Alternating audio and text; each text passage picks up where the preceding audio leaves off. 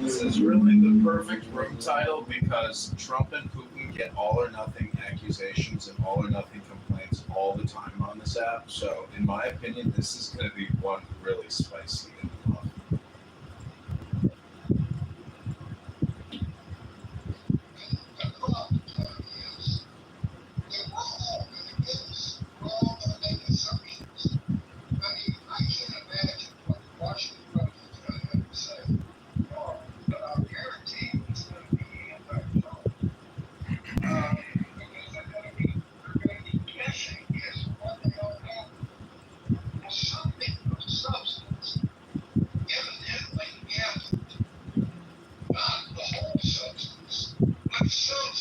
Substance. So what that substance is. But then again, somebody, you're right. I have no right to know what the substance is. Let them negotiate, and once a peace treaty is signed, I can agree or disagree with the terms of the peace. But that's not the way the world works today. And we're going to get ourselves, I knew the lab because of the lack of substance. They both said there was substance. They both said there was progress. Right? Just tell me what that was. And tell me where you still disagree, and then I can have a rational discussion about how we might be able to solve things that they still disagree on. But we're left with nothing, absolutely nothing from what, in my view, should have been a historic. I mean, I don't want to beat a dead horse, so I'm just going to kind of hit this one on one We're an enterprise that's losing $100 million a year. When we deal with $100 million because of a mismatch. when you deal with treaty delegations, most of that process is not made public until you hit the end, because it is not productive or conducive to what you're trying to accomplish, to bring the entire world and the general public that frankly has no direct decision-making impact into the process. So I agree with you as a private citizen, I would love to know what's going on. I would love to have a camera in the room. That'd be really interesting.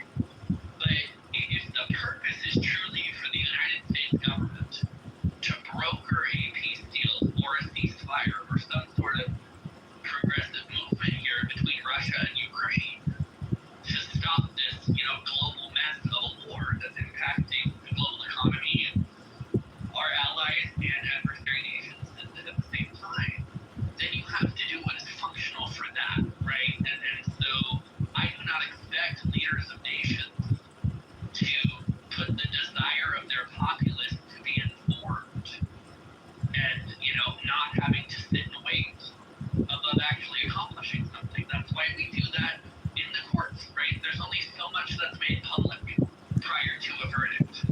There's only so much that's made public in negotiations. Hell, corporate mergers, there's only so much that they have to publicly provide until the deal is struck, at which point it's appropriate and safe to tell everybody what happened. The desire to know in the middle of the process is natural, but I just think it's an unrealistic demand for people to have. Isn't it entirely possible that maybe some of the negotiations that they've actually hammered out are contingent on the ones that haven't been hammered out yet? And so maybe that they don't want to too early because that second contingent isn't ironed out. Perhaps Russia's like, no, I don't want the world to know that we agreed to X, Y, or Z. Well, while we were having a totally unrelated discussion, rational discussion, somebody, I think it was John Lindsay, provided information that in another room in Clubhouse, it was all, why did you get red carpet treatment? Why did you get these being abused? And blah, blah, blah, the tea and the Trump arrangements. And Trump, to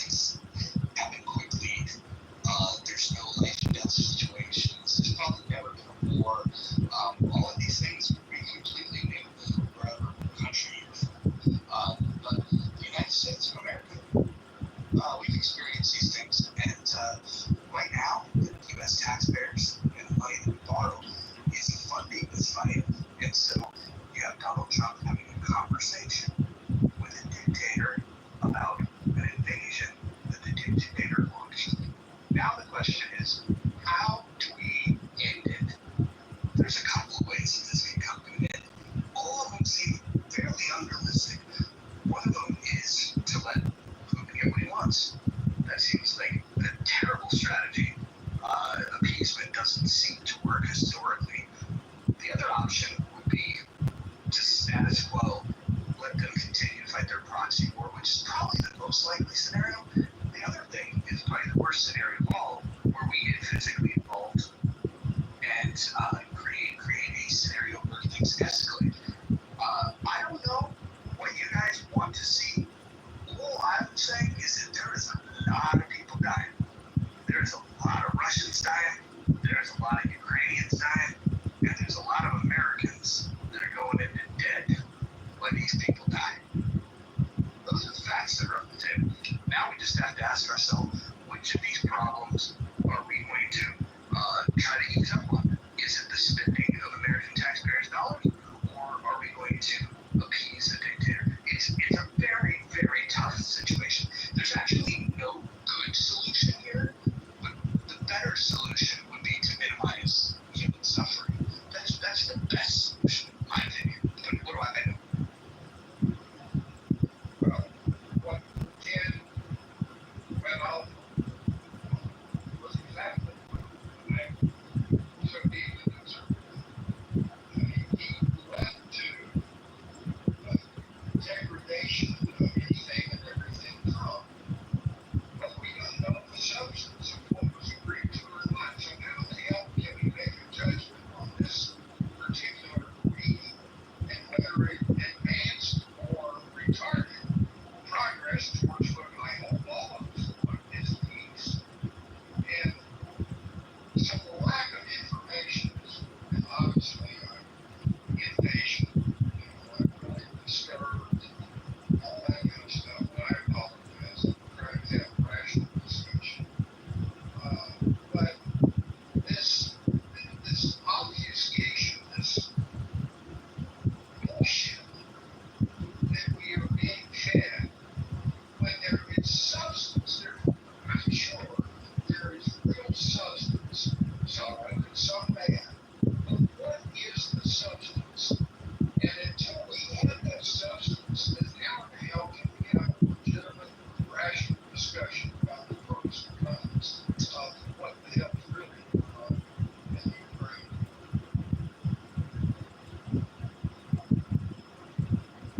I hope you understand what I was trying to say. If I confused it, I apologize.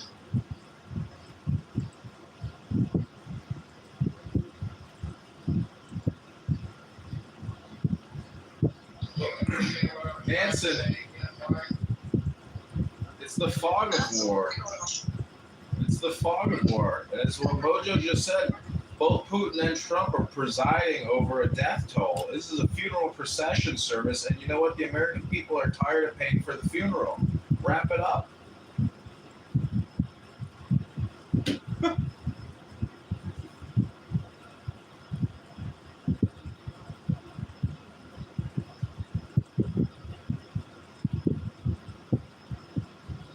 Well, I apologize for my passion, but I really hoped that I was going to see a press conference that would be this long. And not only about this story, it's something, I don't know what you call something that's on the negative side of the story. Degrading, I don't know, disappointing, disgusting. It just, there was some substance there that we the people deserve to know what the hell it was. If we don't know, then how the hell can we argue about what we can or do? Because so easy. What if they had a recording of the 4-hour visit with Putin and they put it on longer for everybody to hear?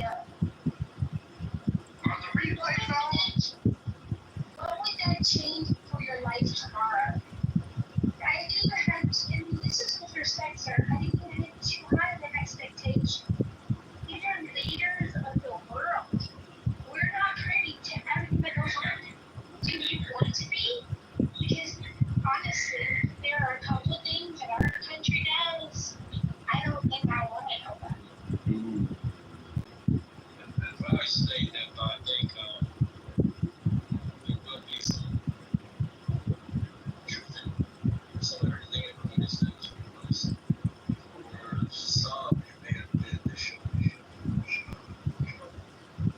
portrayed some of the other warriors. And I guess kind of looking for that show that was smart of it and not see it at all.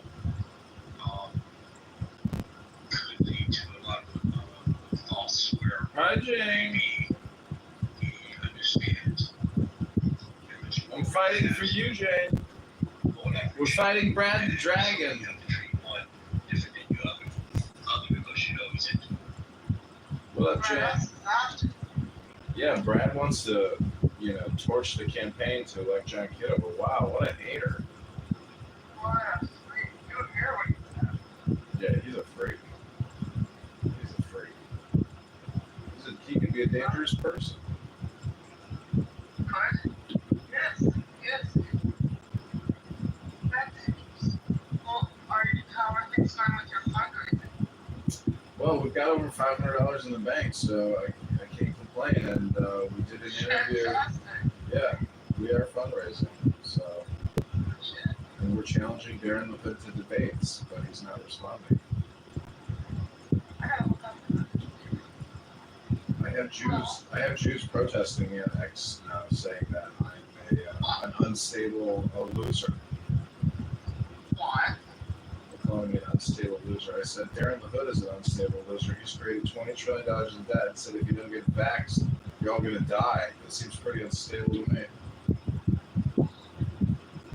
Wow. I almost heard a fellow Jew.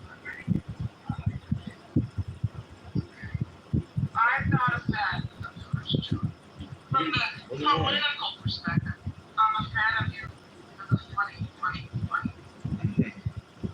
person. Well, but that's okay because I can win you over then. But I don't ever choose. Doesn't matter. You can still donate to the campaign. I'm gonna pin the link for you right now. It's going to give me $18 to make your minutes around. Give me $1, and then $18, you know why? let Menachem Schneerson, decide. I'm going to get in trouble for talking to you. Oh, there's enough complainers to go around. They're everywhere. Because how do your parents feel about it? My uncle ran, so I'm just doing what my uncle did. But my uncle didn't win. I'm trying to win. Yeah, no, I think you have to snap. It's American. And overall constitution for it. Yeah, I got roasted hard. I've been battling Brad like you can't believe. This guy is, intense. It's like going after, what is it? Stolen valor? Stolen valor. What a ridiculous. That guy steals valor when he tells them to kill themselves. I agree.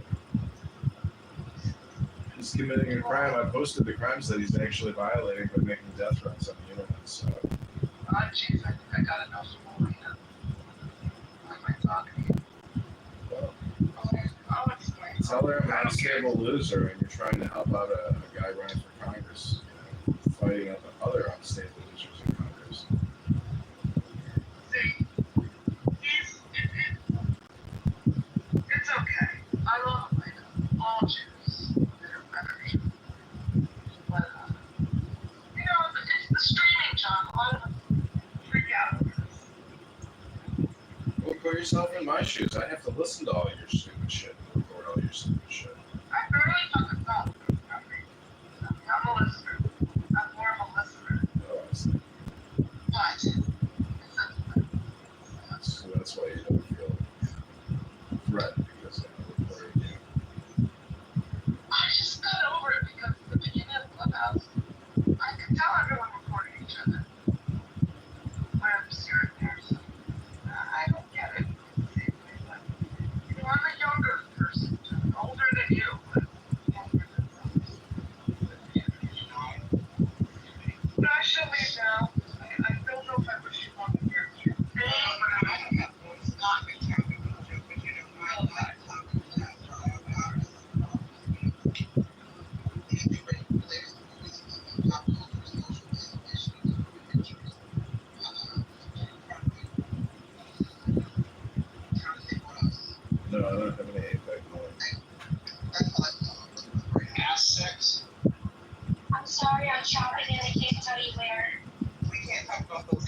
There's someone on stage, remember? You know what? She needs to get exposure there. So it's good nonsense nowadays. That's what I do. By the way, you guys like that? Plug your new PCR.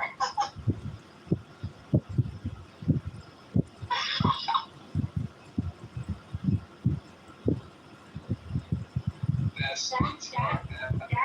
That does start writing PTR. It's going to annoy all the right people. I have no criticism.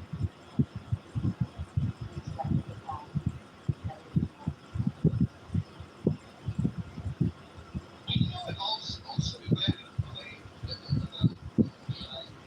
generators is like you have to start off just moves weird. It looks a little more fancy than the last photos. I'm not really cool, but I like the idea that they have a press just to get sure.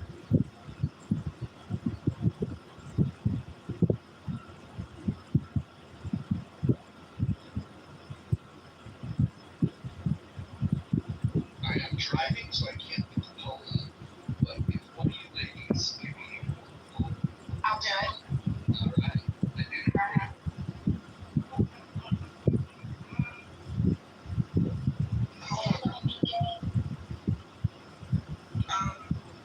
Sonia with a J.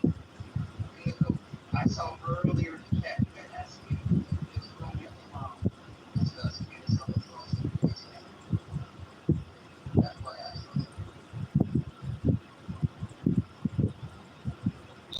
Let's get Norm. Why don't you give us your thoughts on the Trump experience, and then we're gonna put a poll up. We're gonna change the subject, hopefully to something very inspiring that stays consistent with the vibe, mojo, good vibrations, experience that you're slipping into. I appreciate the good vibrations. I appreciate you, Mojo. Good Shabbos to everybody. We should let the peace of the day calm us down and cool us off. I don't have anything good to report about in Alaska. Shabbat shalom. Thank you. Putin is one of the great villains of history. And one of the great villainous nations in history, responsible for at least 100 million deaths of people and others. This meeting is an embarrassment. I'm listening to Trump. Again, no offense to anybody, he's babbling like an idiot. He's talking about 2016 and the Russia hoax. It's quite clear that Trump said it. I can't imagine what progress was made. Trump is dealing with one of the most powerful men in the world, president for life of 100 million people with tremendous nuclear weapons, a crappy economy, an enormous army,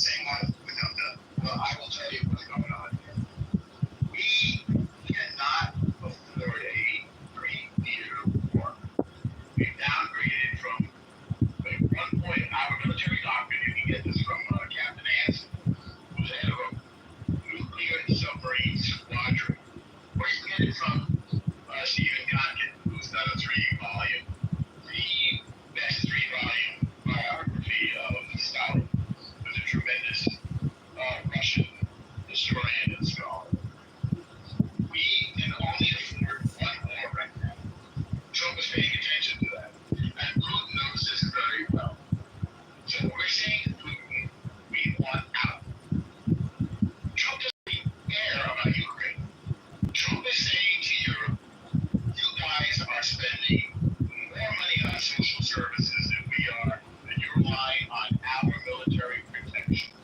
Everybody in the world hates America and wants protection from America, but we can't afford it anymore. That's what Trump is telling you.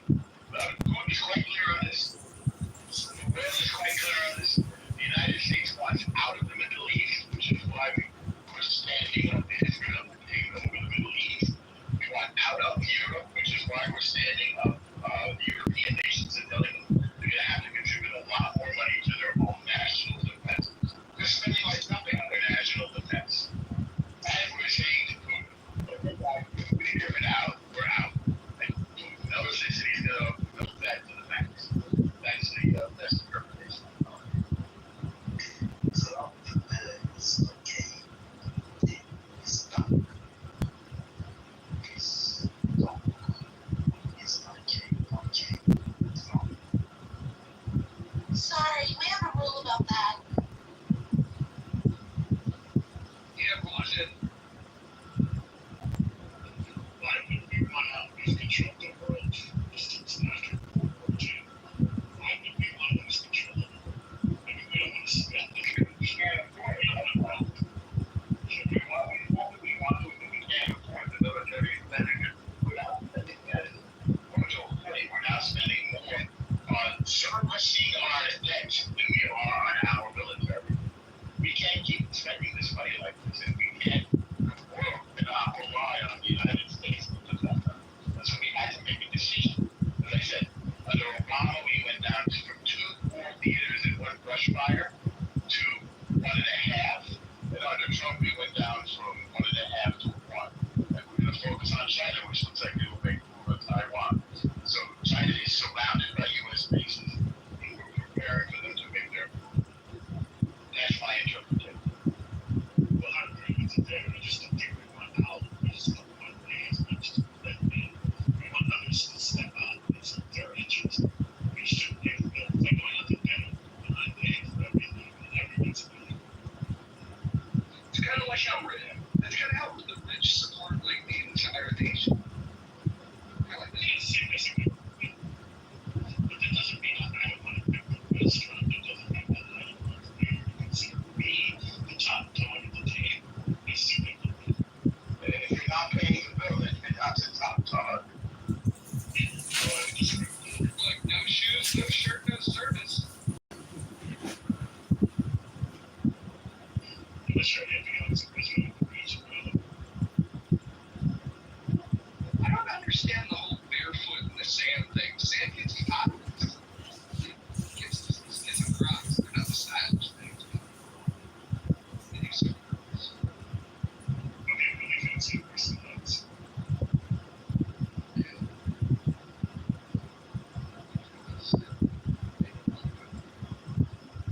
So, all right, I want to bring everybody's attention in the room to the poll. If we can get everybody that's in here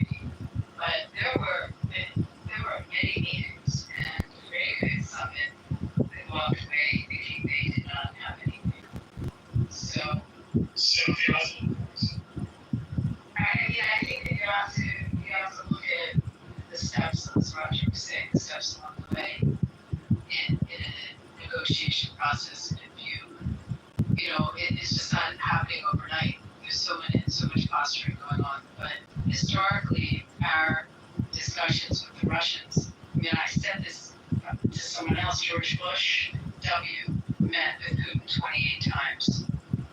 You know, like it's just not one meeting, and all of a sudden, poof, you have an agreement. The only problem with the Trump's brand is he literally said he can handle what we've done on us. And now we have to incremental steps. Well, at some point, you gotta be lying, it's not wrong, very hard logic. I can think of what you lie on was a lie. That was crazy. You say you don't think you was lying when you lied. I got wrong. I would just say that he was campaigning. It was a campaign. That's what they do. And yes, that is a lie. I think he just miscalculated how long it would take. I can't just say we're lies, but so it did take more phone calls, so it's going to take several meetings. So what? He's doing the meetings. He's brokering it. He's working towards it. I mean, I don't know if you can look at it that way and just try to see the forest through the trees, kind of. That's the direction he's going. It took 6 rounds of negotiations. Thank you. Right? It took him a really long time, and Reagan also probably. You can tell me, Roger, historically, go watch the Reagan movie with Dennis Quaid. But there's a good chance Reagan said when he was campaigning that he could, put the Russians in check and do it quickly. Well, they all exactly. I mean, Trump. Anyone who wants to deny that Trump is a liar, that would just be a weird thing. Of course, Trump lies, but they all lie. So you're not saying anything about anything that you say about Trump is true about all of them when it comes to their honesty, especially with their campaign. I remember Drain the Swamp, and then they hired the Nickel. I remember hearing lock her up, and she didn't get locked up. I mean, there's a lot of things that build the wall. Okay, partial wall. I never had sex with that woman. Sorry. I don't know what this is. They all lie. We should be able to agree on that. Whether you love Trump, hate Trump, or whatever. When somebody says that, hey, Trump lied about something, without even knowing what the topic is, I'm probably that's true. Politicians, that's the movies. It's probably lie. Our problem is none of the negotiations with Russia, unless we're only on personal meetings, and we can listen to you do personal meetings. Yeah, I understood this was the first time in many years that Putin met with someone and that he requested a meeting. That's not accurate. Well, if you remember, they met in Helsinki during the first Trump administration, and Trump behaved in a very odd manner, and I was looking for that tonight, and I saw it. That said, Abby, I hope I'm completely wrong, but your historical perspective does change my understanding. I think it's great to remember that this stuff evolves over time. I hope I'm wrong, and I hope you're right. The only thing I want to add, though, is I think at the time, oh my God, was it who did Reagan meet with? Was it Gorby? He met with Gorbachev. He also, Brezhnev was in there during that time. Remember they kept going, they went to premieres, Andrea, I'm trying to remember. Oh yeah, I go on to them. Was it Brezhnev? Is it Andrei Brezhnev? Yeah, but then he wasn't in that long, where there was another one that got killed or died. But here's the only thing I want to say. He met with many, but Norm, he met with many, and my point on Bush was Bush met with them 28 times. And the fact that Biden couldn't meet with them, and Obama did not meet during Obama's time. Forget how many, maybe 9 times he met with the Russians during his 2 terms. I remember. I'm so glad that I'll be able to deal with them after the election. Yeah, I mean, to me, the fact that he sits down with the premier of Russia and of China, like In Alaska, it's a little weird.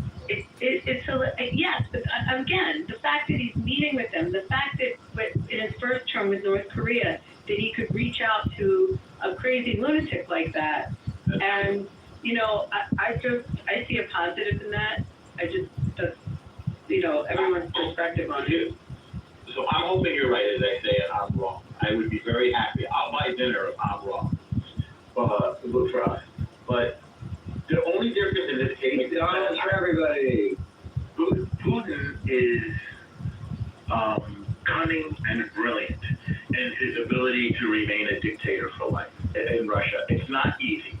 You have to be both brutal and a great chess player, obviously.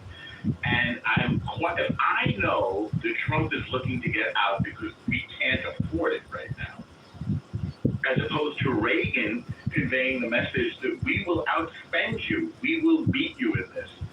Your economy is falling apart, and by the way, Russia's economy is still falling apart. It's been dropping, and they're hemorrhaging talent. I think they have 20 million Russians living abroad, and they're losing 20,000 a year. I just heard this figure. The best and the brightest of Russia are getting the heck out of Dodge because it's a nightmare over there. So the question is Trump conveying strength like Reagan did? We will outspend you, we will outlast you, we will bury you. Or is he conveying to Putin, as I think he is, we can't afford to defend Europe anymore.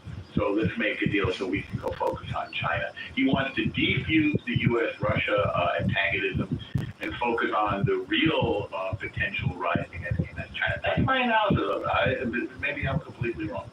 I have a question for Abby. Temporary, you want to say more than that? Yeah, just quickly, I agree with them. Norman, just for context, I counted the rounds of negotiations with Russia various times, and I counted at least 11 already. For which agreement?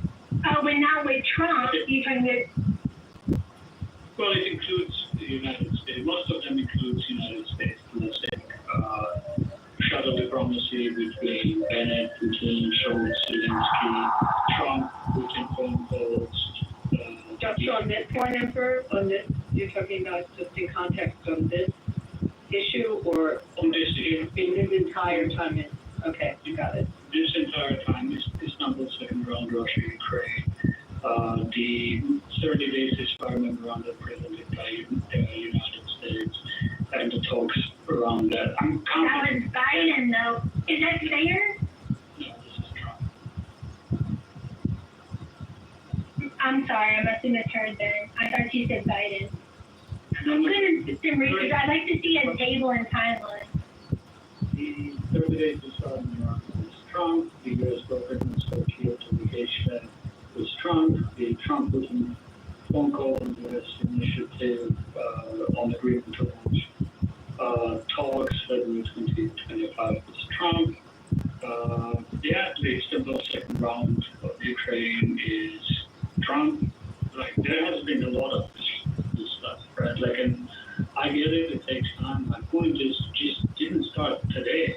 They have been doing this, and it's been unsuccessful. So the trend line is not good, but as Norma said, I'm happy, it works out.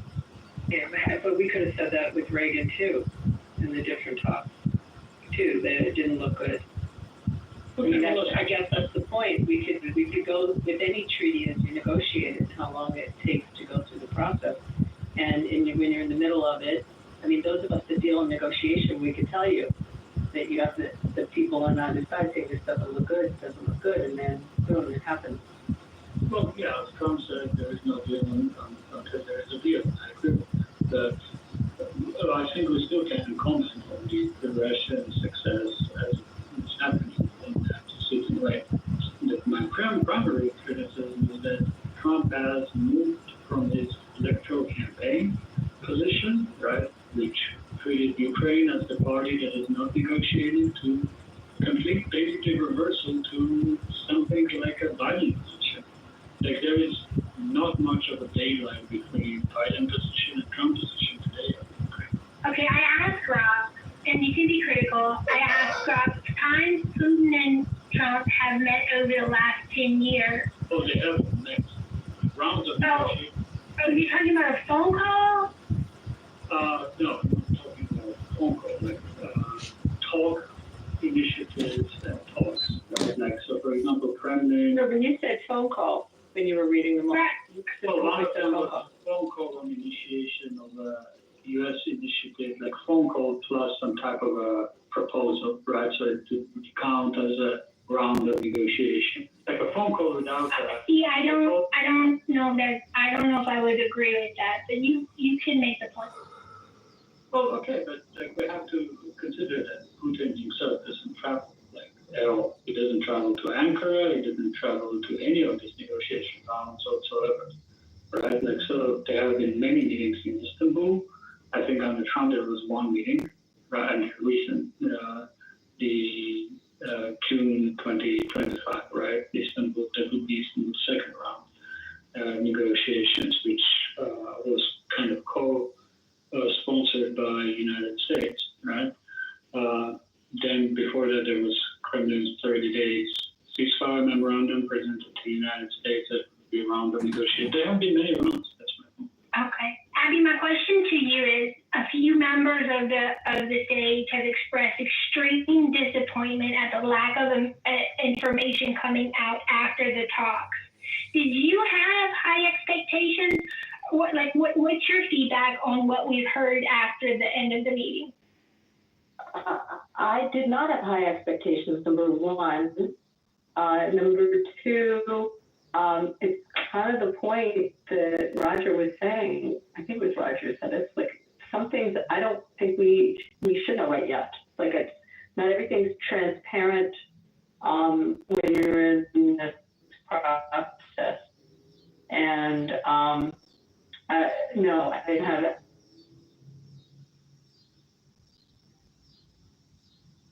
Abby, you went into the matrix.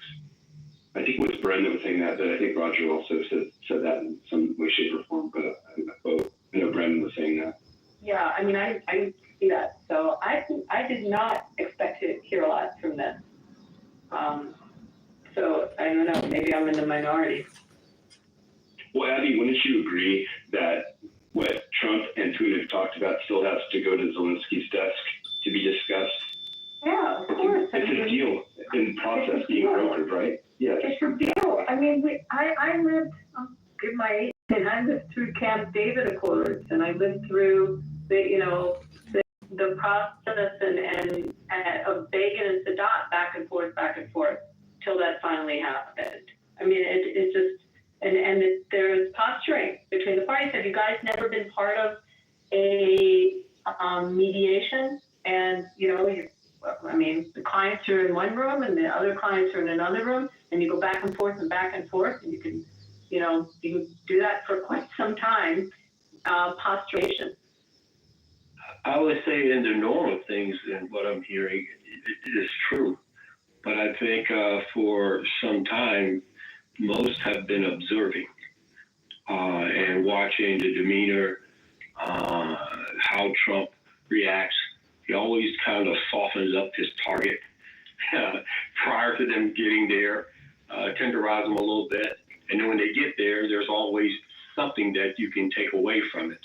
And what that may be is whatever the listener or the person who's observing takes away. Wow, did you see what he said? Or did you hear what he said? You hear what this one said? And in this one, it's like, okay, they're both at eye level. And now I think it's just seeing if he's really doing what you all are saying as far as, diplomatic negotiations with others. All right, so let me ask you something.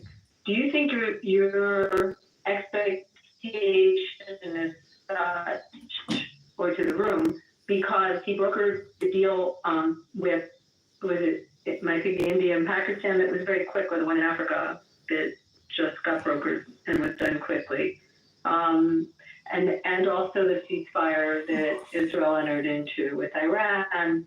Do you think that the expectation is, well, those other ones happen pretty quick, that this one should? Is that where this is coming from?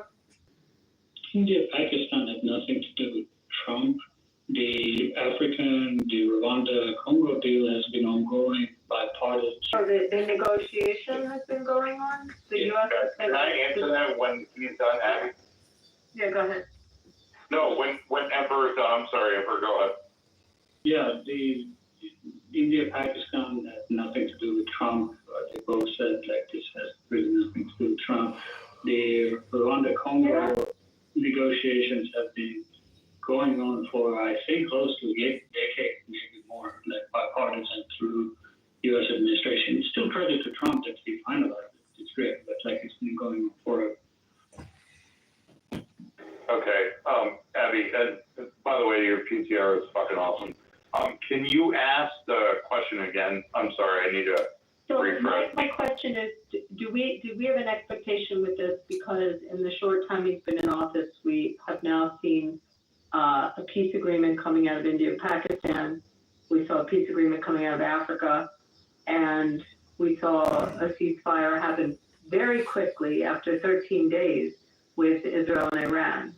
So do we have this expectation that this is going to be immediate or overnight because he scored those three already? That was my question. Hang on one. I'll quickly answer that. I think I'm not judging on that stuff. I'm judging him by his own setting of expectation. He said, right, that there would be X days, and within X days, if Putin doesn't agree to a ceasefire, I'm going to sanction it. Right? Those X days run out 2 days ago, so that we get the Alaska deal. So he's setting kind of the bad expectations. It's not happening, and it's not happening like beginning from, and I agree with Mojo on the campaign stuff, right? Okay, excluding the campaign stuff, from the beginning of administration, there is this recurring kind of thing where he really sets bad expectation of what's going to happen and keeps backtracking on them, just like he backtracked now in the summit. Okay, so the question is, Abby, I think your question is, because this policies and things that happen have been kind of consistent, can we expect more of the same? Is that basically where your question is? Yeah, I mean, that's three peace agreements. And Yeah. And I would say no, because Trump is a fucking idiot and in my opinion, a psychopath. You don't know what Trump is going to do or say 1 minute to the next. I mean, he illegally and unconstitutionally bombed a sovereign nation without an imminent threat, approval of Congress, or declaration of war. Trump doesn't need it, Mike, did he? Yeah, he does. Yes, he does. Without imminent threat. No, there was not. What was the imminent threat? The imminent threat from Iran? Yeah, tell me. What was it? Imminent threat as in we think they had threshold capacity. Yeah, they had threshold capacity is not a nuclear weapon. Yeah, that's not an imminent threat. Whoa. Are we talking about Iran? We can get into that if you want to talk about the delivery capability and what. I'm just saying, we're not talking about. Was telling us. Look, Right. The IMEA, the literal regulation force that literally exists to investigate this, said no, they don't have nuclear weapons. Mike, when was the last declaration of war? Hey, Mike. Oh, Abby, just a second. My hearing is. The entire point I'm trying to make is that that's irrelevant. It's irrelevant. It's irrelevant. What you said. You can get declaration. I asked you when. Hang on. Without a declaration of war by Congress, without notifying the president can bomb a sovereign nation if there's an imminent threat, but they have to notify Congress 48 hours before the action. Okay? Only if, this is where the War Powers Act comes in, if and only if there's an imminent threat. Simply enriching uranium is not an imminent threat If you to work life, in safety, or you know what security, the if that is an imminent threat, we need to glass half the planet. And what about the 26,000 bombs and drone strikes that Obama did? I hate to do the whataboutism. Yeah, well, that's all that is. That's under AUMF authorized by. That's all that is. What about it? What about that? Oh, so somebody else did something unconstitutional, so Trump gets a pass, but it's okay because it's your guy in the seat. policy of our president.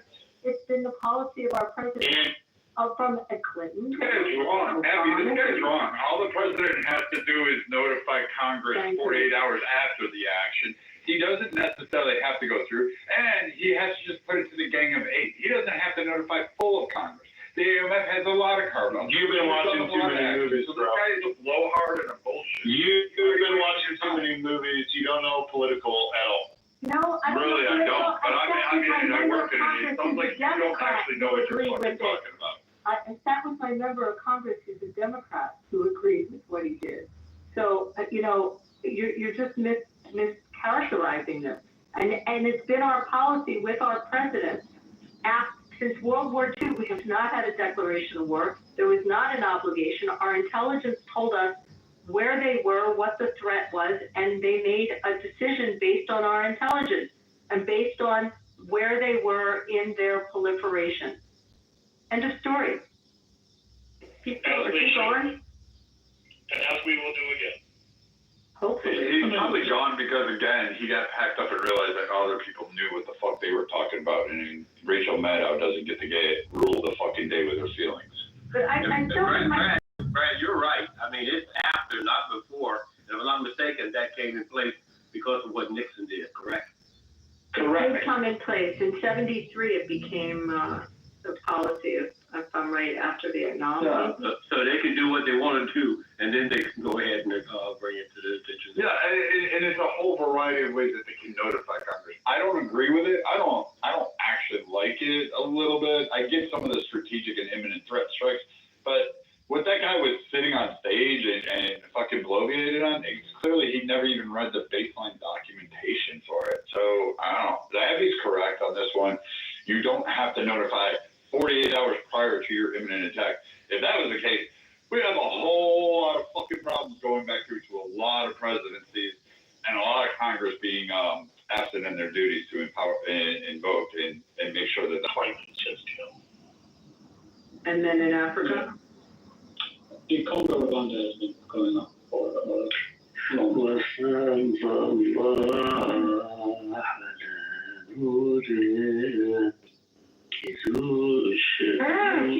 Bringing him up. The Turkish road guy. But on the, I agree on that on domestic authority, although some people might disagree and have legal arguments. The president contends that Article 2 of the Constitution allows limited use of force. But that's not the only thing that binds U.S. presidents, right? There's also international law, which under the U.S. Constitution is quote-unquote law of the land, specifically UN Charter. And the type of... Yeah, we're not bound and beholden by the UN Charter nor the Geneva Conventions. We don't actually recognize. Well, your Constitution says that you are. No, it doesn't. There is actually no article in the Constitution that says we recognize an international body above any U.S. citizen. It just doesn't. Well, you don't. It's not about international bodies. It's about stuff that you ratify in Congress, like international treaties, like the UN Charter, right? So the UN Charter is ratified by the United States, which makes the United States bound by the UN Charter. The United States is not bound by the UN Charter. We just don't. Are you arguing that the United States is a rogue nation and it's illegal? They're not. Listen, hold on. Listen. Brad's correct here. I think that there is an international expectation that we would abide by it, but we are not a signatory to it. I'm sorry. Are you saying that the U.S. is not signatory to UN Charter? To the Geneva Convention. No, you are a signatory to the Geneva Convention, but you're not a convention. We don't give a shit about it. We don't recognize World Court or any world authority above us or any governing body above us. We will not I'm recognize. talking about specific thing, I'm talking about the UN Charter. Are you saying that? The UN Charter does not matter to the Constitution, to an American citizen, nor any political structure that the UN. There's nothing in the do not- Constitution that talks about the United Do Nations. you want me to start? Whatsoever. Let me open the US Constitution, give me a second. Yeah, tell me the article and clause. He's talking about Senate's ability to ratify treaties in Congress, and Let's let him pull it up, and then let him make his argument, and then people can reply to it. want to hear this too. But in all fairness to everybody on the stage, the United States does not recognize any world court. We will not recognize any world court. We do not recognize the UN as a governing body over the United States, nor will we subject any American to be labeled or subjected to any UN governing body or any other foreign body to rule an American citizen. We do not recognize that. 100% right, Brad. 100% right. So let's find the sites from the Constitution. By the way, my Article favorite 6. constitutional amendment is the 21st. I just want to say that. Known as Supremacy Clause states that duly ratified treaties like federal statutes and the Constitution, right? All treaties made or which shall be made under the authority of the United States shall be supreme law of the land. So specifically, that's the Constitution. So specifically, the United States ratified the United Nations Charter when the Senate approved it 1892 in July 28, 1945, making the US the first major power to join the new organization. So yes, the UN Charter is the quote-unquote law of the land. So again, you actually misinterpreted literally everything you just read. The UN Find Charter. me an authoritative lawyer that says that There's a lawyer on fucking stage right now who actually. Abby?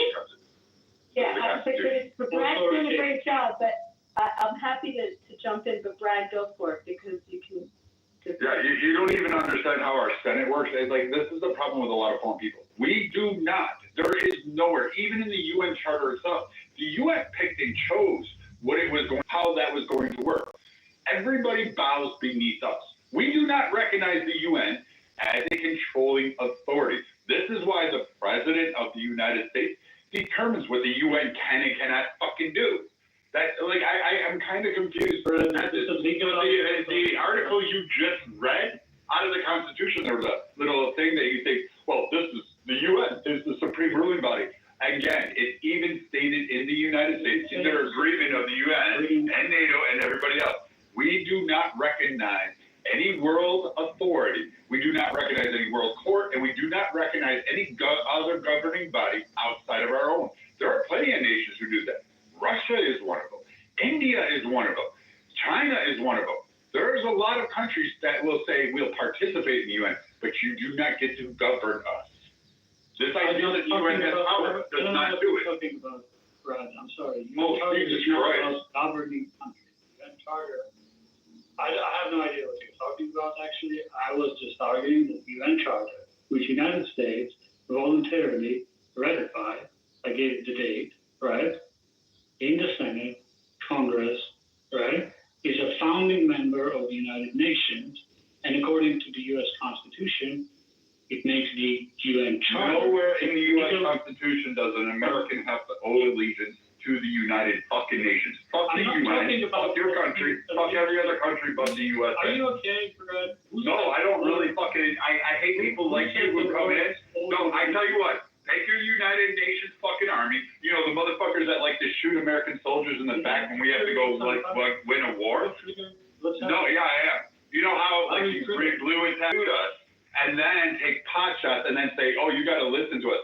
Fuck your UN. We would destroy your UN in a heartbeat. And this is why I advocate for separating from the UN, because of idiots like you. Okay, well, prove my point. You're currently not separated, which makes the UN Charter supreme law of the land according to... No, it's not. No, it's not. Oh, come on, man. Find me Go ahead, I've got co-counsel here, which is great. Go Find ahead. me a consensus opinion of United States lawyers that say that the UN Charter is not law of the land. Give me an authoritative consensus opinion on this. All right, let me just say something.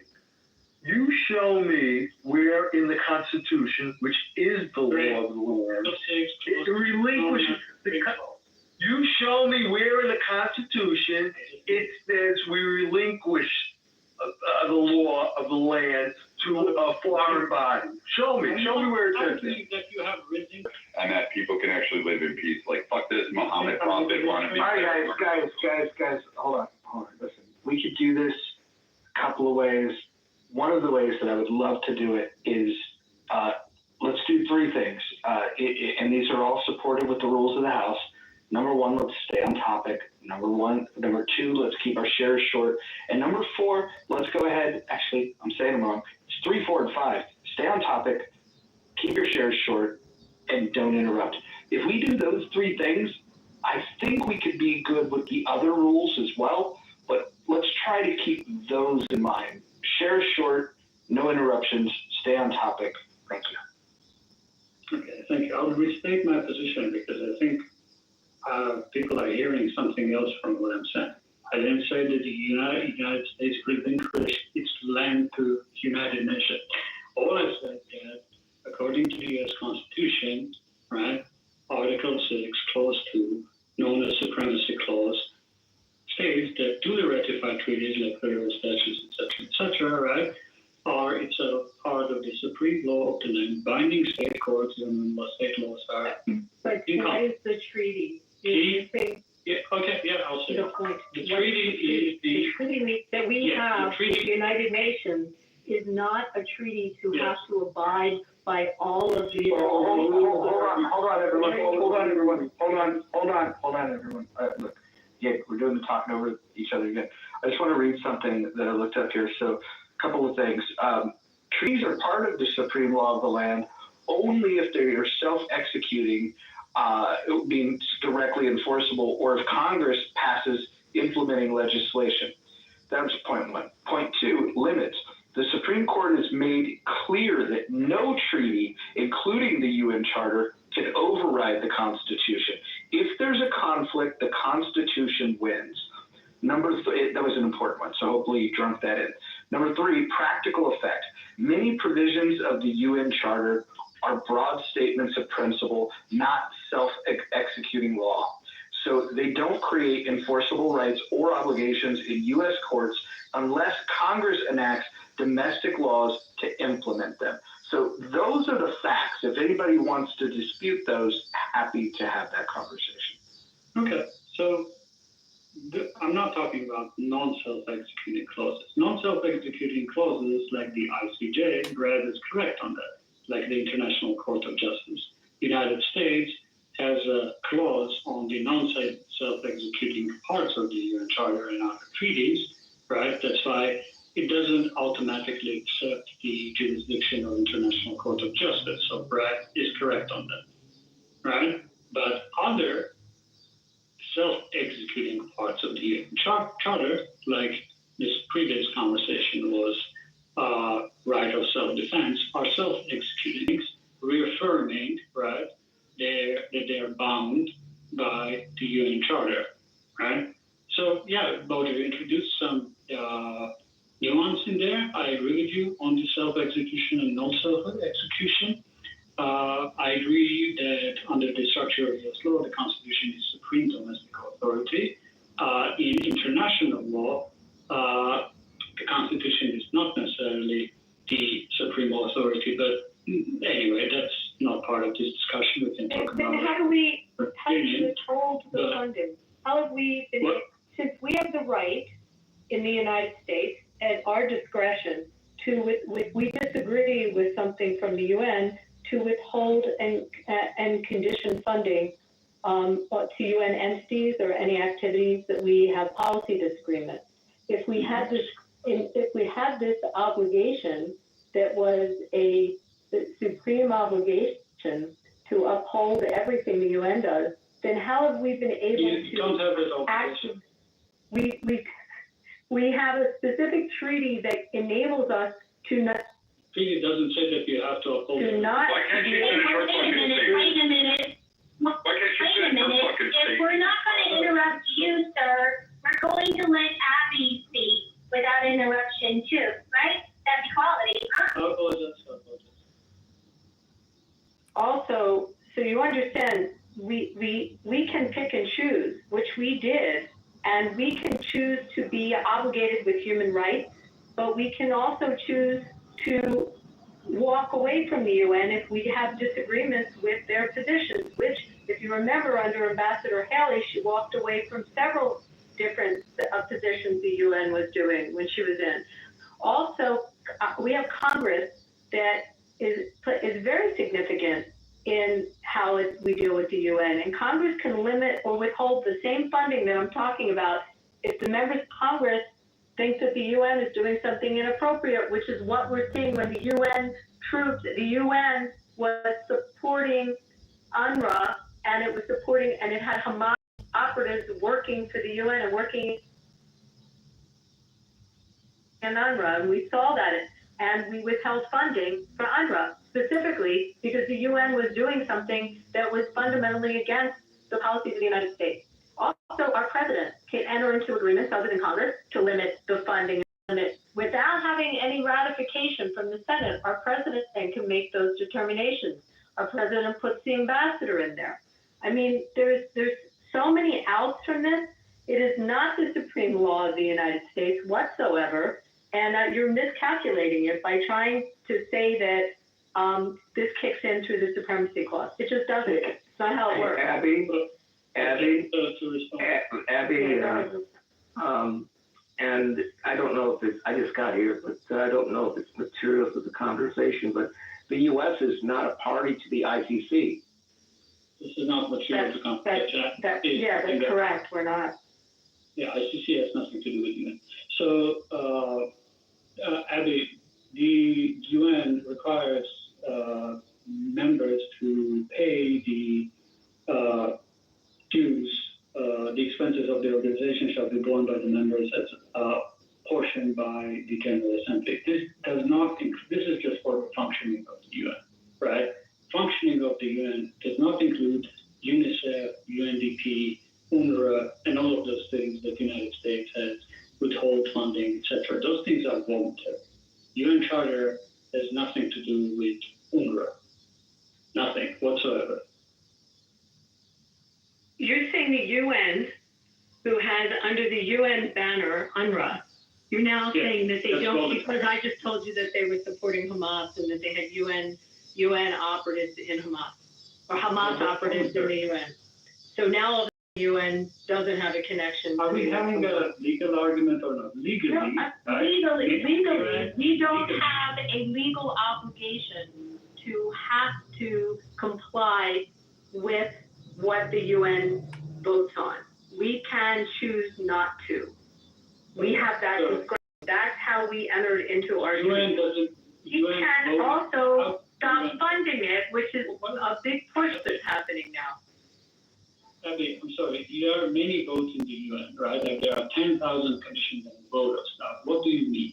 If you're saying they don't matter to the U.S. of the World War II says that according to the UN Charter, right, creates binding legislation, if they so choose to, does not have any authority in international law, and the United States is not bound by it, you will be wrong. If you're saying that about... That's incorrect again. I'm speaking. If you're talking about that, about General Assembly, then you will be correct. If you're talking about Human Rights Council votes, you would be correct. There are many votes in the UN. Some of those things are binding, like the Security Council resolutions, right? Security Council resolutions create binding law. According to the Charter, it is not false. It is absolutely false. It's just like basics of international. No, it's not. It's false. Okay. You're fucking lying. You can yell about it. Yes, if it was so binding, why is Russia still trading oil despite the sanctions? How is North Korea doing it? How about all the fucking sanctions from the Security Council on Pakistan not getting fucking nuclear weapons? Guess what? That was fucking violated. What about the developments in Iran? How about the funding for terrorists you're surrounding organizations? How about your fucking ammo junkie fucking, like it is literally the dumbest organization in the world, because guess what? It contradicts itself, and all the countries don't fucking follow through. Israel doesn't have to follow the same way Saudi Arabia has been ruled upon, didn't have to follow. Fucking Europe doesn't even follow its own fucking edict when it tries to fucking impose those binding things there. Fuck the UN. Fuck you fucking blue helmet. I wish somebody would fucking nuke that fucking entity, because quite frankly, I'm tired of American soldiers having to bail out your country. Wait, hold on, everyone hold on. Listen, let's get back to the shares short, no interruptions. I don't mind the profanity. We have no rules against it. Call me weird. I kind of like the rants that get animated. I kind of like them. All I would request is that we make sure that we just be a little more succinct, and then pass the mic to other people for response. I want to see the back and forth, the volley and the serve. Can I ask Gabby a question? Quick question. Well, first of all, I want to ask if Brad was complete. I know the Emperor wanted to respond. Brad, are you complete? No, we are not binding to this fucking faux organization that does more harm than good. And as someone who's, and I'm sure there's other veterans on this stage who can attest to this, we're well fucking aware of the blue on green fucking attacks from you fucking retards that want to fucking claim UN sanctions and we have an imperialistic thing. Because we're aware of our brothers and sisters who've been shot at by cock monkeys like you. And as far as you tall heads fucking preaching about the UN, I don't give a flying fuck. I hope you guys fucking figure out that the suicide vets don't fucking work after your trial. Because I'm quite sick and tired of you guys trying to use the UN as a shield against the US and you being able to circumvent it. All right. Well, go ahead and write it down. You'll get a chance to respond, but we're going to let Emperor speak, and then I know Jules wants to go. So we're going to have a little bit of a queue, a little mini queue, not a full queue, just a mini queue.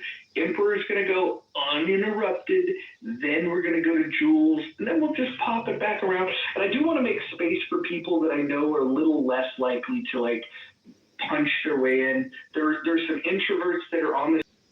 Thank you. Okay, so first, Brad, if you're going to bomb the United Nations, I don't know if you know that, but the headquarters of the United Nations are in New York. To the point of whether UN Security Council resolutions can create legally binding obligations on every UN member state, the legal basis of it would be Article 25 of the UN Charter. Members agree to accept and carry out the decisions of the Security Council. Again, reminding you that the UN Charter itself is ratified by the United States and signed into law.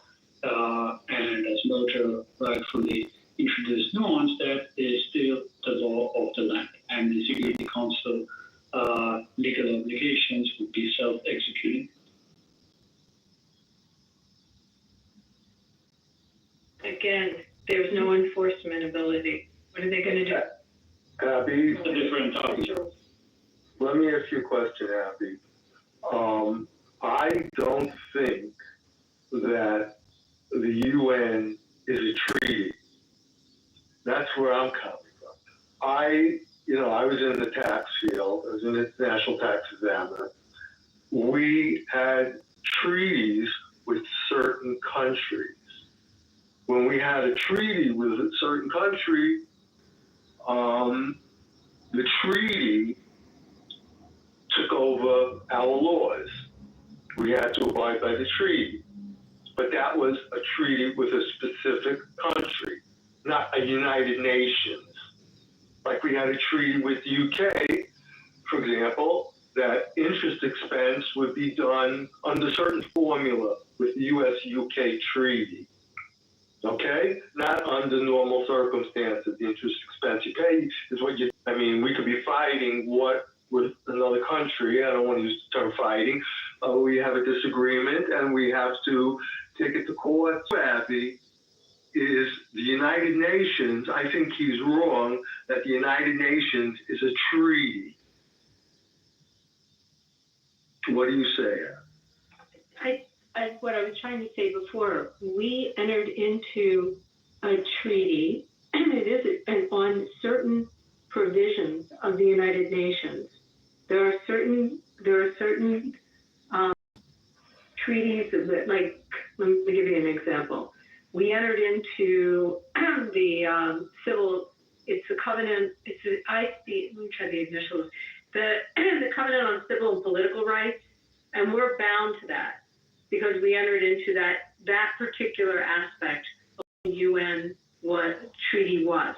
But still, there's no enforcement ability of the UN. It's an outline. I put this in the chat. Framework for the international community to cooperate, but the UN doesn't create laws at all. I mean, that's right. So you have to look at it that way. We have made an agreement with certain aspects of what they do, but we specifically carved out that they don't have supreme power over our legal system. If we want to enter into an international treaty on a specific area, we have, but not generally everything the UN does. It's not how we entered into the United Nations in the beginning. So I think the word treaty is throwing people off as you're seeing it. I don't know. Right.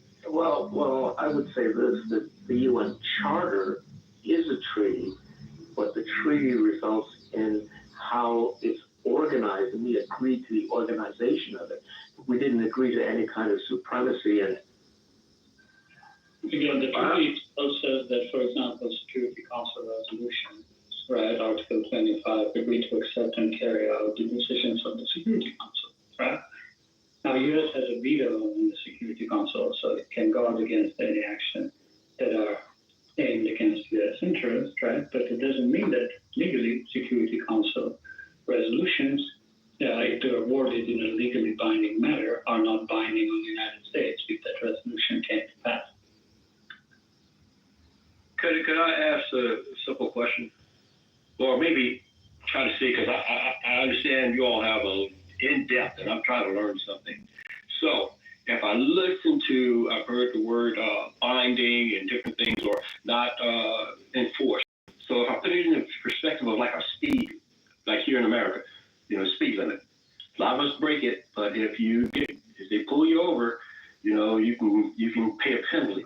Is that the treaty and the UN type situation? No. What I'm saying that if you break it, nothing's going to happen to you, right? This is like you jaywalking in fucking France. That's the extent of it. It's akin to that. Maybe you get punished, but I doubt it because it's fucking Paris. And let's be honest, it's the French. No one expects much out of the French. So overall, like, again, it's irrelevant. They have no say. It's like, so here, take this. I will say this. England is full of pussy wanked fucking bitches. That they are feckless, they're colonizers, they're horrible people. They don't, like, I think we should have, like, continued and invaded England again after the Revolutionary War and the War of 1812. I think we should have conquered England. I think many nations should conquer England and make them slaves for 1,000 years. Now, according to English law, I can be prosecuted because that's hate speech against the crown. It's hate speech against their government. It's hate speech against the country. They have laws against me targeting their own people. You know what? Good fucking luck, England. Come try it, because the United States will not tolerate you trying to enforce your crime laws in our own land. We are not responsible to the United Nations or any other nation. And secondly, we carry the biggest stick. We have the biggest weapons. We have the best weapons. We have the better fucking everything around. So again, the rest of the world is kind of like, oh, we wish you wouldn't do it. And the UN does not have any legal binding or power over anybody in the United States without going through the president and our own Congress. And Congress and the president are really strict about that shit. So are the courts. So they don't let them know. Real quick, could I ask Emperor? That's what I was about to ask Abby. I think Brent's here. Bren, why don't you co-counsel this with me? I got to get dressed for something. Bren. Yeah, I mean, was there a specific question? I've been listening. And we were explaining that when the UN was founded and what treaties we have with the UN, it's not, we haven't accepted. Specifically talking about the UN Charter only. And we're saying we're not subject to the full UN Charter. Yeah, so when the UN was founded, right, you have the UN Charter that was drafted. Every single member state that currently exists inside of the United Nations, whether you have, you're one of the 5 survive with the permanent veto power on the Security Council or you're any of the lesser member states, you have agreed upon your membership or your entry, right, to the ratification process. And that process says that you are going to abide by in entirety the UN Charter as it is when you join.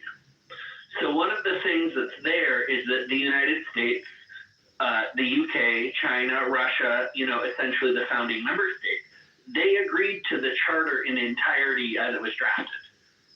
Any amendment to that along the way, there's a perceived agreement and a perceived obligation of duty, but there really isn't an enforceable obligation. So as they have made adjustments to the basic UN Charter and the standard rules and provisions operating, if you're one of the original nations, you're only bound by the original rules. Now, when it comes to different decisions that the UN passes, right, the General Assembly passing a resolution means absolutely nothing for enforcement. It has no enforcement action, right? That resolution can then be pushed to the Security Council, and the Security Council is the enforcement end of the UN, right, which is the permanent members, including the US, including Russia, including China, including the UK, including France, that have veto power, right? Everybody else is not a permanent member in the way of veto standing. So if a measure is passed in the General Assembly, it's a recommendation at best, right? It's an advisory of the opinion of the majority of the nations that are member states. It is not binding on anybody for action. The Security Council then meets on these things, and if a permanent member vetoes it, nobody's bound by that lower decision because it is not considered passed. So if we veto it, if Russia vetoes it, if China vetoes it, it is not a passed measure, and therefore it's not binding on anybody. And the question isn't about binding. The question is, does it supersede U.S. law? Well, there's a difference between U.S. law and national law, right? The U.S. is an entity, it's a sovereign nation state that has agreed to certain things. If the U.S. agrees to abide by an international standard, that doesn't make that a U.S. law, right? That means that the entity of the United States has said, sure, we are willing to abide by that. That doesn't change the laws on the books in the United States. And so, that's not my question. That's not my question. That's what you just asked. So perhaps you would do better at wording it more specifically. No, all right. Literally what you just said. Does it supersede U.S. law? For example, here's the thing. I assumed you would be able to pull that answer out of what I just said to you, right? If they are not, if the United States is not bound by something, right? So if the United States says, hey, this is a General Assembly ruling, we are not going to veto it, it's now a Security Council ruling, this is now international law and expectation, right? That does nothing on affecting the United States internal legal system. So there is nothing to say that supersedes anything, right? They're two different things. It's like two cars parked in the same garage. The United States has its international obligations as it agrees to abide by them. Then it has its own ruling structure for inside of its own domestic borders. Those are not the same thing. It's two handbooks, right? It's like having one set of rules for your house and one for your lake house. You may be involved in both of them, you may use both of them, but the rules are different. And so it depends on what are you talking about superseding. Because you're using two different sets of rules for two different implications.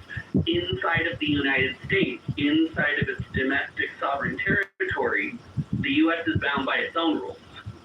Engaging outside its own territory is bound by international regulation that it's agreed to. Those are two very different things. I think the Constitution was part of it. It mentioned the Constitution. It impacts the U.S. Constitution. Wait, Jerry, can you allow Abby to respond to you? You were trying to make the legal argument that via the Supremacy Clause, because a treaty is ratified, that becomes the supreme law of our land, and it binds us and our actions through the Supremacy Clause. So it's our name of international organizations. Yeah, no, that doesn't work. not at all. The U.S. Supreme Court has never issued a ruling. It's not been read that way in any way, shape, or form. Our laws do not change because of agreements we have made on the global stage. Our guidelines do not change because of those agreements. I don't know if you don't understand our system. Can I get a word in? Can I respond to we have what I read. I'd like to get a word in what I can. Why don't the guy who makes the argument, what's your name, why don't he respond to Brett? Emperor. Brent, real quick for clarification, Brent, what is your title? Like, what is your job title, Brent? So here's the thing. That's most of it because the no, hold on. I'm okay with it. I sit on a federal bench within the United States federal judiciary. I'm not getting more specific than that due to doctrine. That's what we're looking for, Brent. Thank you. Okay, I know Anson was trying to get in. Anson, or let's do Emperor have like the rebuttal, but Anson wants to get in the queue. Anson, Emperor, did you need to say anything? Yeah, thank you. I'm going to follow some full agreement with them. I have never said that the UN Charter governs domestic law. I have said that according to the U.S. Constitution, under the Supremacy Clause, under which the UN Charter was ratified, the treaty, here's the wording, all treaties made or which shall be made under the authority of the United States shall be the supreme law of the land. Now, that doesn't mean that overrules the Constitution, right? Or it's unequal ground of the Constitution. There are Supreme Court rulings on the stuff that Brent can talk about, but the UN Charter does not govern domestic issues of the United States. UN Charter governs international relations, right? And the things that UN Charter outlines as responsibilities of member states are not only the stuff that goes through Security Council, although that includes too, as Brent has discussed, right? Stuff like other responsibilities that are part of the UN Charter itself, right? Is refrain from the threat of using the force, right? Prohibition of the crime of aggression, attacking another state outside of self-defense, right? Threats against states' territorial integrity or political independence, that's Article 2 stuff, right? But this is all international relations stuff. So yeah, those are obligations of the United States. The Iraq War proves that we don't need it because the UN was against it, and the U.S. said, fuck it, we're going to invade it, and we went through 2003. So did you finish talking? You can't, and you want everybody to do this one mic thing, but you can't shut your own fucking title. So again, that whole level of respect. I know, I think you just need to shut up. I think We're going to move on to Anson. Anson would like to speak. We're going to move on to Anson. Go ahead, Anson. Wow. I look at the poll and I wonder, based on the results of the poll above, the quality of K-12 education. And then I think about the quality of discussion on Clubhouse. And I again say, wow, I'm complete. Gary. Okay, so did Brad want to go? Did Brad have something to say? Okay, go ahead, Brad. Yeah, I didn't see the poll up there. I'm actually shocked, but okay, go ahead. Yeah, I don't really care that people can add anymore. I think a lot of people's points are just dumb. There's a privacy clause in the United States. Like the number of times that the U.S. has ignored the U.S. 2003, we invaded fucking Iraq, did we not? I recall that. 2001, we went ahead and went full tilt and did Afghanistan. Despite the fact that the UN asked for a calm, measured approach and a consultation. And again, all the U.S. actions, we didn't give a flying fuck. And the U.S. tried to pass binding resolution that we wouldn't invade everything. And the U.S. said, go ahead, try to enforce it. nothing there. We aren't bound by any of these. Let's see, there's multiple times. We like the number of times the UN wanted to bind and tie up Israel, and the U.S. said, well, fuck you, go ahead, try it. We still send weapons over there. We still send financial aid, despite them wanting to, condemn and hold court and put Bibi Netanyahu in jail and hold him as a war criminal. I mean, holy shit. The withdrawal from the Paris Agreement. The UN wanted that binding.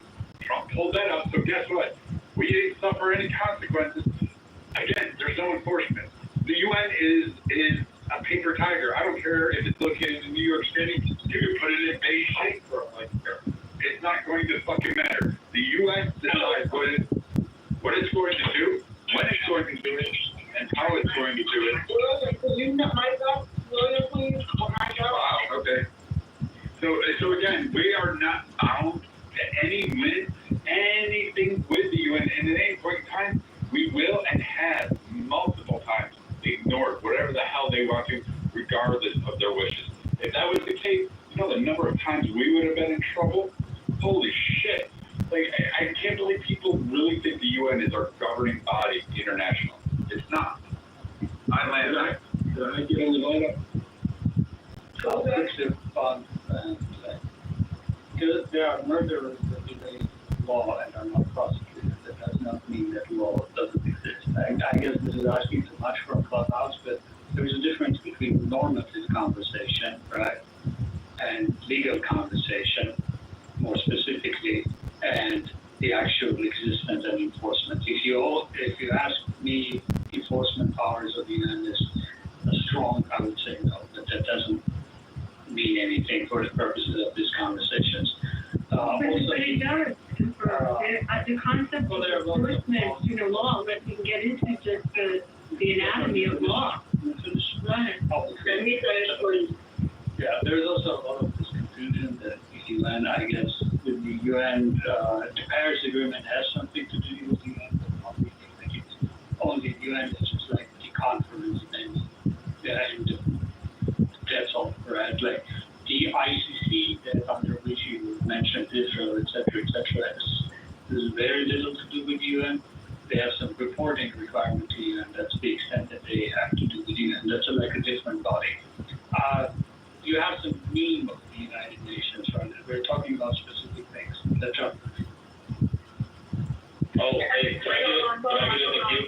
Yeah, hold on. I think Abby wants to respond. Abby is going to respond to that group. No, let other people, sorry, I was just going to get philosophical with you about law, but let other people talk. Go ahead, Rich. Oh, Anson, I was just going to ask for clarification. You do realize it's 238 times 1,000, right? I was just checking.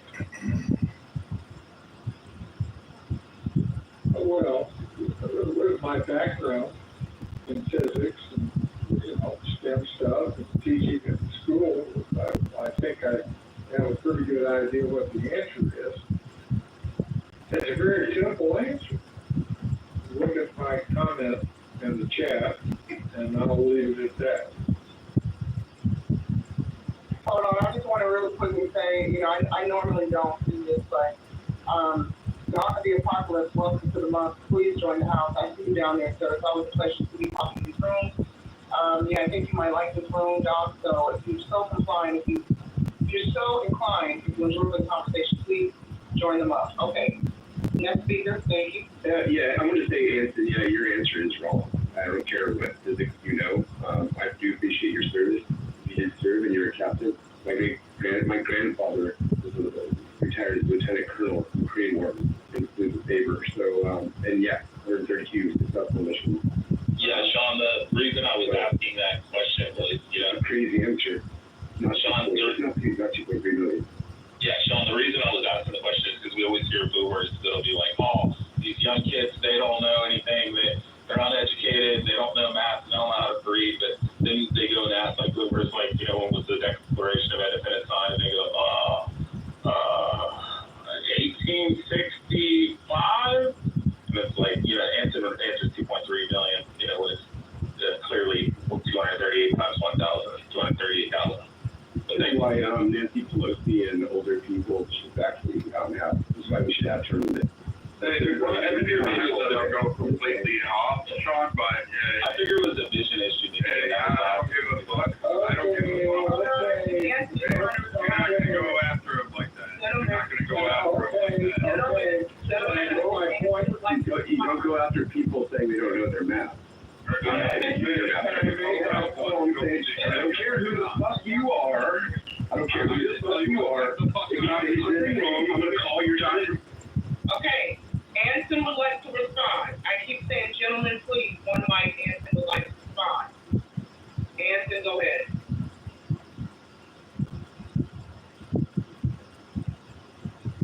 Anson, would you like to respond? I saw you were off mic. If not, we'll just give it back to Brad. Basic math, 238,000. The 238 times 10 to the third is equal to 238,000.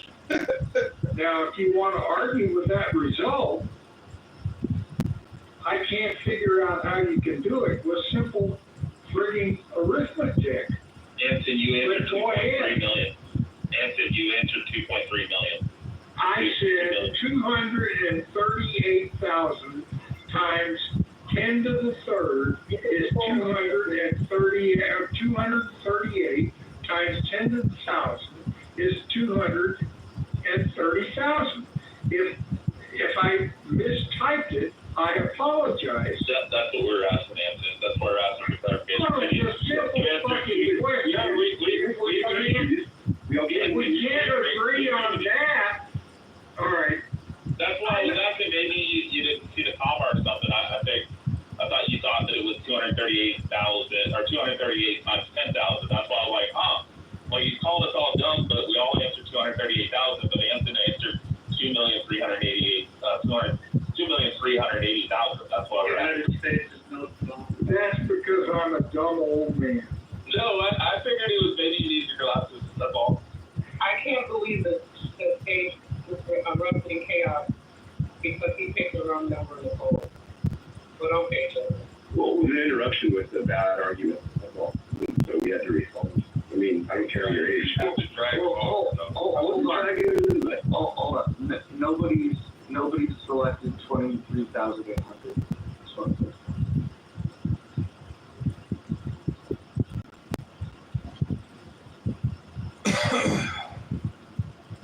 Fuck.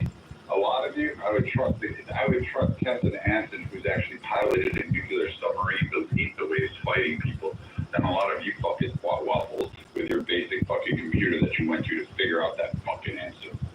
Leave the man alone. Thank you. That part. Leave the man alone. Jesus Christ. Like, real. Y'all can't be serious right now. Well, I'm just saying, let's put him back in his bus. Who's going to get the damn wrong country with those numbers? Period. Remember when you were looking You know, Nye and Brad, you don't have to protect me. I can stand strong, and I won't hit the wrong fucking target with my submarine. Because I'm 83 years old and I don't have a submarine to shoot from, God damn it. Yeah, I just want to say we all answered correctly except for Roger, which really did it on purpose. Okay, I'm going to sit there and answer too. It's trigger everybody. Now everybody. And I apologize for diverting from a rational discussion. I just got a little pissed. Sorry, shouldn't have done that. Anson, and I apologize for any disrespect. I wasn't trying to be disrespectful, and I came across that way. My apologies to you. And I do appreciate you serving for us, and appreciate you wholeheartedly. I mean, thank you. And I was just busting your chops, Anson, that's all. You're a sailor, you should know that. Well, I think that's all, I mean, it's all very humorous, and I will come back to that. But I do think that the controversy between Abby and Emperor is really, it raises a hard question here, right? To what degree is unenforceable law the law of the land, and to what degree do we expect people to respect it? I mean, people get away with crimes. That's true. So just somebody getting away with a crime doesn't mean the law is not the law, or it doesn't. There are, though, laws which, broadly speaking, are not enforced. And I think Brad is right to bring that up. It's like if we say in Texas the speed limit, it says it's 70.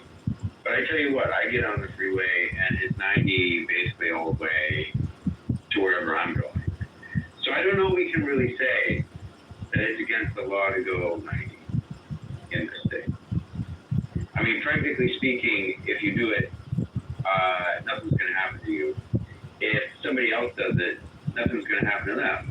So you kind of got to accept that it's something ordinary people do, and that's just part of understanding how the world works, really. Whereas like murder, okay, you murder people, probably you're in a lot of trouble. Okay, I'll be really honest with you. If you hit other cars with your car, well, that's not like speeding, and that's not gonna be overlooked. So, but I mean, there's a continuum here, but I could see the argument being that all these UN continuing resolutions are on the the far, I guess, left end of that continuum where they basically don't matter. That's what I'm kind of gaining is that it says membership, and I got a membership to a gym. I'm not forced to go. Should probably go more often, all that, but it's a membership. And if I don't go, there's nothing going to happen. But as you said, with the speed limit, even though everybody may be going 90, if I get popped because I'm in a red car, sports car, and they decide to pull me over, there's a penalty for that. So I'm kind of looking at it like, yeah, gym membership, speed limit ticket, I can get away with it unless I'm in the wrong view. And maybe somebody will just check it out, pull me over. But then I got to go to court. So, yeah, I'm just looking at membership. It seems like a gym membership is what I'm learning from the conversations. There are obligations that we have as a nation when we enter into a treaty, and they're enforceable. And what he was trying to say, I think, if I understand his argument, is under the Supremacy Clause, if something was ratified by the Senate, a treaty, then in fact we're bound by it. So which is true as a nation, we're bound by a treaty and the ramifications if we breach the treaty. But the UN doesn't have enforcement on us. And we were very careful as to what we were bound to, and we pick and choose what treaties and what obligations we want to enter into. And our Senate, which is, that will then ratify the decision, and our House can pass laws as well as our executive with respect to foreign policy that can reverse those obligations and can change the course in our foreign policy. So I'm still trying to understand where he's trying to go with this, because it's fluid, and we are not obligated to the whole UN Charter and all that it is advisory form. It is not something that we then pay, a penalty, or our country.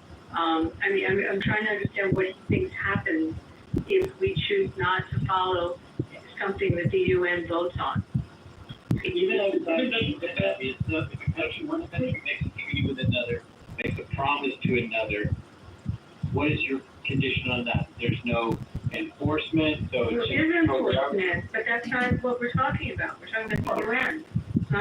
You're right. So you're under here, under your charter. Hold on, enforcement international law is a thing at all. That's a whole other question, Daniel. I think we've talked about that in rooms, whether it is, and what's enforceable and how is it enforceable. If you went, in your Texas example, you still broke the law. You broke the law if you have a tail light out, even though they may not stop you for it for 20 years. But if they happen to stop you, you broke the law. So, that's specific, and there's enforcement as a result of it. They can enforce a penalty, whether it's a civil or a criminal one. The UN is again, it's more of an advisory role, but we have obligated ourselves to some treaties with respect to the UN, but not all, and not ones that would bind our nation. It's not from what you just said. Like whole opportunity, right? Can I talk? So, Abby, I have never argued for anything enforcement, right? I'm having a normative conversation. The United States has voluntarily accepted obligations enumerated under the UN Charter, right? Specifically self-executing parts of the UN Charter, which is most of it, right? Not most of it, not most of it. It has conditioned, let me get to an agreement. It has conditioned ICJ, International Court of Justice, jurisdiction. So I would agree with you there.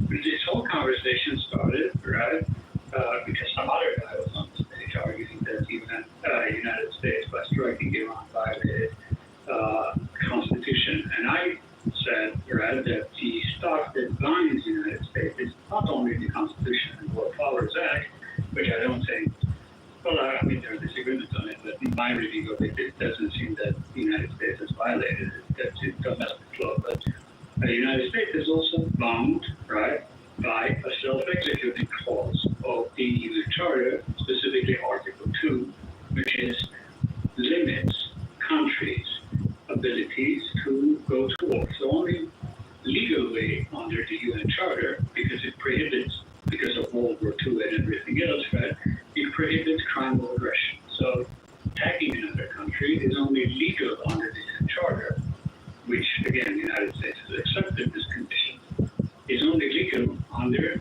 the self-defense clause. And that self-defense clause is further restricted. Countries disagree on the interpretation of the self-defense clause. The consensus opinion in international law is that anticipatory self-defense, like the one that the United States argues in attacking Iran, is not a thing. The United States disagrees. I was only going to say that majority opinion in international law is that anticipatory self-defense is not a thing, because we don't want to do stuff like Russia does in Ukraine, because it also argued anticipatory self-defense when it launched the war against Ukraine, right? We don't want to do stuff like Hitler did with invasion of Poland, because Hitler also argued anticipatory self-defense, right? So for a good reason, those things are prohibited under the UN Charter. The United States voluntarily accepted the UN Charter, which includes Article 2, which is self-executing.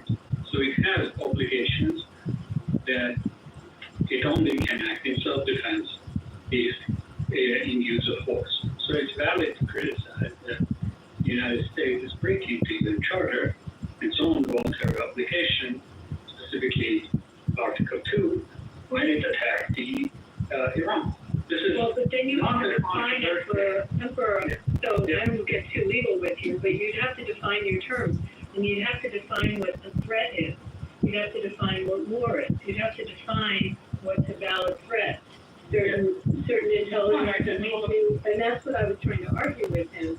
That once the intel came back that it was threshold capacity, and the period of time before there was full proliferation was enough to feel the threat. What's interesting, by the way, in the last 48 hours, I read that they just discovered weapons of chemical weapons being shipped with either from the Houthis to Hezbollah or vice versa, and under the control of Iran.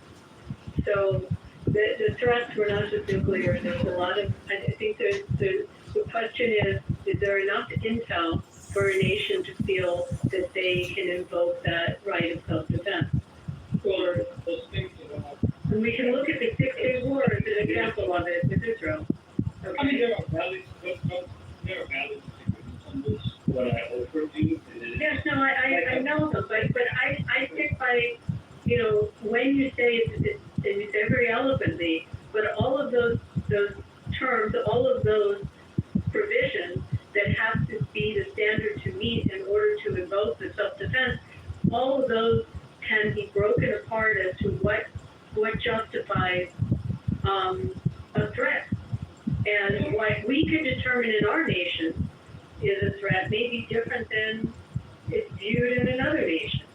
Well, that's right. Okay, sure. For you, that might be satisfactory, right? But we're talking about international law. Those terms, as they are written, are interpreted by different lawyers differently. That's why I said consensus opinion in international law. because we don't have a supreme authority, because again, ICJ was supposed to be supreme authority, but the United States does not accept the jurisdiction of ICJ, or rather condition the jurisdiction of ICJ. So we don't have a supreme authority of international law, and countries determine whether other countries' actions are legal or illegal for themselves, right? But do you We don't think have we a should? monarch. So let me ask you, do you think we should? Do you think one country that has certain morals and principles to be bound by another country? I mean, I guess it's a very philosophical question, but do you think there should be one supreme world law? I think, I don't want to go that far, but I think if we're criticizing Russia, attack of Ukraine is illegal, right? Then it opens the question of the standard, right? Because Russia also argues anticipatory self-defense, right? They were saying that Ukrainians are genociding Russian population or about to genocide Russian-speaking population. That's why they attacked. That's their anticipatory self-defense claim. I, as along with the rest of international community, reject the notions of anticipatory self-defense unless in extremely dire circumstances, which means immediate threat. And by immediate, and this is again, there's a consensus opinion. Immediate threat is attack. Attack is about to launch now, not in a week, not in a month, not in a, I don't know, some later date, but it is about to happen right now, right? That is the standard for immediacy. Well, I don't know, the 6-day war was going to happen that day, or was going to happen within 3 days, 5 days? Do you think there was clearly a justification for the Belgian strike when they did in 1967? So, I mean, what's an imminent threat? Can an imminent threat be the proliferation of a nuclear weapon and the capability to deliver it? So is that enough of an imminent threat? And also having your ships attacked by proxies and your troops attacked by proxies? Can you tell me, what's an imminent threat? All right, I'm going to have to, someone else is going to have to jump in, and I got to go to dinner. Please, Sorry, anyway, it's I mean, this is like a particularly detailed issue, which we're not gonna. Then it's not coming down to what is the imminent threat, right? But I think the broader concern here is that international law has written a lot of checks it can't cash. No one who has the actual problem of considering an imminent threat is turning to international law to address that situation. They're on their own and they know it. And there's many other areas where, we would like for there to be law in this area. We would like there to be for there to be a court we could go to, but there isn't. And nations have to appeal to the court of war to sort things out. And I think here, the people who trust in international law trust too much, basically, and need to get real. And that's mostly Europe, to be totally honest. I'm not European, I'm not American. I agree with you, but from other standpoints, I think they should, like we collectively, as people living, should learn from the lessons of World War II and strengthen international law, right? Because we don't want to end up in a situation pre-World War II and pre-League of Nations, so the League of Nations was very flawed, right? Without any governance of these issues, so that everybody can attack everybody. That's not a good world to live in. So I think everyone has a vested interest to have good actors on the international stage that follows established rules. The rules are imperfect, the institutions are imperfect, the laws are not necessarily perfect, right? And maybe they, as you have said, can cash the check, right? There are no ambitious things, but that doesn't mean they are a normative. They shouldn't be held to some, aspiration. That would be my argument. I also think we leave off a really important part of this discussion, which is the cultural effect. There's a lot that happens between not just the UN, but all these other organizations on a global stage that have things that occur outside the nation state that are beneficial to life. You would not want to have a world without it. You can improve it. You can take whatever's not just cashing the check, as the Emperor was just saying. But you're definitely a better off world with it than without it.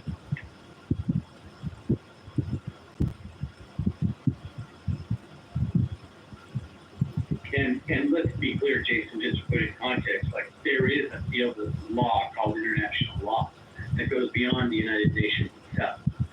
And, there is standing that occurs from one nation's laws that propagate to another as well.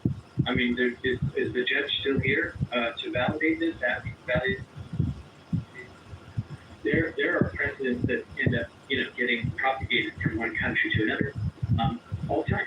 I mean, this has recently happened, with a group of old ladies in Switzerland that were able to successfully prosecute a lawsuit against their own government, the climate law, and it got used as precedent immediately in 4 or 5 countries. All right. Are we ready for a new topic, ladies and gentlemen, or do we want to do with the routine?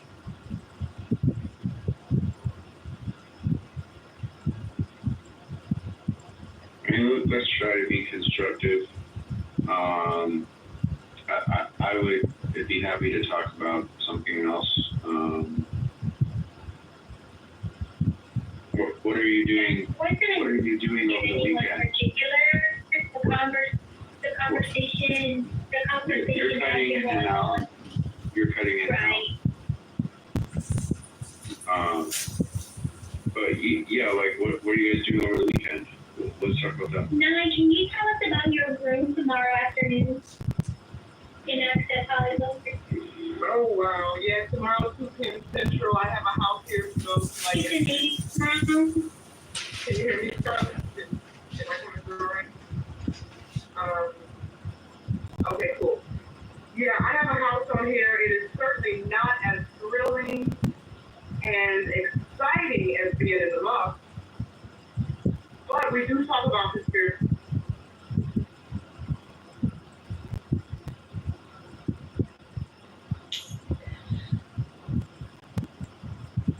No. They were arguing and fighting. Russia was fighting. But that's why everybody came in, by the way. That's why all those other folks came in. Because they all wanted to, like, sort this out. You know what I mean? But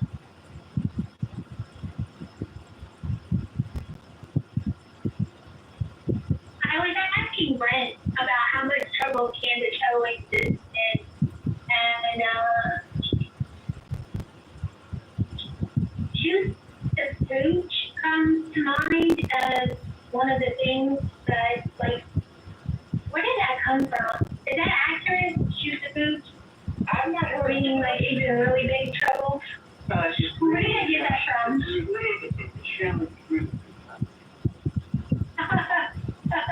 Alright, I'll stand corrected. Yeah, it's the first time I've heard that expression. It'll be interesting if she wins her lawsuit. I mean, if she wins, if she wins the case, if the proposed lose.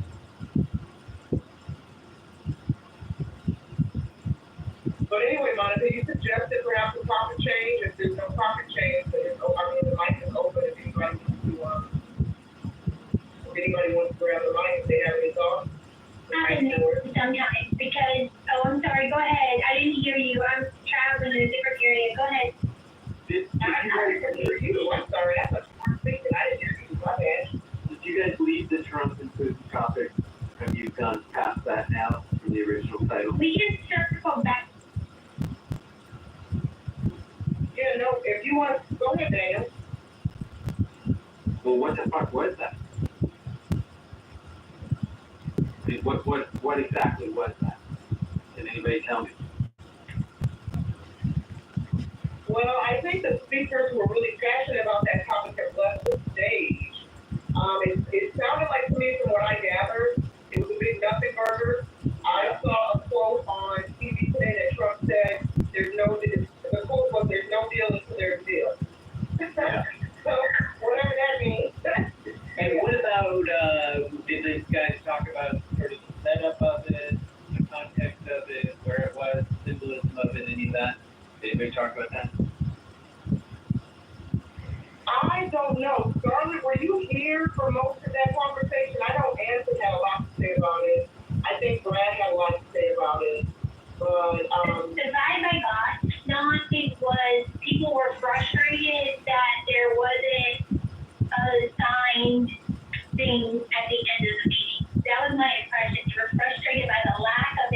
information after a 4.5-hour meeting. But Sean was like, well, they only talked to half the party. So they have to wait for Zelensky and Ukraine to co-sign. So I like what there's no deal until there's a deal. That's good. Well, you know, if there is a deal, then there being a deal, that will be good. There's something that was done in the context of just having the meeting that was a huge thing for Russia. And you can go to the Russian media to see how much they were dancing in the streets over it, so to speak. But Trump...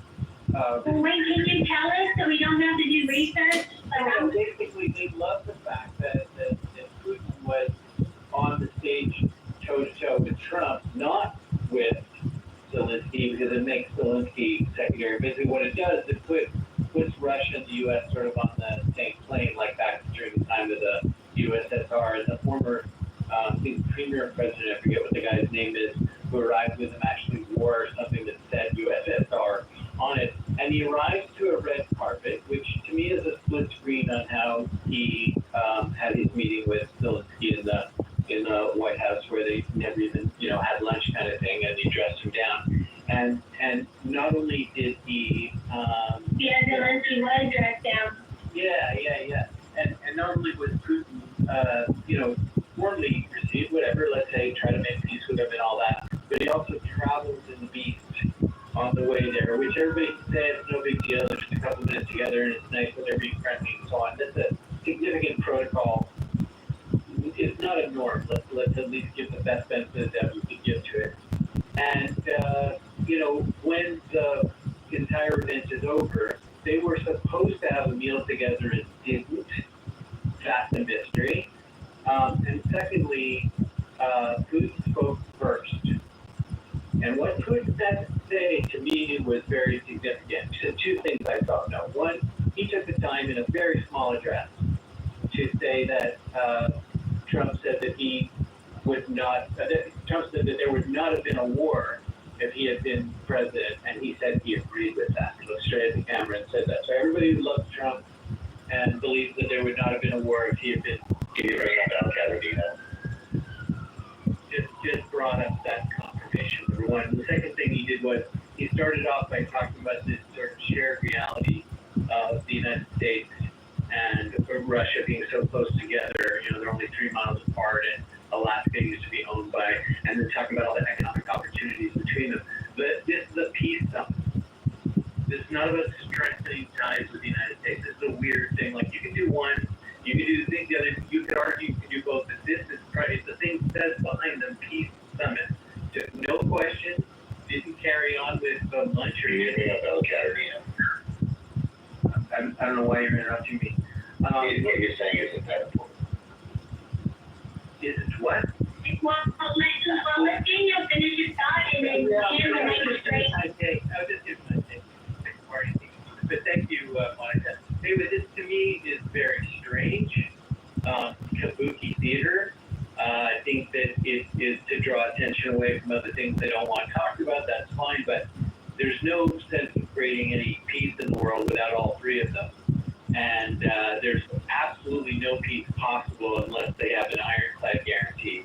And that ironclad guarantee has to basically be NATO, even if they don't call it NATO, so that he can never take any more land. And I can't see how they're going to pull that off. I can't see that being pulled off by a JFK, never mind a Donald Trump.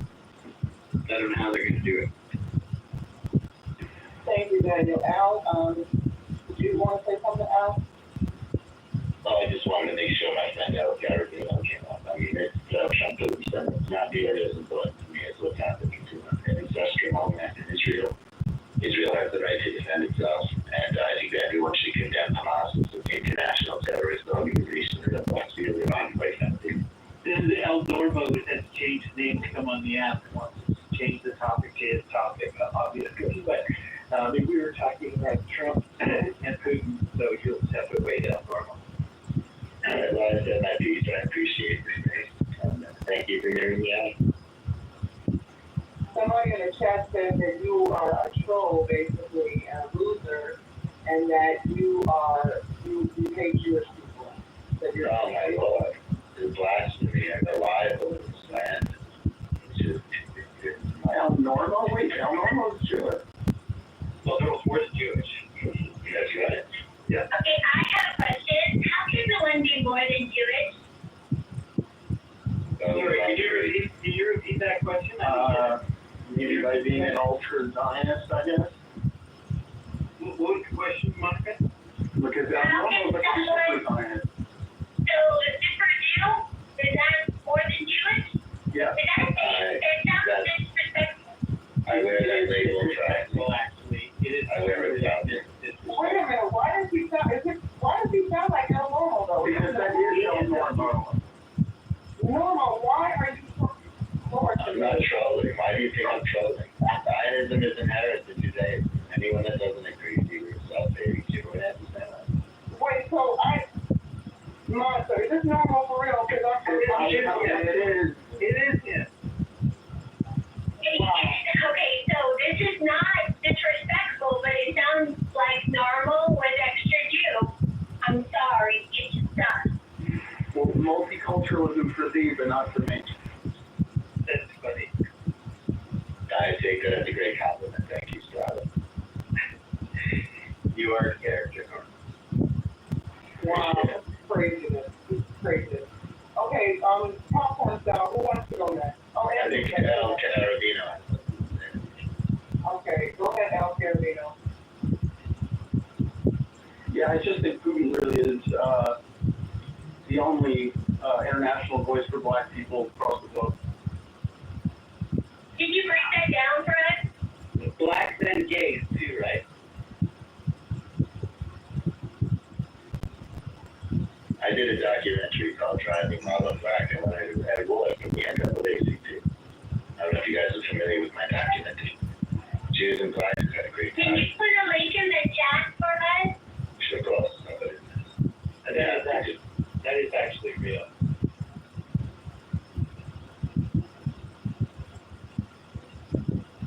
I don't know why the members who, individuals who are not members of the BIPOC community, y'all fascinated with your obsession with the blacks.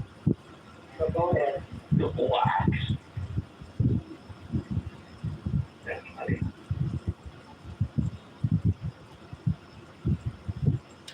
Al, what do you think of the black? They're my favorite subgroup in America. I just dropped a really cool documentary in the chat. I think it's PBS, Secret Election. And yeah, we've been tied to them since the beginning of time. We share the same struggle. We've both been victims eternally. And we united our victims, trauma bonding. And we've been trauma bonding together since the beginning of time, and we'll continue trauma bonding together. And yeah, just really, my heart goes out to these people. They have it so bad in America.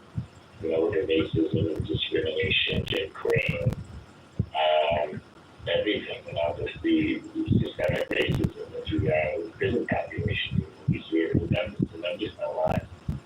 And we need to advocate for these people and bring about diversity, inclusion, and equity. We need to bring it back. We need to make it together if we can. Otherwise, the country is going to go garbage. What about PEI in Israel? No, that is Israel. Why not? Because it can't be a Jewish state. Jewish. You know, we just troll it. We're just trying to get over that stuff. You know, in culture made a comment. Critical, no? So in culture, I'm gonna ask Al or whoever was talking to take tell lady. And I watched Jane Coulter's interview with the trigonometry guy today at the replay. And she made the point that Israel would never, and not anything scornful, but would never have a Muslim leader.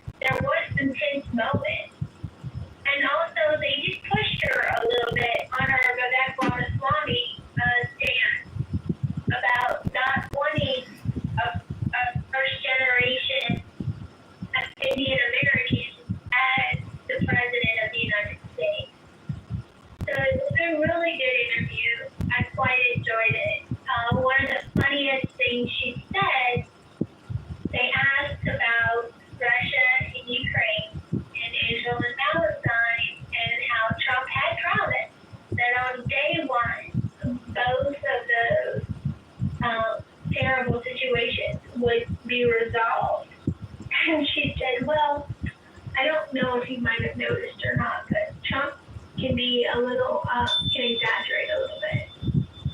And I'm like, yeah, that's hyperbole and cheese. Because Trump absolutely can exaggerate stuff. It's not shift. It's not just exaggerate. He can't do shift. It's that he can't do that. That's just not just exaggeration to me. Daniel, I understand that you're frustrated and distrustful, and you believe that he is taking America down the wrong path. I understand that. Welcome to Lady to the state. You don't understand what or what I'm actually thinking or frustrated or anything is what you just summarized. I don't think he takes down any stand direction. I don't think he even plans for that stuff. Well, that's correct because Putin asked for it. Yeah, and granting it to him is a form of agreement that edifies and is Daniel, if I agree with you that Trump is really not a very great politician, would you agree with me that at least most of the country thinks that the candidate the Democrats proposed was demonstrably worse? Yeah, at the time that they took the vote, for sure. And then if we would go by that fact, which is the fact that I would absolutely agree with you on, we'd also look at the facts of where it is now, too, and what the numbers show right now. Right? Like, what did the numbers show?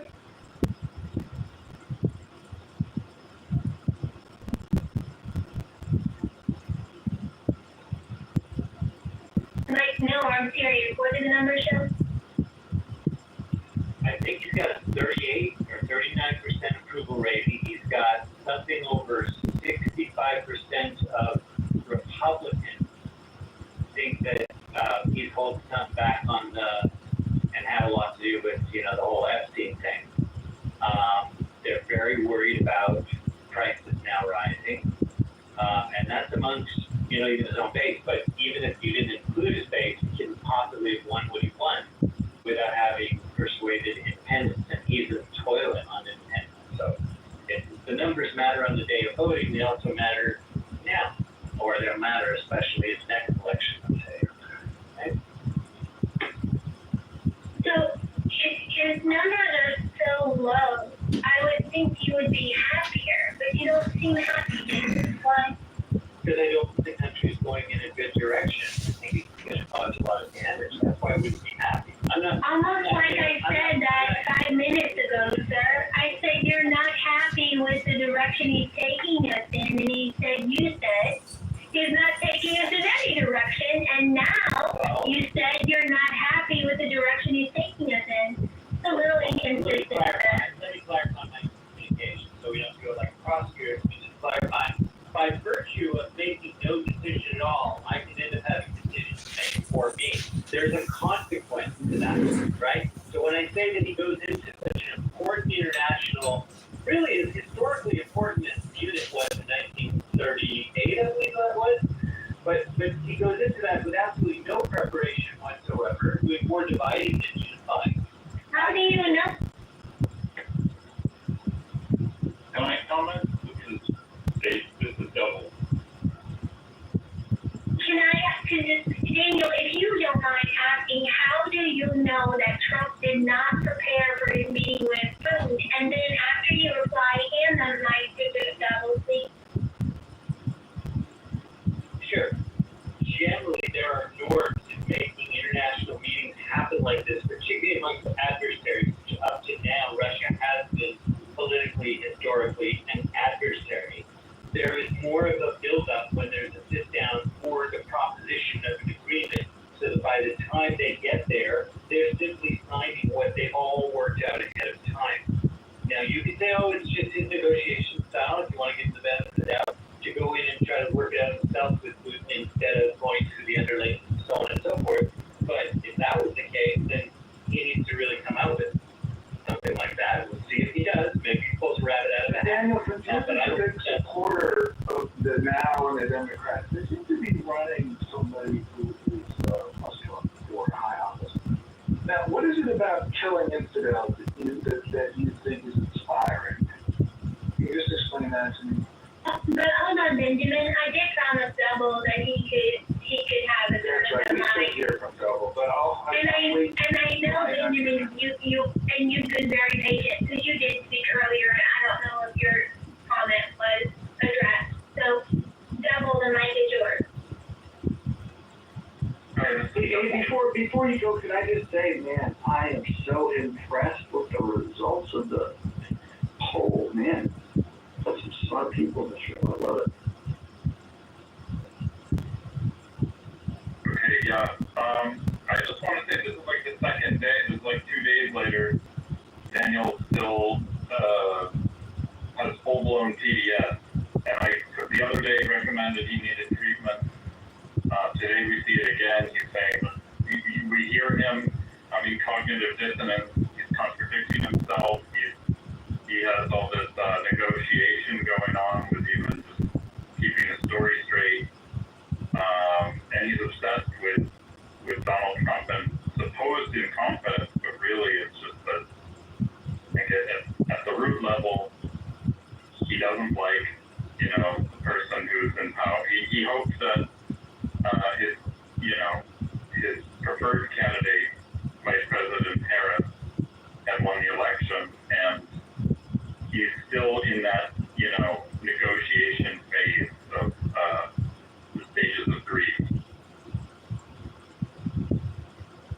He needs to get to acceptance, and he needs help. If I want to go meeting on. Oh, you wanted to reply? Go ahead, and then we'll hear from Benjamin. I was going to say real quick, if I walk into a meeting unprepared, it's because I know my shit and I don't have to prepare, and I have the upper hand, and I know it. Again, time will tell, you're right.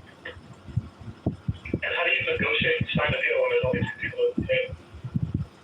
Well, that's the point. That's why Putin, I understood, said a deal has been made, and then I think Trump replied with, "There's no deal until it's signed." So there's a little inconsistency, but we'll see. Zelensky is not in a position of power. I don't know why people think he's got anything. Do you know any Ukrainians yourself who are heavily in this room before, Monica? Because I know quite a few. And I can tell you that those people will never give up unless they have a security guarantee. They'll fight to the last person. And what does a security guarantee look like? That's going to be a very big problem to answer, but that is the $64,000 question, because what they've put themselves all into a bind is that the only way they can have a security guarantee is effectively as good as NATO, maybe not call it NATO, that basically says that if Russia were ever to attack again, there's literally an international force that would have to stop him, because the case that the other side is making, and the Europeans are making as well, is that Putin's word cannot be trusted. We talked here earlier about international agreements and all that stuff. Basically, when you have a reputation as he has. Daniel. Let me finish. No, but I'm making a point. No, yeah, but you gotta hurry so that a response can happen. We're asking you. Just let me finish and get it out. He thinks it's the university election. Putin can't be trusted, so she has to put an international guarantee in. There's going to have to be a guarantee that they can't be invaded again. They can't take Russia's word. They can't take Russia's word for it. Okay, so here's the interesting thing. When they were disarmed, they were issued a security guarantee by the UK, by the US, and by Russia. So, well, then it would be foolish for them to accept any security guarantee for any of those 3 countries, because one of them invaded them and the other 2 have not stepped up to stop it. So they have to have a bet. They have to have a bet. Well, no. They can have no one. I'm telling you right now, people will never stop unless they have an ironclad security guarantee. Okay, well, how about this? I'll just move everybody down and you can lecture to the room, and then we don't have a conversation. How about that? Nope, I'm just going to speak up for my point. You can do everything. So here's the point. You're saying that that they would stop if they get a security guarantee, but they had a security guarantee and they find themselves in this situation. Good enough. It wasn't good enough. It failed. Doesn't mean they're not going to try again.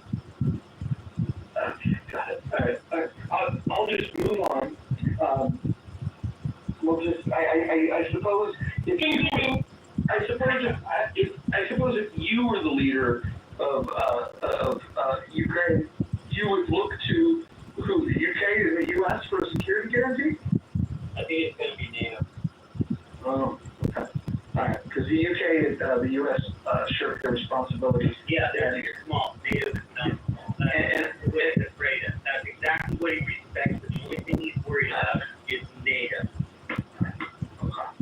And you think he's gonna sign a deal which basically gives the Ukraine de facto NATO status? As I said, I don't know what the solution's gonna be. I can't figure one out because right now I can tell you, they will never give up unless the guarantee. I'm just being real simple with you. What do you think Putin's motivation is? Where would he stop? What is he after? Oh, he's after reconstituting the entire Soviet Union. There's no doubt about that. Okay. So he failed in Chechnya. What happened in Georgia? What happened in that city in Moldova? I'm not saying stop there. Did he stop in Georgia? Are there two independent states in Georgia, one on each side of the Caucasus Mountains, and they just exist, and they're basically Russian provinces? They have a flag there. They consider themselves Russia. Did he constitute anything other than those two regions? What about the city of Moldova, which is basically a Russian enclave?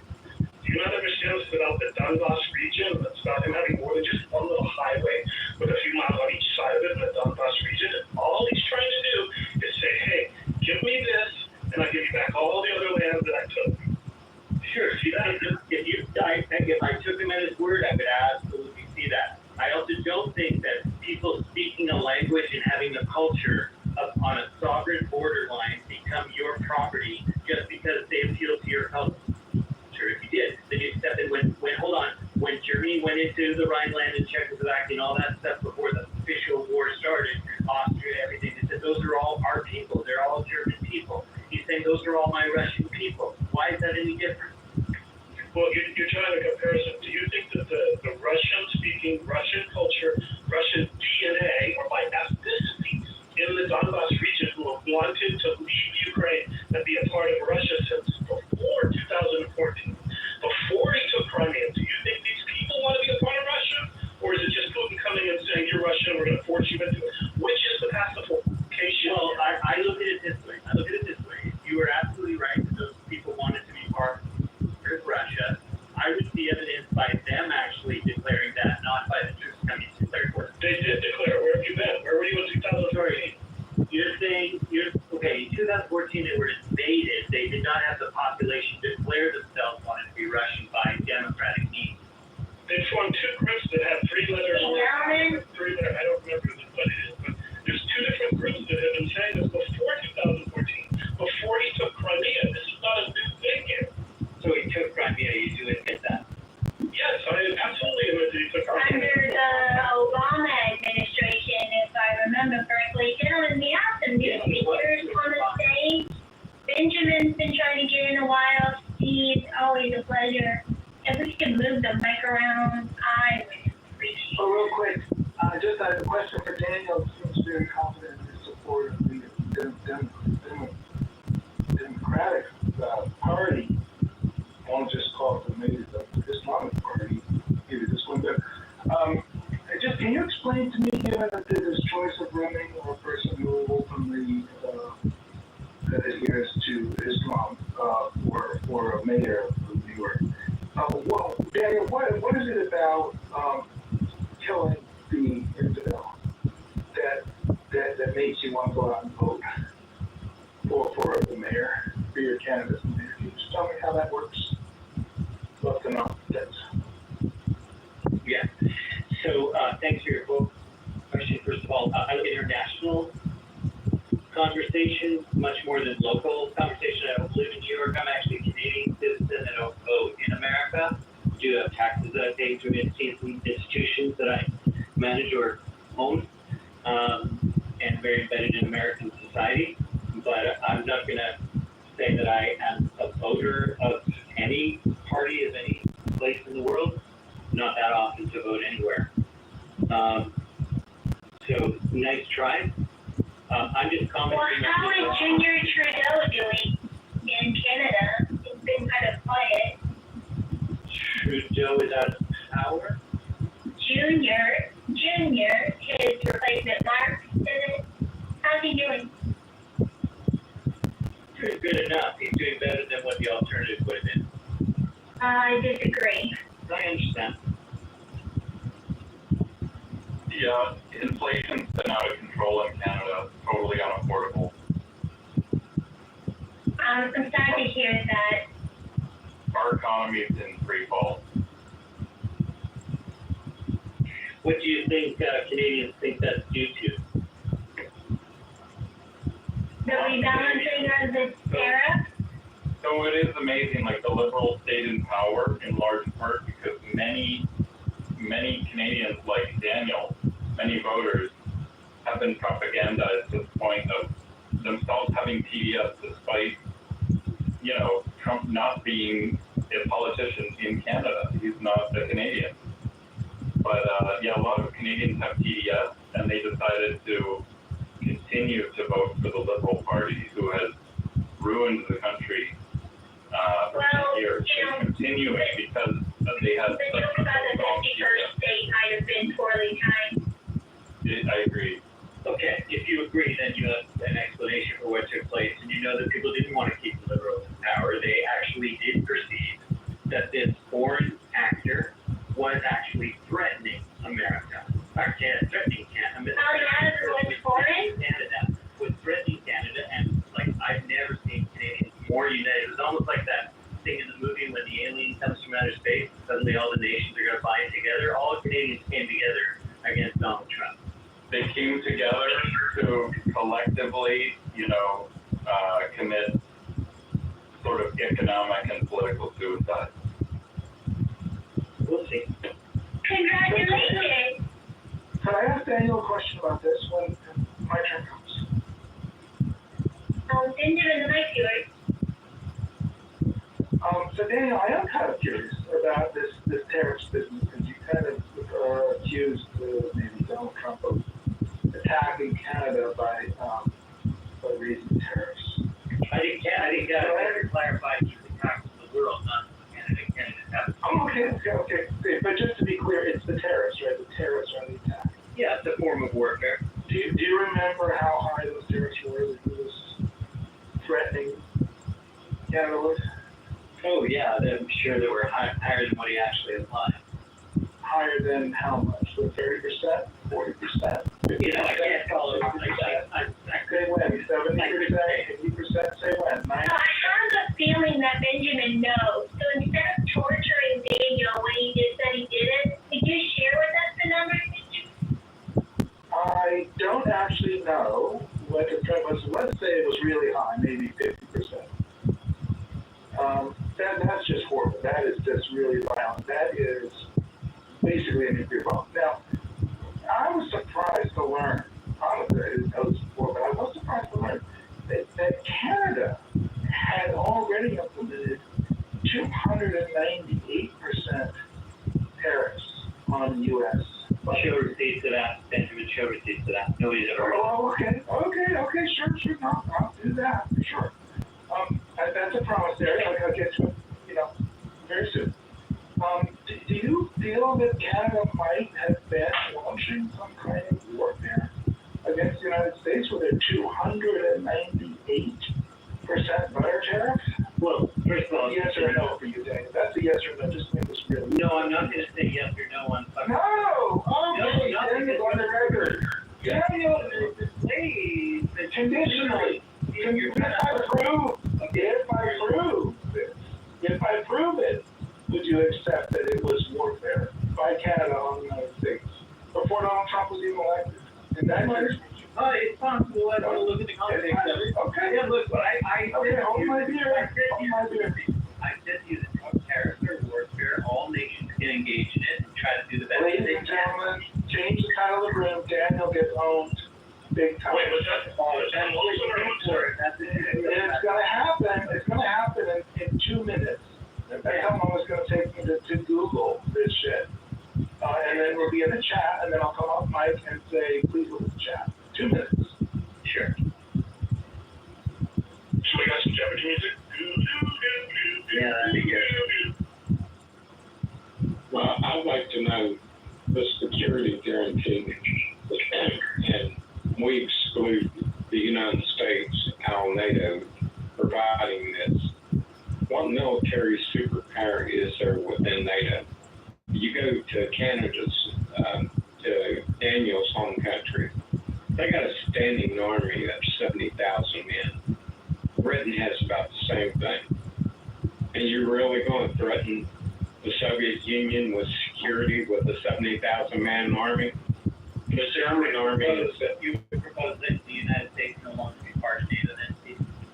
no, you was the conversation was that the United States and Great Britain are unreliable because they shirked on it before, and your comeback was that NATO was going to supply the security guarantee.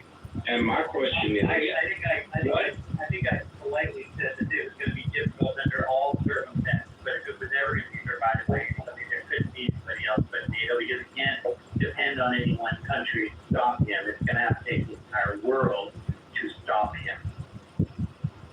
oh, okay. Well, I got the impression that you felt with the United States, because basically right now, NATO, as far as the military entity, is speckless without the United States in it. Well, yeah, you got you could say it's speckless without the United States. My question then became legitimately, whatever your opinion is, do you think that America should leave NATO and leave it to itself? That might be your position. I don't know. No, that's not what I'm saying, Daniel. It's not your position that if the United States is part of NATO, it seems like an A/B switch to me, that if the United States is part of NATO and it is strong enough to actually prevent Putin from taking any more land in the world, that's all I'm talking about. The law. He should not get more land, no matter whether he thinks he has a right to, no matter whether he thinks the culture of Russian, no matter whether he thinks he's constituting the old lost Russian USSR. None of that is a justification for him to break the law and take a piece of land that's not legally voted for him or traded or purchased or some agreement that does not involve military force. If you allow one country on earth to do that, you allow every country on earth to do that. I don't think you want to live in a world like that. Well, yeah. See, you're the one that switched positions here, because initially the United States, by the conversation, had been taken out of this equation. And the question, NATO shouldn't even have to be a player in this. The Europeans, if they had summarily disbanded their own military readiness, would not need anything other than the countries that are there. The Germans are perfectly capable of building a quality army. The French. Do you think the Germans by themselves could stop Putin? Is what you're proposing? No, you're missing what I'm saying. This is the European backyard, and if you had the Germans, you had the French, you had the major players within the European continent had been armed properly, then it would have been more of a deterrence in the first place. Well, absolutely. Yeah, I can agree with that. Weakness invites aggression. I absolutely agree with you. And if you and I agree with that, then what minimum type of strength to prevent aggression going forward will be whatever the hell people can't figure out will be the appropriate security guarantee, and that will be the answer. And to me, I can't see anything in which the entire world unites to stop the aggressor. Period. It's black and white to me. Well, I think one of the problems we had in Ukraine was started in 1989 when we said we weren't going to move the NATO alliance eastward, and we got right to Russia's front door. Which I don't know if you know anything about the military strategy of Russia. There's a defensive posture called the Five Passes that the Russians have always considered strategic in their military defense of the homeland.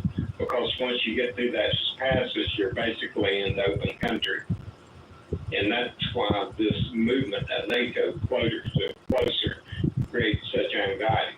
And they kept telling people about this. They told people about it in the 90s. They warned them about it, that this was creating a problem. And no one wanted to listen. Then we start sending the NGOs into Ukraine, trying to influence the election, trying to start talking about NATO, joining NATO. These are all things that create this situation. Now, Putin, did he have his hand in it? Absolutely. But the thing that the West has clean hands in this is just disingenuous. There's a thing called the Color Revolution. You might want to look at that and see what it says about it. And we had NGOs in Ukraine that was deeply involved in that. Yeah, there's no. Okay, 2 minutes. 2 minutes is up. I got you, ladies. Yeah, so you found soft lumber also falls in this category that you didn't put up dairy. Those are long-standing, absolutely big conflicts. Huge. 10 years. Huge tariffs, right, Daniel? Yeah, Huge tariffs. Yeah, that is.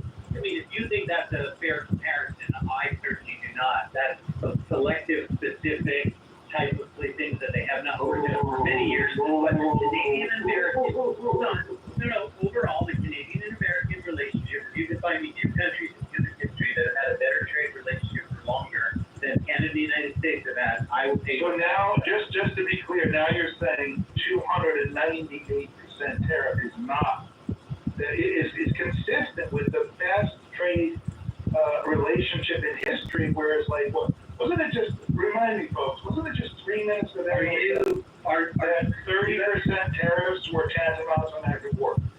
Daniel, your progress is remarkable. I've never seen something progress. Thank you. Do you have you have a very close relationship with somebody that, like, not everything that you agree with, that you not agree with, right?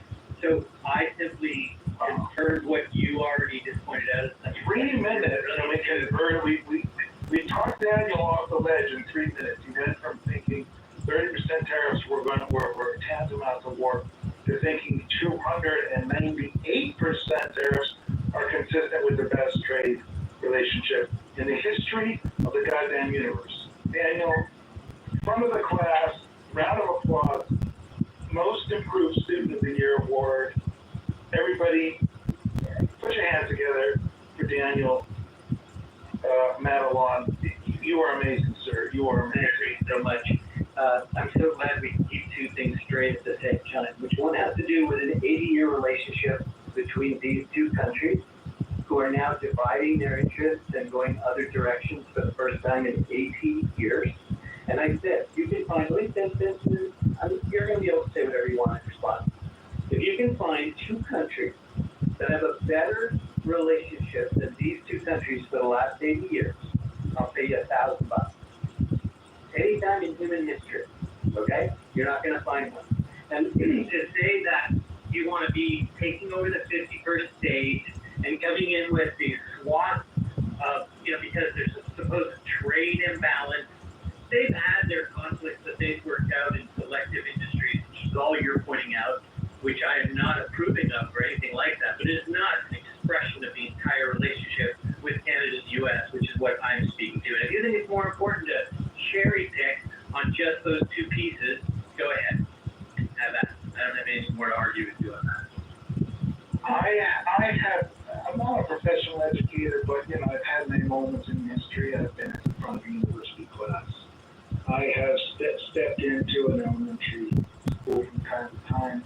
I've done the best I can with some of my nephews and nieces and my own kids. I've tried to educate all of them. But Daniel, in 50 years of educating people, I have never had the opportunity in a mere 3 minutes to educate somebody as much as I have just educated you. So I appreciate I think you just know the apex of your skills after 50 years. This has set the bar and I can so actually high. make you feel so good about that. That's really This has set the bar so high for my future educational serendipitous moments.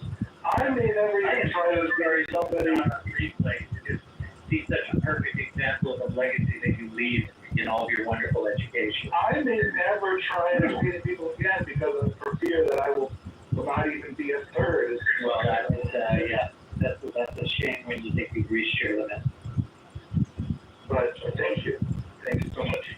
What's in that beer you're drinking? Is that like domestic or your magical powders? It's like a Molson? What are you drinking? Glad to entertain everybody.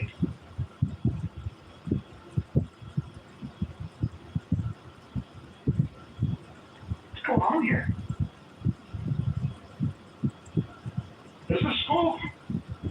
Don't interrupt.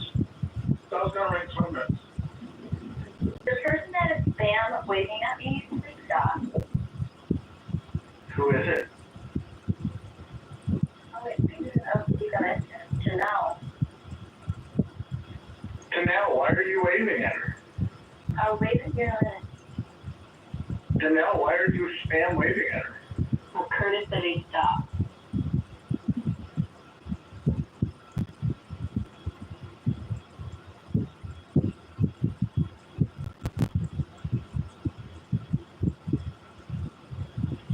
So Daniel, if Putin gets the warm water port, which he has in Crimea, and he takes Donbass, so he's got a big security blanket there, do you think he's really going to go back into Ukraine for more aggression and beat this security force that you're talking about, or do you think he'll stop just like he did in Moldova and in Georgia?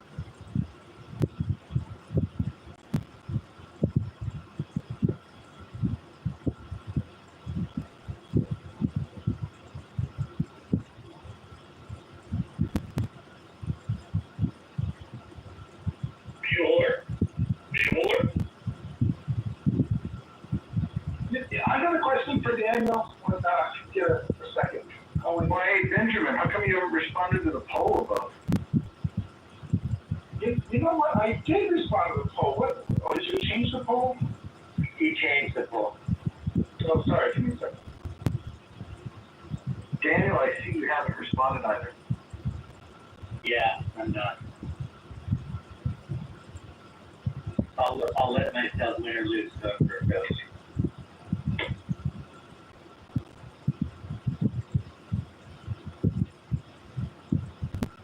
And Daniel is, I wasn't here, but it's that I'm following Daniel and not following Benjamin. So, like, probably Daniel. Daniel is winning so hard today. I think picking Daniel would be better just because it would be more fun to listen to Benjamin crash out if he loses.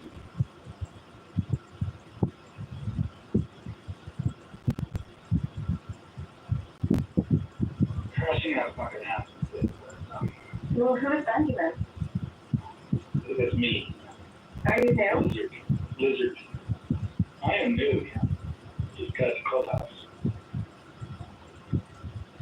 I think she meant it like philosophically, like who are you? Wait, there are new people coming on this app? Yeah, but I was just going to say that. Now that would be new.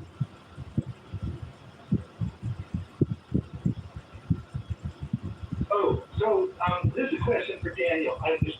Daniel's like really beating the drum here for the Democrats. This was the Democratic Party. And hold on a second, Benjamin, before you ask. Can one person on this app right now confirm that I promoted anything about the Democratic Party tonight? Anything I've said? Islamo Democratic. Okay, so but only you so far have seen that, right? Nobody else want to raise their hand or just do a thumbs up? Oh, well, I never heard you say anything. Yeah, I didn't say anything about the Democratic Party at any time tonight at all. You were anti-Trump, but you weren't like promoting the Democratic Party. Yeah, thank you for the clarification. Yes, I am anti-Trump, and I do want to say, in all transparency, I met Mr. Trump before he was a politician. I have my own experience with him. I've told anybody that's ever asked me about him, I am not unbiased. I don't have Trump derangement syndrome. I have Trump traumatic syndrome. I was traumatized by him with 5,000 other people. And I was very close by him. And this is on record, on replay. Look at it on Clubhouse. 2 years ago, I told the story. That's fair. Just for the record, I'm not a Trump supporter, but I am in no way Kamala supporter, whatever that is. So I'm just curious, Daniel, do you think in 100 years, a million years, the time it would take for the sun to burn out, that Kamala Harris would find the balls the right word, to invent and then impose a secondary tariff on countries that do business with Russia in exchange for the way that they've attacked Ukraine? Do you think the heat death in the universe would happen before Kamala would figure that out and then find the balls to do it? Or do you think that she would have figured that out on day one? So here's what's fascinating. I believe you when you say you're not a Republican, you're a Trump supporter, right? I'm just fascinated with why he looked so hard to find like what a ninja this guy is when he's such a bubbly fool. That's what I don't get, Benjamin. Please explain that to me. Oh shit. Sometimes, there was actually a really good play I watched months back. I might have called the producer, I'm not sure. And it was about a bumbling fool who just could not do anything right. He was like the penis during the audio take and everything, just complete idiot mess. But weirdly enough, serendipitously enough, like all of his accidents turned out to sort of like the accident of the genius. And he just like kept falling up. And it was sort of funny. Being there, but Peter Sellers being there. No, it was a play, but probably, I mean, this shit must have been done 100 times. It's super funny to watch. And sometimes I do feel like I'm watching the world's most bumbling idiot fail up time after time after time. And I feel like it's only possible because the Democrats left so much on the table. They made it so easy to fail up for Donald Trump. So, what did RFK do like 4 days after he was in office? Dude, here's an idea. Let's take junk food out of schools. And I thought to myself, you seriously like the Democrats left that available so he could just become Surgeon General and say, let's take junk food out of schools? Like, that was so hard for the Democrats to do? Well, apparently so. Yeah, Michelle Obama tried that. Yes, Benjamin, can you pull the refresh? Sure. Hello, everyone. Hey, Shy. Oh, hey, she's like the third hottest chick on the app. Oh my God, stop it, Roger. Hi, Roger. Hi, Serendipity. Is that really you? That is me. That's not even like one of her top photos. She's like, I'm serious. When I said she's like third hottest on the app, I'm serious. Honestly, that's a huge compliment. There's a lot of hot chicks on the app. No fucking lie. There's been over 20 million downloads. And if half of those are female, which it's not, it's probably a third are female, to be in the top three. I'll take that. That's right. That is a great question. Who's one in the over that? Number one is Monica. Wait, what's Monica? We don't call her that no more. We call her Scarlett with 2 T's. Scarlett. That's my girl. That's 2? Yeah, no, she's number one. Number 2, this one you guys probably are going to disagree with me on, but I do like older women, and so Shirley's number 2. Shirley, I feel like I know who Shirley is. I don't doubt she's cool. Shout out to Shirley. Well, I'll tell you this, if Shirley was 30 years younger and I was 30 years older, I would be so on it. Nah, Curtis knows you too well to be desperate, right? He said number 2 is Shirley. That's fucking wild. Curtis has been listening. I know I have a deal with Shirley. When her husband dies, I'm going to be a pallbearer, and then the moment he's in the ground, it's on and pop. No. Yeah, she likes this plan, by the way. She wishes that her husband would live a long life, but when it's over, it's over. Gotta get on with it. Yeah, what was the girl's name that barked at me? She was different. She was like, she's from a different part of town, as they say. And what do you mean someone barked at you? Well, yeah, literally. Yeah, exactly. I can't remember her name. If I go and look at my Cash App, I can find it because I did send her some money one day. Kristen, did you send her the money because she barked at you like a dog, or? No, we were in a small room and she was telling a sad story, and I subsidized her. Yes, B-worm. That was it. B-worm. Yes. B-worm was cool though. She was funny. She's actually very attractive. I think she's literally insane. So, yeah. But she's funny. She's hot. Shy, where you been? I've been in my own little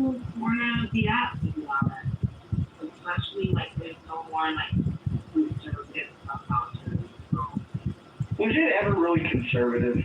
That's up for debate. But you know what I mean. Like Yeah. really just be me and Jasmine. And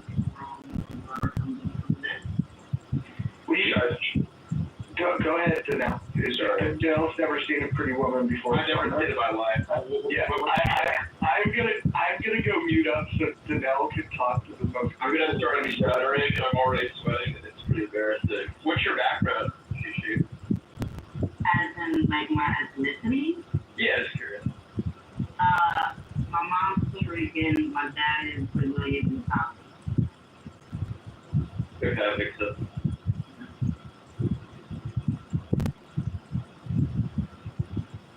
So, you guys ever seen a beautiful black woman? Like, what the fuck?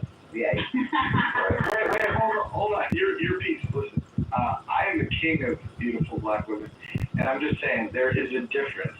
Shy is like a cut above. You know, I mean, there's a million great musicians, but when you see like the best musician, you're like, wow, that was an experience. Shy, she's one of the smoke shows of the app. She is. You get all your flowers, but one thing I can say, and I hate to bring this up, I hate it, but I do is like, I ask white women this all the time. Why was it ever a thing when slave owners used to get out the bed with their wives and walk out to the slave quarters and get black food? What was that about? You gotta it's good. You gotta put me right there and have your window. You got the kids. Why do you need to go out into the slave quarters and touch the women out here that are slaves, the black women with big booties? Why did they do that? The answer is in your question. You want some big booty. Exactly. Thank you. It's like, hello? I'm not gonna lie, those African chicks, they're still just like they got some bad bodies, and a lot of them, I got a girl from Ghana, I looked at her body and I'm like, you go to the gym? She's like, no. She's just naturally. Girl, they're just naturally body, no stomach, flat stomach, like super hips and ass and breasts, big tits. Your piece, are you old enough to remember National Geographic magazine? Well, I'm just trying to figure out, like. Oh, I'm asking you, are you familiar with National Geographic magazine? Yes, I'm just trying to figure out these. So when I was growing up, that was my only exposure to seeing African American. Well, they weren't even American; they were African women with big titties. And some of them had like bones in their nose, others had these rings on their neck, but they had some big ass titties.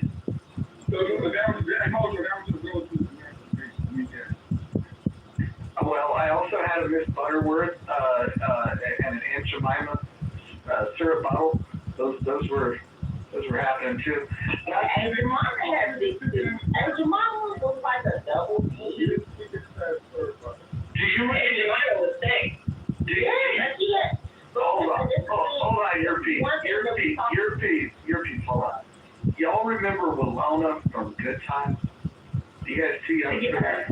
Or D. What about D? She just died. Yeah, she had a mustache though. Are we gonna point out Shirley from that show too? What's Happening didn't have cute chicks, but Good Times, you had the sister, you had the neighbor. Like when I was a kid, I used to have a crush on Janet Jackson. That was probably my first crush was Janet Jackson on Good Times. She's so fine. Was that Penny? Yes, that was Penny. Oh, she was so pretty.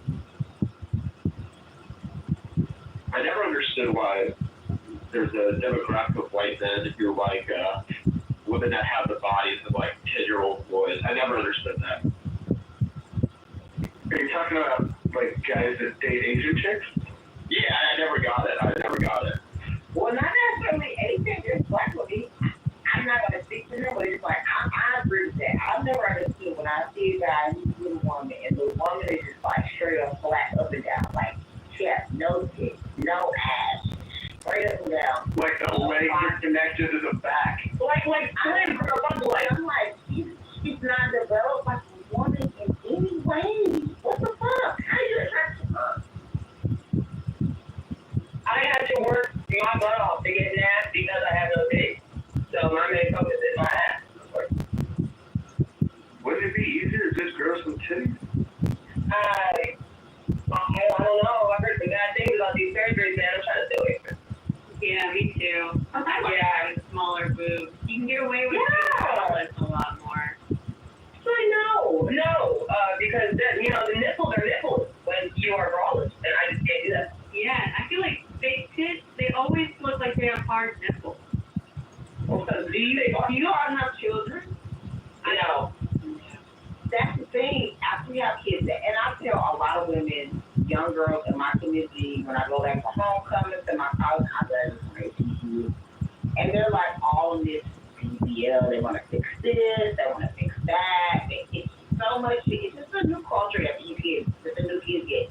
And I tell them, I said, if you can just hold out after you finish college, by the time you have a baby, you'll have a natural BBL. Your body will form into that. Your titties will get fat. It'll grow. Just give it a minute. Like, you haven't even had a baby yet. Well, I've had 2 children, but after you breastfeed, maybe you didn't experience this, but I know many of my friends and family did. After you breastfeed multiple children, they get big for a minute, but then they deflate pretty. They deflate after the time when you child start eating like table food, and then I start to The titties go from like a solid, like a baked potato to mashed potatoes. It's like they just soften. Yeah, they get sad. I just don't hate mine enough. Like, I have friends that, like, they obsess over it. You gotta be understanding. That's part of being a mom. Yeah, but I think it's just, and I'm thinking a lot too. Like, if you're obsessing over something, just go take care of it. Like, live your life. But, like, it's not something that really upsets me. Like, I don't hate my tits. Like, some days I'm like, these are pretty good. And another day I'm like, fuck, because they look bad. I'm not married to my ex-husband no more. Like, I do appreciate, like, sometimes I'll be breastfeeding our daughter, and she's like, she looks so beautiful right now. And I'm like, my titties look like trash. Like, the kids are sucking them. One's big, one small, one, Dude, you gotta have a right man. I think that's gonna be understanding because the breasts are gonna be aligned and pumped up the whole time. No, I'm trying to come kids. They're not gonna be the same. They should fuck off. Yeah, and some women they have one is, a whole size larger than the others. Like, I don't know. I'm the only one in my family that doesn't have a boob job. I'm like the last woman standing, and I feel like I just at this point, like, I'm just gonna be different and be the one with small tits. And then, on my bread, give me a bread. I'm feeding your kids and breastfeeding, like, bro, give me a break.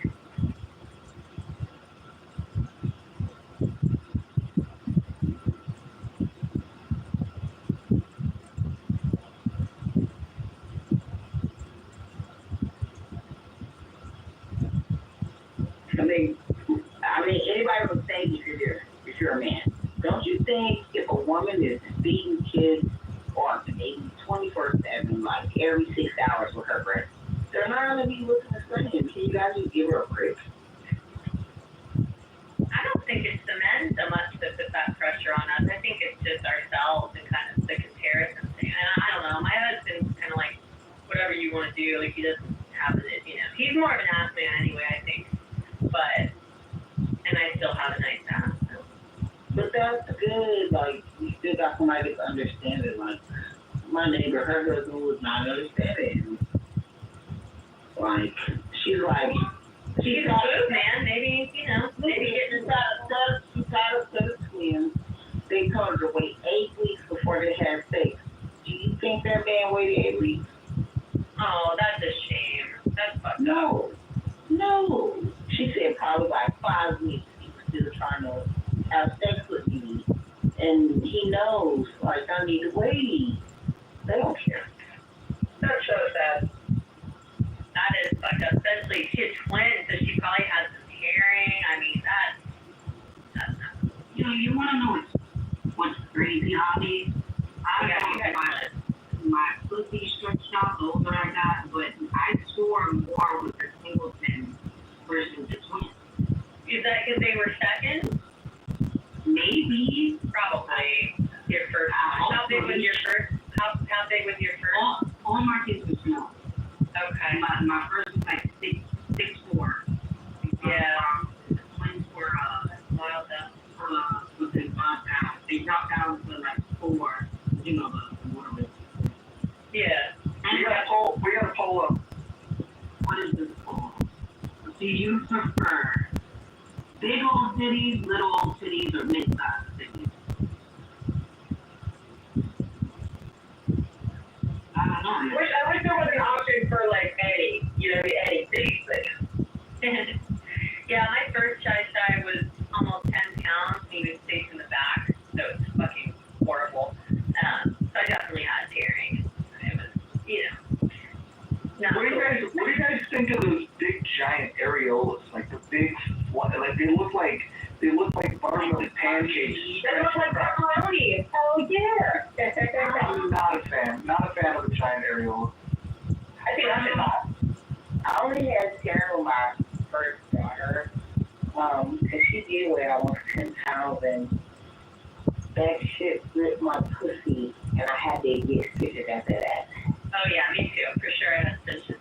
I think my areolas are on the bigger side, but I've definitely seen way, way, way bigger. I mean, mine aren't like National Geographic big. Mine are pretty normal. Thank God. Yeah, pretty normal. Is Mojo curating a intellectual discussion on Oreo? They want to know, are you moderating Roger to come down if you get your pussy ripped? Wow, this sounds very like a very profound philosophical question. Roger, you are doing an excellent job of elevating the discourse here on Clubhouse. Very good job, sir. I appreciate that, Concrete, but when I talk about subjects, I like to know a little bit about them. So I know about them big old titties, the little old titties, the mid-sized titties. When I go into the spaces that you're in, you're talking about Hegel for 45 minutes, and then when I come to find out, you never even read Hegel. You should talk about things you know. Do you know anything about titties, Concrete? A man asking another man about that seems a little sus. I understand that whites are much more comfortable. Well, imagine having a 9-pound baby through your dick. How do you think that would feel? Again, If you had to have a baby, a 9-pound baby through your dick come to that little hole, I mean, the pain that you would have. That's what we're talking about, the pain that we have as women. Yeah, and Roger seems to be doing a great job curating this conversation. And I apologize for interrupting. Please, Roger, please continue your conversation on areola size and using the penis as a birth canal. Congratulations. Concrete, a lot of us have had so this is an inclusive. You're in the matrix. But Concrete, you're going to have to give me a break here. I'm in the back channel. People are feeling the need to send me photographs of their titties. So I'm giving real-time feedback on titties. So give me a moment. Yeah, congratulations. That was excellent. That was very high tier. And up there with Hegel and Aristotle, Thomas Aquinas. You're doing an excellent job, Roger. Excellent job. I appreciate your support, Concrete.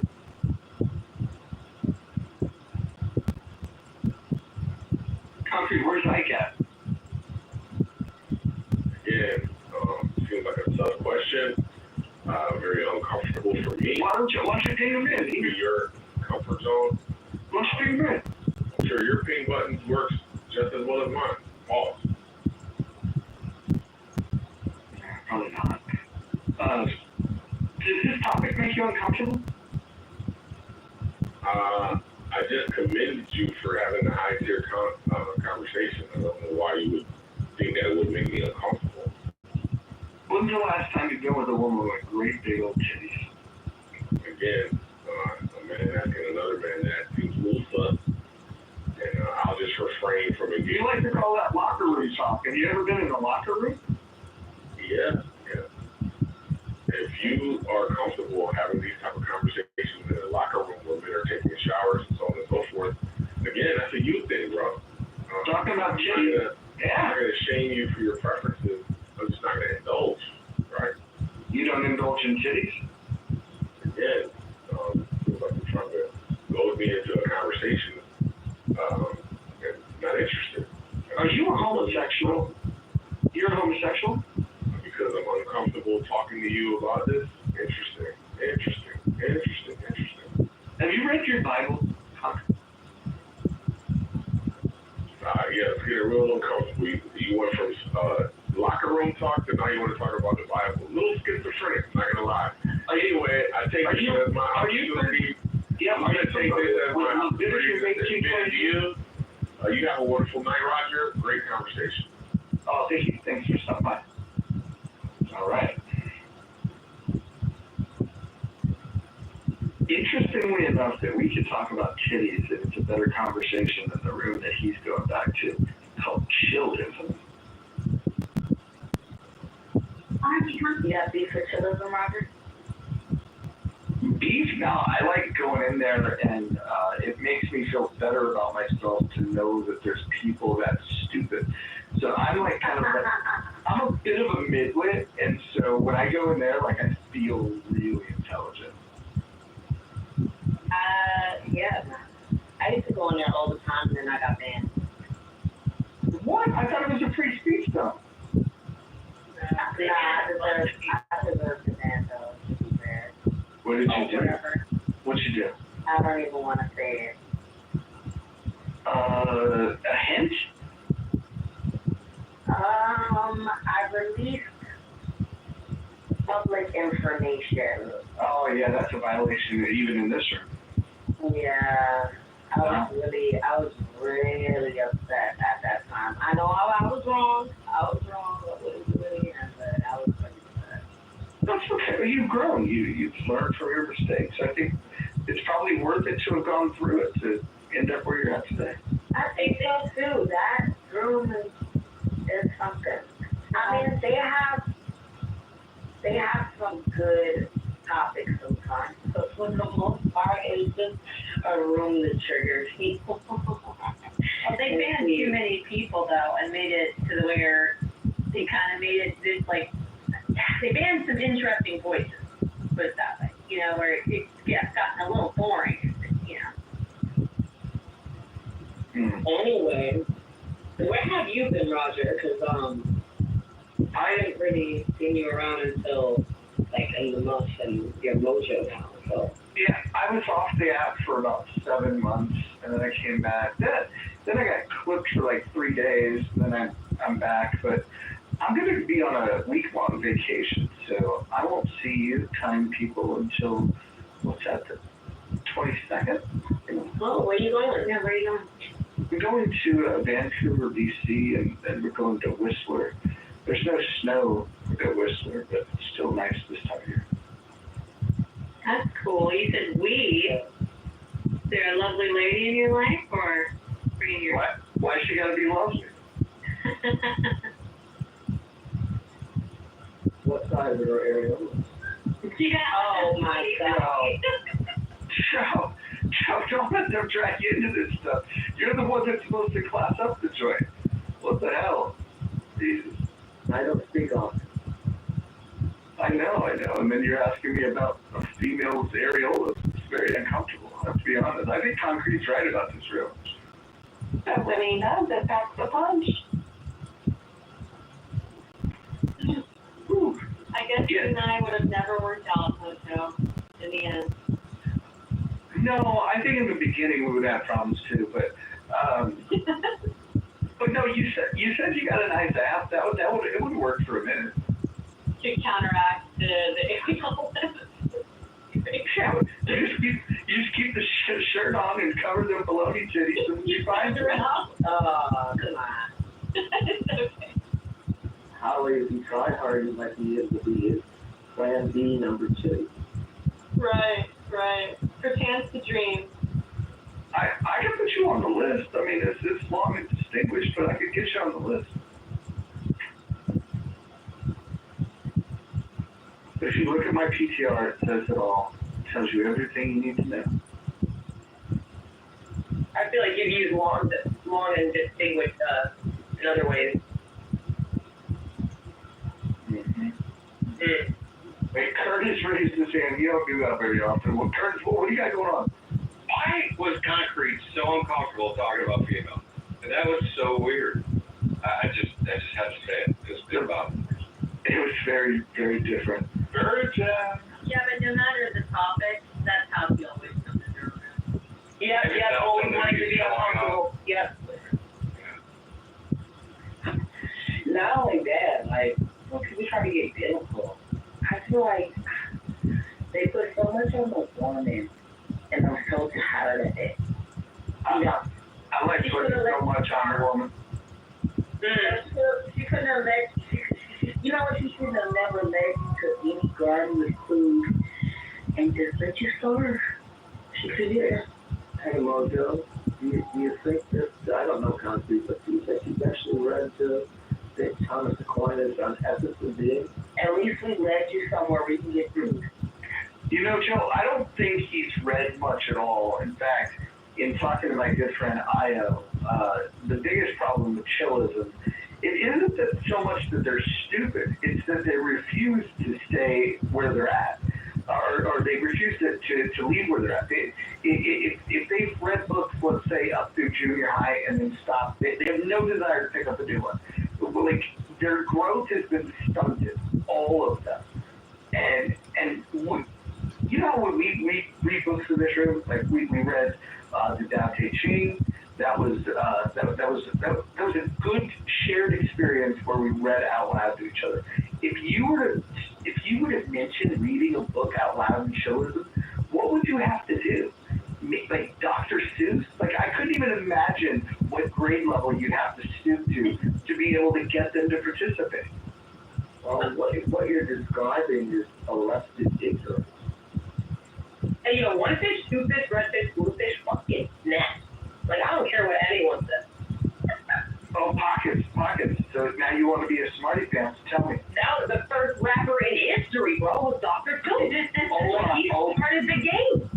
Pockets. So you're a woman of letters, and you know these words very well. But how about math? 814 times 1,000. Oh, not 814,000, bro. That's crazy. Damn, my girl got skill. Hey, how come the women know math better than the men on this app? Isn't there like a trope that men know math and science and women know English? And no, it's because we live on a clock. We have a clock. We have a clock literally internalized. Shirley, did you hear that we were complimenting you earlier? Number 2, baby. I didn't hear, but I need encouragement today. Got it. So number 3 most attractive woman on the app was Shy. Number 1, you guys know I have to go with Monica. But Shirley, out of all the women that have ever downloaded this app, you were number 2 most attractive woman on the app. Absolutely. Oh, that's absolutely precious. Yeah. Do you remember playing Monopoly and you get the card that says you won second place in a beauty contest? Shirley, I'm gonna mail you one of those cards.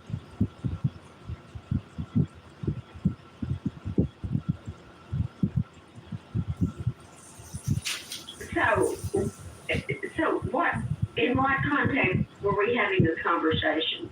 Well, Shy came in here and like all the guys like jacked off on themselves because she's a very attractive young woman.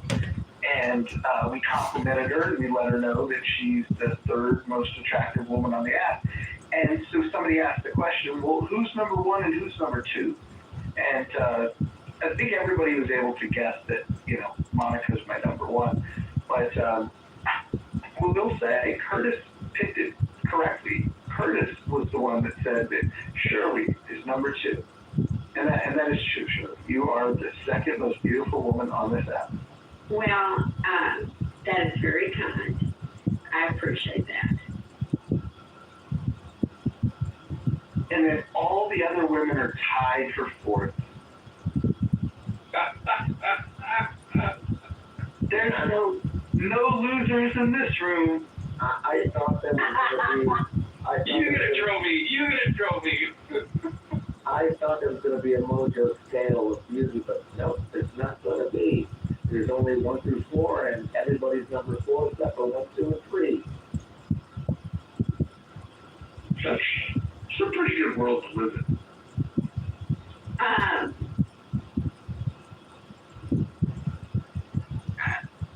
Very charming man. You know, this. Well, I'm not charming. I'm not charming. I didn't say anything about your charm or lack of charm, dear. I just said Mojo's charming. Shirley, I described to them our arrangement. Some people cringed and it was like, oh, that's not good. Can you describe to them what our arrangement is?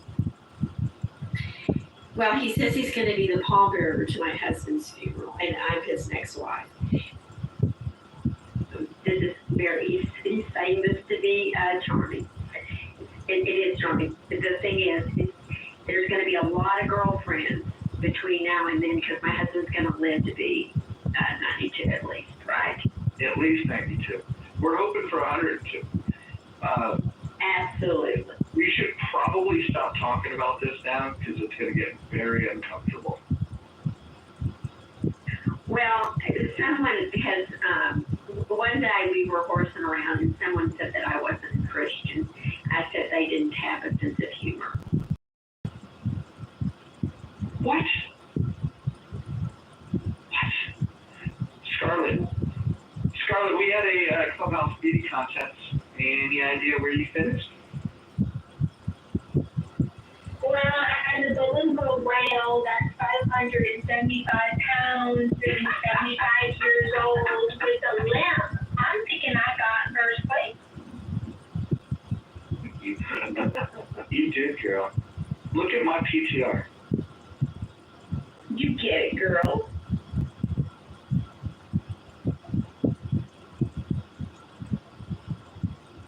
Yes, thank you very much.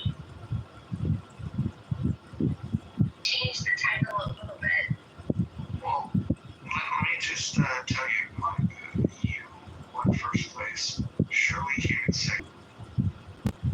Holly has honorable mention. Can I just mention something else that's big? You know, and that's the budget for the United Nations at $10 billion a month. We spend $10 billion a month at the United Nations. Does anyone here want to keep working, 5 days a week to fund the United Nations here for $10 billion a month? That's what we've been spending for 25 years. It's unbelievable. What does Grok say about how much money we spend on gender studies in Pakistan? I saw an interview once. Who was it? Tucker Carlson interviewing someone, and they talked about soft power, and they said that that's actually strategic to infect the Middle East with woke, toxic leftist ideologies to weaken. And I'm like, well, that's. Finally, that's my nickname.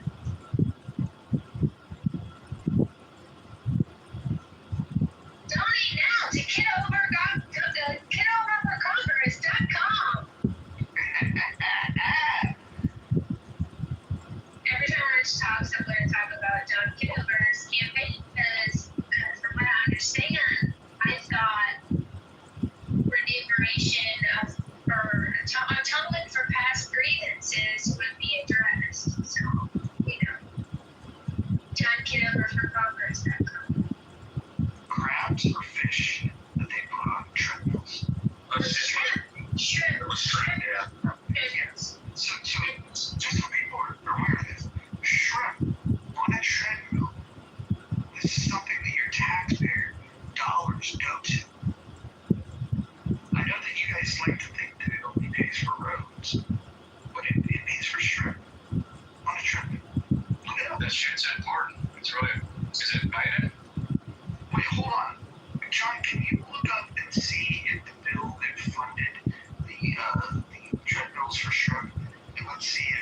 miracle that I voted for that. True. Brad did. Brad said you did.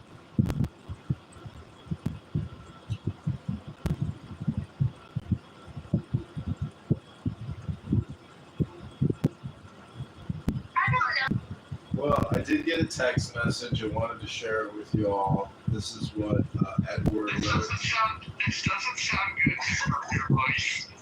This is what he wrote me back by text message. Looking at comments looks like spamming and waste of time.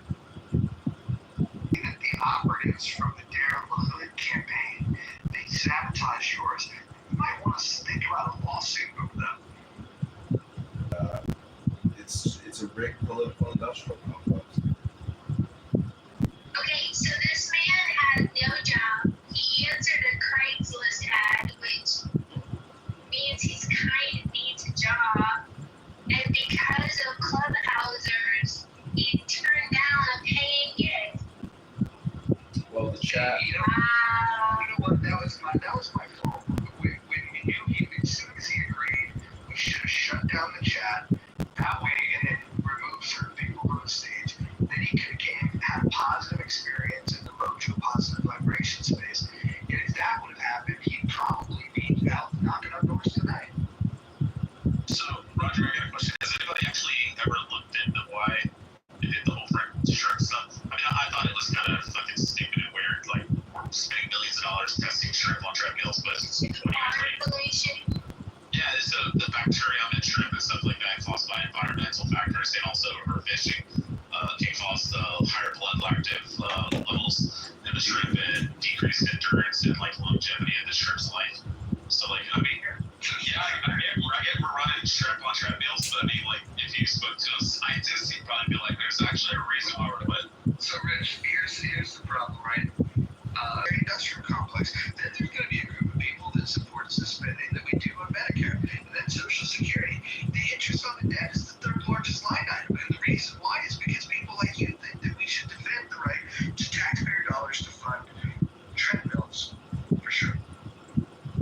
You're right. You're right. With only $37 trillion in debt, we should do more of these experiments. Fucking, like, how are we ever going to know if our food supply is safe if we don't spend at least $40 trillion? Well, I mean, do you think we should study like honeybees, like extinction of honeybees and stuff like that? I mean, you think that's like important or no? Well, honeybees are crucial to the ecosystem. That's a little different. Store shrimp. Wait, how do you think we got this far, Rich? Well, hold on. Are you one of those people that thinks the Earth is only like 4,000 years old? No. Okay, so how old is the Earth? I would have to look up the amount of billions of years that it is old, but I don't know the exact number yet. And how long do you think human beings have been walking on the Earth? I think it's like estimated like Homo sapiens, like 150, 200,000 years. Gotcha. And Homo erectus probably another like 40,000 before that. Oh, yeah. That one makes me laugh too. It's all I'm only laughing because pockets clap. So wait, do you think like I'm trying to justify like, global climate change and stuff like that, or do you think that maybe over-polluting, overfishing and stuff like that's probably bad for like, That's not my argument, but I'll get to my argument. My argument is this: we got to where we're at by not worrying about a lot of that shit. And now that we have all these studies, and we can now tell you, the BMI of a fucking shrimp, all of a sudden, the world is a much unsafer place. Everybody's got more worries. We're more stressed out. We're more depressed. I think we should go back to a time when we didn't have these worries. What was like the estimate on like, sperm whales and like humpback whales like 150 years ago in comparison with now, today? And then on top of that, the environmental factors of like putting these large wind farms out in the ocean and like fucking whales now suiciding themselves on the fucking beach. I mean, I think we should study some of that stuff and like try to figure out if we're gonna accidentally fucking wipe out all the fish and wipe out all the fucking shrimp and wipe out all the fucking humpback whales, and then we probably shouldn't be making lipstick, out of fucking whales. 100%. I get what you're saying, that's true.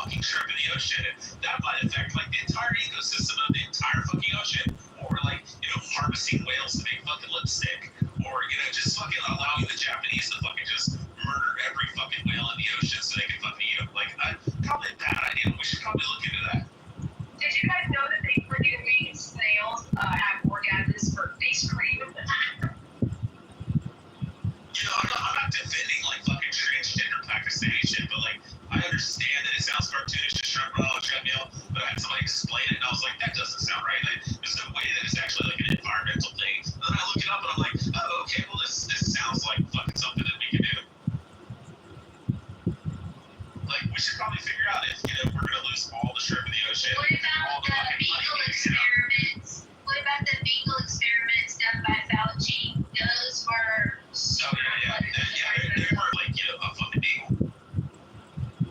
Wouldn't it have the point to use those types of animals because they have weaker systems kind of like ours to where, you know, so I feel like that's why they do that, which is fucked up, but that's why they did it.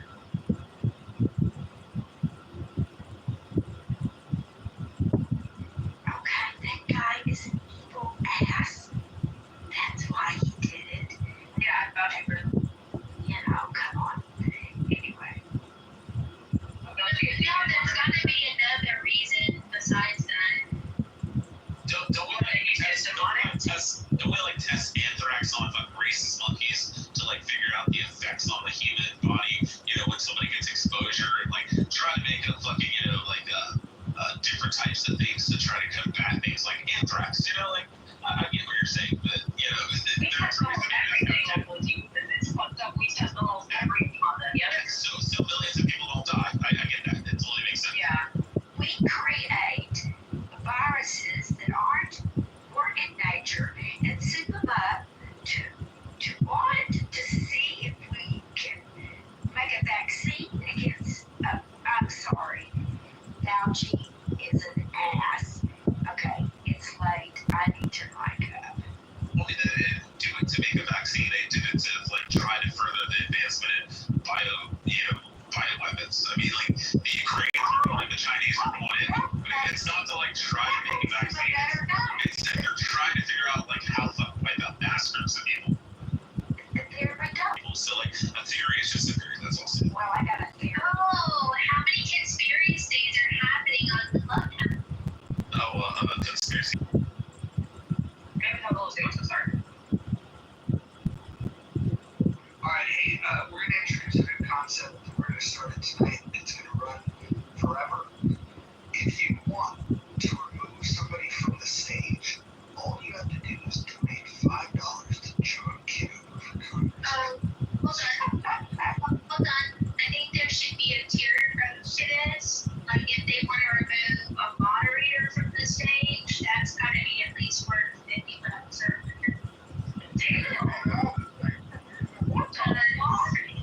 I'm gonna be spending a lot of time in the goo, and I do want to make sure it's worth it. How much would it cost to remove a moderator and all their alternate accounts permanently from the room? I haven't put a dollar yet, so we're going to simplify this. Look, fundraising is better when it's simple. So if you want somebody to be removed from the stage, you have to pay $5 to the John Kitover for Congress, and that keeps them off the stage for 1 full hour. So that's not worth it. Including moderators? Yeah, that's not worth it. We need like a tier structure, like, you know, $200 and Monica and all of her other accounts are gone permanently for the room. No, I'm worth $100,000 and John would only get 50. No, I'm serious. $100,000 and I would get half. Maybe on your life insurance policy. No, Rich. Put up or shut up. Because you're annoying. You got the money, Daddy Warbucks. I heard you own your own business. You're doing great. $100K. Scarlett, can I want to provide a little pushback here. I think you're racist. I think this is a terrible idea, and you're putting a target on my back, sir.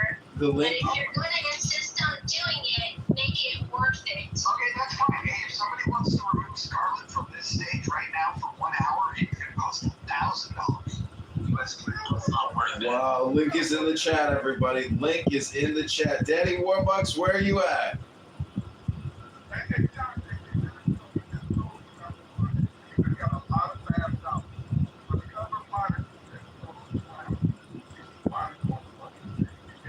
Well, negotiate. When you guys pick John Leftier, he's got deep pockets. And then what we'll do is we'll tell him that Verizon is better than T-Mobile, and then whoever says that, he'll want to remove them, and then maybe we can get $1,000 from him.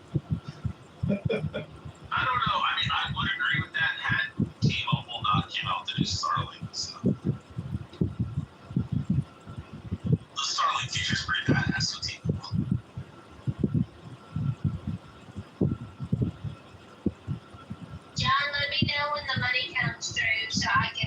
myself down. Okay, I think the campaign would be willing to take $50 right now to have removed the moniker for an hour. Is anybody No, there we said willing to 1,000. contribute? Don't discount me, John. Well, this is the first. It makes This me is the. annoying. This is the No. first donation to the campaign. No, it makes me annoying. No. $1,000. 1,000. Scarlett, did I just hear you say that you were going to go down? I will go down in a month for $1,000. Shit, I'm going down in the fun. I'm so proud of you. I might cough up $1,000, man. This is getting exciting. I think I just do my cash app also, by the way.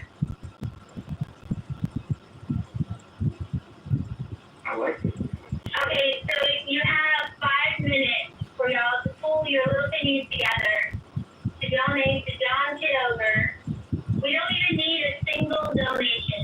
If 10 people do $100, it's done. Done with the food. I don't think you should put a price on me, Nakima. But Scarlett, what if you gave 50? Because I think that's bullshit. Scarlett, how do you think that's shit?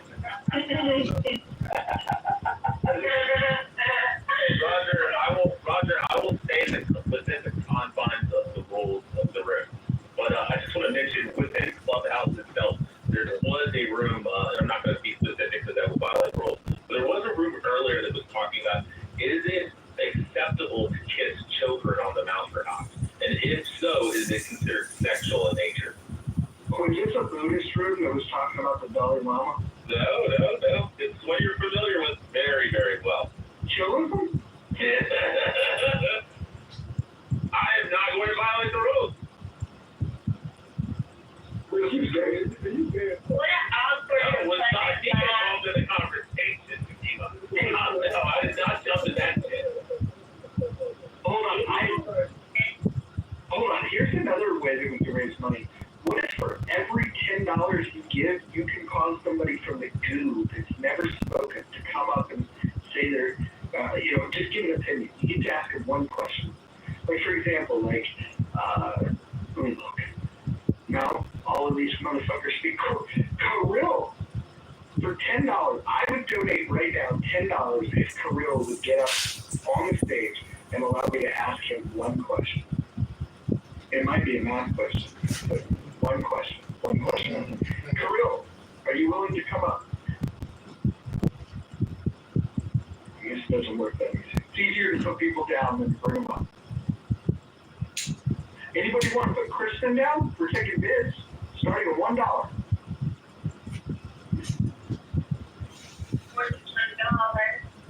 Scarlett?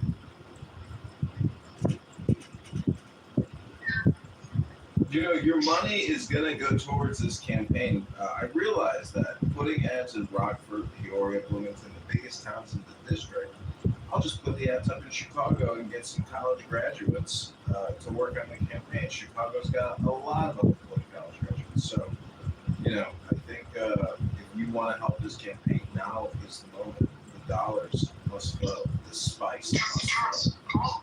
Tomorrow, call the University of Chicago, ask them what their process is for tabling, and then bring a folding table with a tablecloth, and then just have some literature, and bring a stripe so you can take the donations right there. University of Chicago has a lot of people. That is the one school in America that actually gives a shit about the net.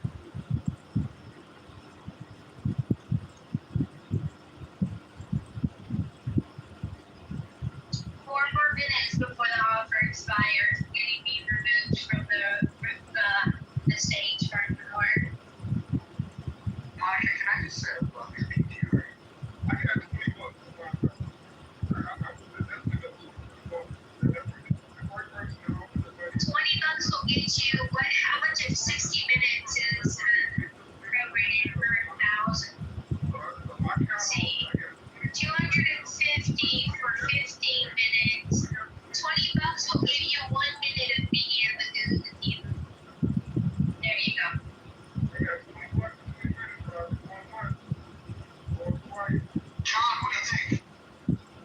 Hakima, can you do $40? $40.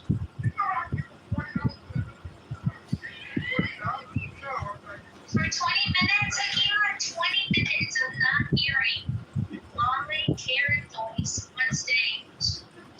20 minutes. Hakima, the way. $20 for 20 minutes is pretty good. That's $1 a minute. That's really good. I am negotiating this contract, Rich. Stay out the way because you haven't donated. You haven't donated. You shouldn't even be on the stage, sir. You don't even belong here on the stage because you didn't donate. As a sign of your true apology. I don't even know why you're here. Alright, Hakima. I can barely hear Hakima. Am I the only one that can barely hear?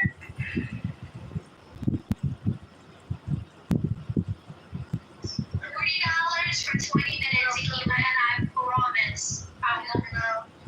Yes.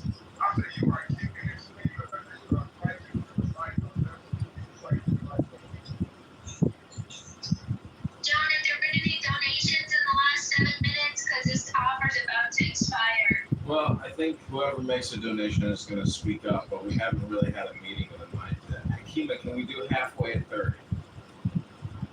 30 for 20 minutes. 30 for 35.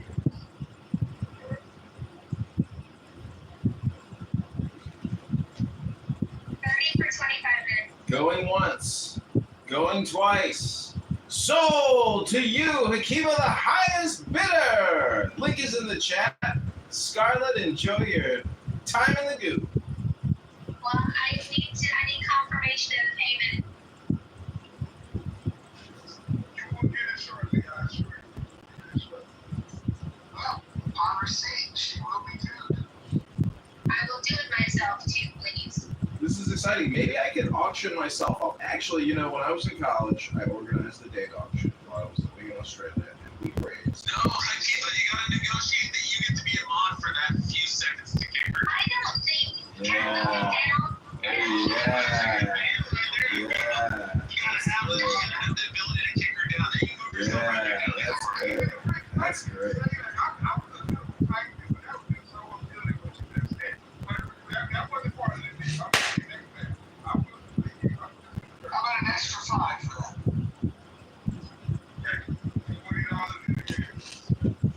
You can't remove yourself, Charlotte. I got it. No, sir, that wasn't part of the deal. I will not let you touch my PTR.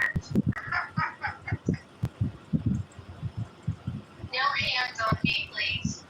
PTR her choice.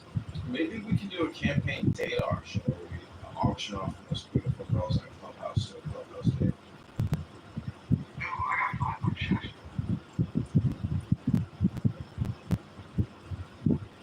Alright, this is feeling uncomfortable like slavery, so we probably should stop right here. Why? Because I picked a black woman? No.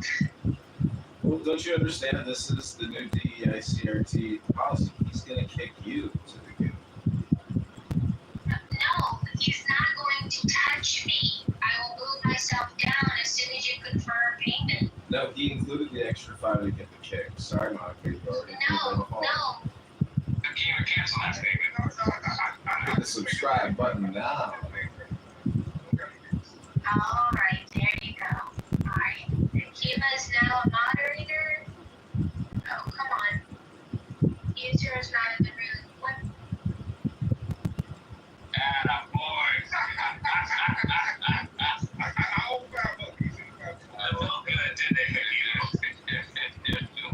Can I just say that despite the fact that I like we're raising money, seeing Monica move to the goo, that just doesn't feel good for me.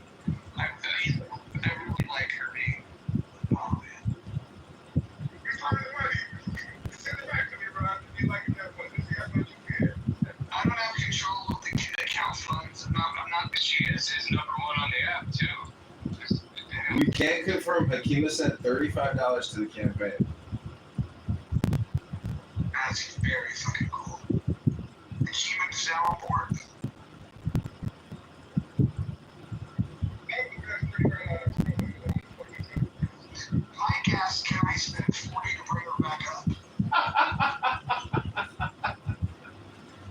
Link is in the chat. Link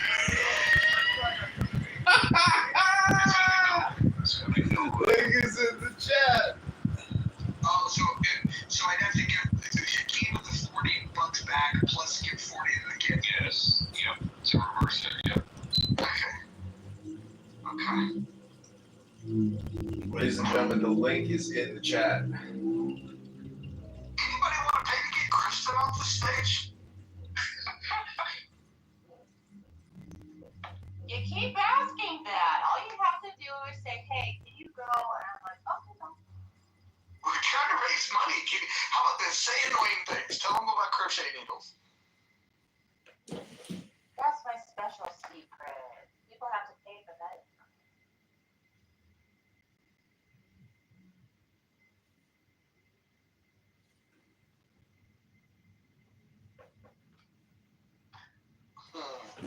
Do you also do you have another burner phone where you can live stream on X?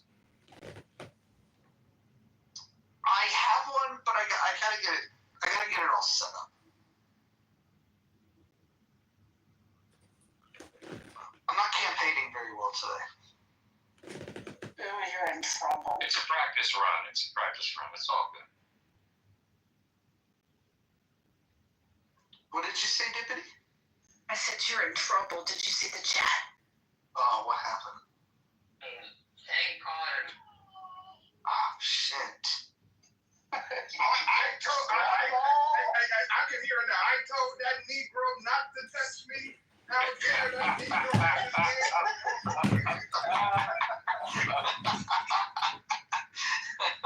It's not funny, y'all. Monica left. How dare that Negro put his hands on me? I'm so happy right now. This might be the funnest day in the month ever. Oh, you're in trouble. Dude, these back channels are hilarious. She's not happy. Jesus Christ. I know. She signed up for it. What did she expect? Well, thank you, Yukina, very much. It's like a celebrity charity event where you get to dunk the celebrity. Like, tell her to fucking be have a little fucking philanthropy in it. Like, what is wrong with it? She says she didn't consent to you touching her PTR. It is the That dunk damn tank. Negro touched my PTR. She gotta go watch her PTR now. Let's catch Nia up on the drama. Nia, Kiva paid $40 so he could goo Monica, and Monica is not happy. What? No. Roger, you let that go down? He donated to John's campaign. It was a campaign donation, and I couldn't do anything. Look, I want to save her, but what can you do? A donation's a donation. Akima. That was amazing. You know what? We should do these in a room when like Brad's on a rant and see if anybody like if Diogenes and Brad are in a room together, we might even get a bidding war to see who wants to get gooed. That could be fun. You know, the dark side rooms, you might already know this, Mojo. The dark side rooms, they do that. Some of them. The homes, yeah. Yeah, you can pay to have, you can pay the mods that put people in the goo, or pay more and kick them out of the room altogether. Hey, so let Monica know this is not my first time paying something out of here. I don't think he is. Okay.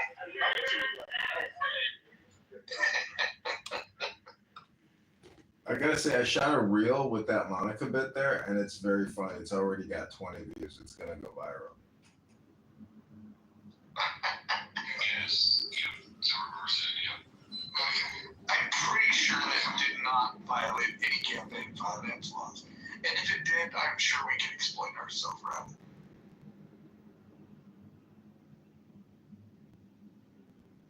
Hey, John, so you know, I just sent the other $5. I sent 35, the other $5 there. So I had the honor and the privilege of going fucking Monica. That money was.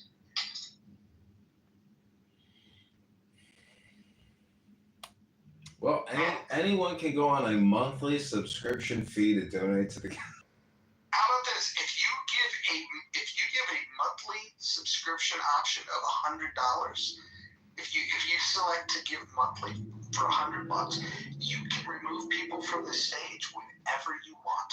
Oh my word, that is not fair, Mojo. And they're always a mess.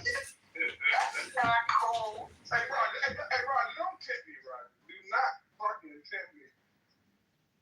So Roger, So Roger, all you're saying is that we have to do is just self-dox ourselves. That's all we have to do. Okay, so what if I pay the $100 and then I get rid of John Kitover? Yeah, you can do that. I'm available to be kicked.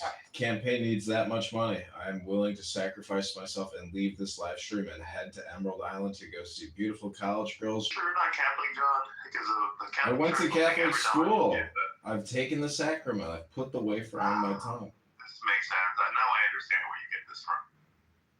It's, the crucifix is just a phallus. So putting the phallus on a piece of little wafer, paper bread, ingesting it, it's like getting $40 from Hakino and kicking Monica to the goo. It's transcendent. This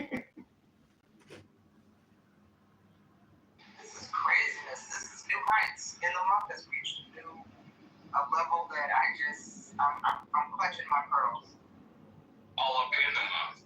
Everybody better clutch their pearls from now. She's already a mod.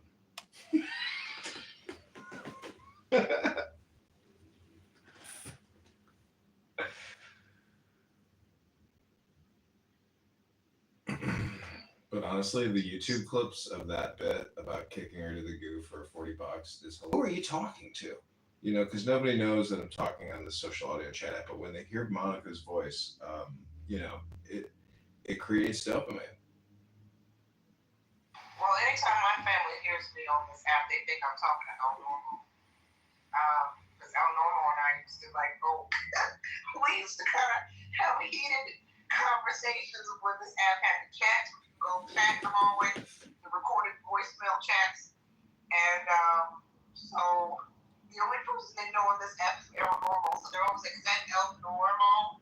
No, it's not. My ex-boyfriend had an intervention. He was like, "You need to delete this app," because I was screaming into the phone about something political. Yeah, this is.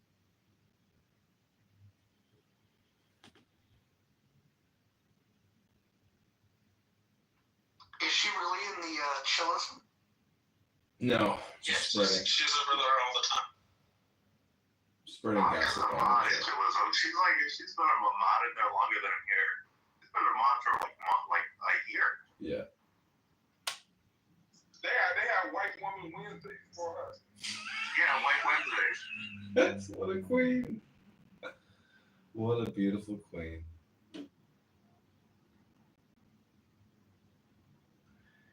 Yeah, that video is up to 80 views. I don't think you should put a price on me, Akimo. But Scarlett, what if you get 50? Because I think that's bullshit. Yeah, that video's already at 100 views. That one could put us over the top. 2 new subscribers.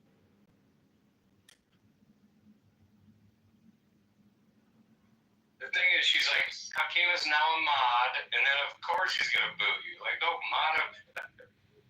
That was too funny.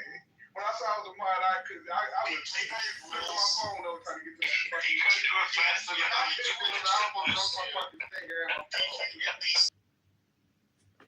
So I am going to post in Chicago to try to find, digital content strategists as well, because I figure now it's on X. I don't think Sarah has donated yet. I don't.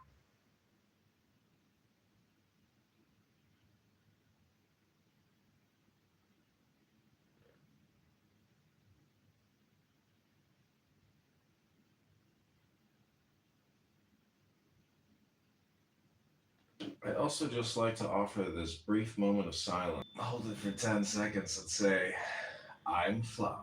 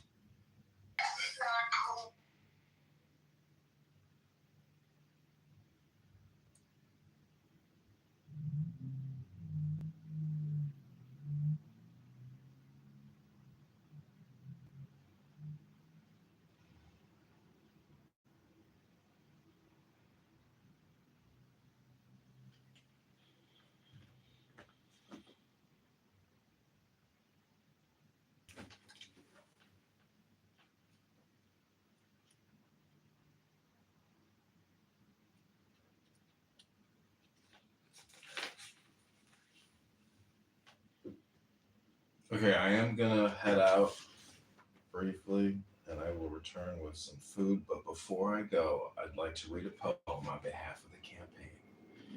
It's called Greed and Generosity. Look at her face. Open your eyes into her eyes. When she laughs, everyone falls in love. Lift your head up off the table. See, there are no edges to this clubhouse garden. Come back and look again. Now you see the nervous greed deep inside plants and animals. Now you see them constantly giving themselves away. Greed and generosity are evidence of love. If you can't see love itself, see the results. If you can't find love colors in anything, look for the pale, tired face of a lover. Take this clown house town with its stores and everyone rushing around, some with a lot of money, some without any.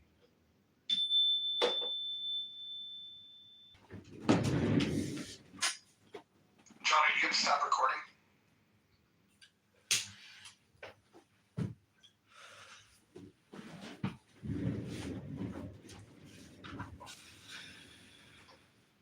Well, I mean, I was just gonna let it, run live. The reason I ask is we might run music in here. That's always the danger when I step out of my live stream office.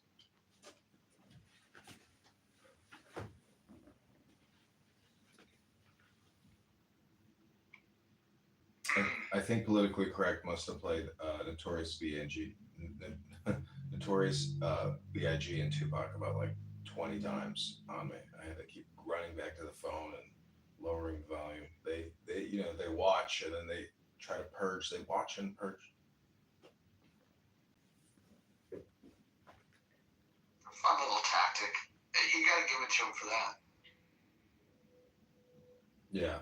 But the craziest part is like nobody's watching it. But if people go back and they watch some of these rooms that I've recorded, I don't know. I think it's just a sound wall, you know. But if you like create a clip out of what somebody said and it's very profane and vulgar, now you have an index of people saying profane, vulgar things. The issue is there's just too much content. If there was only a couple of clips, even if they were a few hours long, you can go through it. But nobody's going to click on every video and watch hours of it. They're just not going to do it. Oh, I agree. I think it's the SoundCloud, sound wall. But I do think it's also funny that, people who know me on this app, who do a quick scan, maybe they want to see themselves or they see people they know. Like my mirror of Clubhouse has created its own like platform, aka, it is this app. I don't know if it's the best of this app, but it's a lot of this app. So I'm just saying that extra replatforming on 3 different platforms creates like a force network, basically. You should get with IO to figure out how to just set up a API that calls for every single room to get recorded, and then use AI to spin up the feed into YouTube. If set up correctly, you could literally stream every single room 24/7. Well, I did actually invest in this startup that I launched. We were recording poker rooms. It was called pokerpeeper.com. My friend was a very successful poker player and he was using something called Poker Shark. I was like, well, let's just clone it and start our own, poker scraper. But Poker Shark, the sites loved it because it brought mediocre players to playing at higher stakes and buying in more and all this shit. But it also caused a situation where it started giving advantages to some people after enough data was collected that it made people want to leave and then they started doing the bot blocking. But I don't know if that's really super helpful because all it would tell you is it would just say this is their tendency to call pre-flop. This is their tendency to call or fold or raise on the flop. Knowing that somebody's aggressive, right? Like cards to be able to play back at them. And what if you fucking run into a big hand and then you're relying on this data to tell you that their tendencies are to overbet their hands. But the time that you fucking get good cards, let's say you get jacks, and your opponent that's using PokerShark happens to have kings, queens, or aces. You can find yourself in big trouble over relying on that shit. So I want to ask this guy, John, is this guy running for Congress? I'm curious about that. He is. There's a link in the chat on how you can donate too. Okay. Well, oddly enough, I ran for president and it didn't work out that great, but happy to chat with you privately about some strategy there if you're interested. If not, all good as well. Well, I'm all about the now is all important. So why don't you just, tell me what you would want to tell me in private and public? Let's hear what you want to say. Okay, so, I can tell you how to win the whole thing right now. Yeah. In under 3 minutes. Okay, great. Go ahead. Okay. All right, so here we go. And Mojo will probably kick me, but just be warned about that. So I'm putting my timer 3 minutes. Okay. So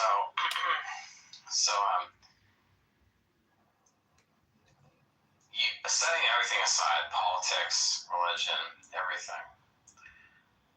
Humanity is right now sandwiched between AI, which is black boxed, meaning that no one knows how it works or how to deal with it, and multi-dimensional spiritual reality.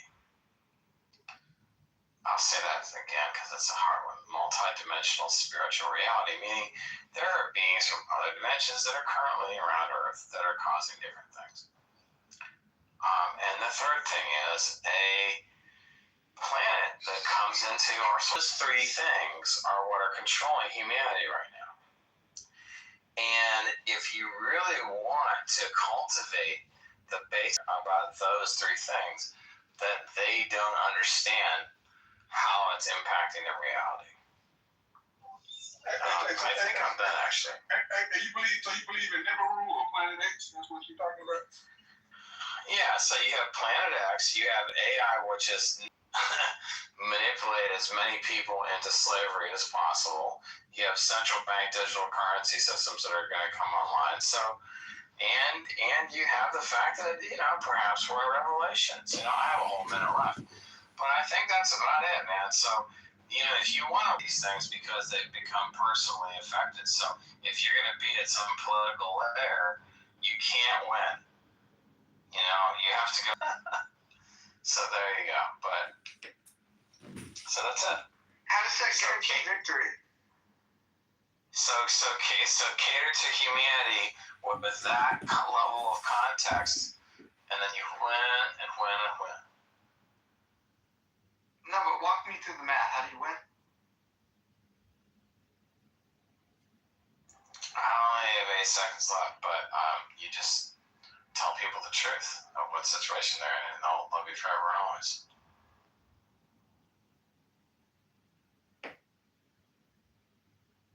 I'm not sure that would work. I think you're an alpha enough to try it. Well, I think that you just explained this to a room full of people and nobody seems overly impressed with what you just said. Are you planning to debate John Kitover? And then somebody named Goddess Agrona replied, why would anyone want to debate this unstable loser Rockford residents don't? I wrote, I agree Darren LaHood is an unstable loser who has created $20 trillion in debt, lied to everyone about a clot shot of spike proteins, and just added another $2.4 trillion to the deficit. And then a clown and a rhino and a dollar emoji. My idea is I have an email database of every American in the United States. I fuck is happening? Which candidacy are you running for again? Oh, he's drunk and he's retarded, Roger, if you're wondering what's going on. I just explained the whole situation of humanity, so... Oh, Times Square, can you explain to Roger and all of us about how you have hundreds of millions of dollars in lawsuits? No, because I explained all kinds of things. Hey, hold on. Fatima, how much time we got left for bringing up the girl? Fatima. Anyone got the math?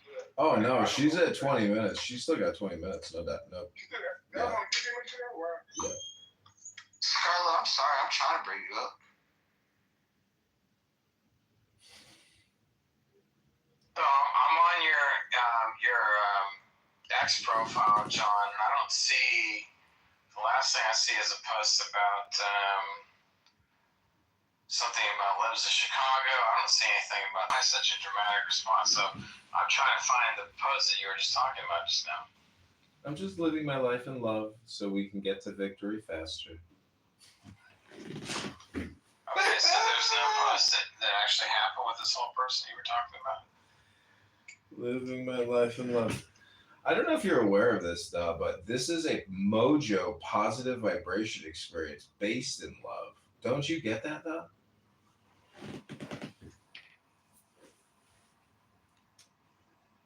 Okay. Sure. Wow, I'm going to tweet at the Chicago Tribune right now. That's real work. Do you see that, though? He's getting us in touch with one of the largest communication networks in the Chicagoland area. What have you done for the campaign today, though? Dude, the thing is that you got to do your own political party. You can't do a Republican or Democrat. And the values of that party have to be so uniting that it sweeps everything, dude. You know? Let me tell you what happened with the vax. You know what happened with the vax? The liberals went for it first, got lulled into liberal bullshit, and signed up. And then, now we have Trump in, then the Republicans. You know, too much masculinity, too much femininity. Wait a second, though. Yeah, I wanna move this conversation along quicker than you might want it to move. But Mojo, could we maybe get a bid auction to have the removed from the stage? $10. Anybody here want to spend $10 getting the kicked to the goo? Go in the chat right now. The is up for auction at $10 to the goo. I'll spend $20 instead. Okay. Link is in the good. Link is in the chat though. Go ahead. Put it in the. It's in the chat. Go ahead though. $20 in the chat. Find the link. Post it to the top of the room. It's $5 for anybody else. Anybody that's not a mod, it's $5. Well, hold on. How about this? For $100, if he pays $100 between now and March, as long as he obeys the rules of the House, he has complete immunity from being removed from stages. Wow, that's like a membership card to a country club. Where'd he go? Well, he demonetized himself, obviously.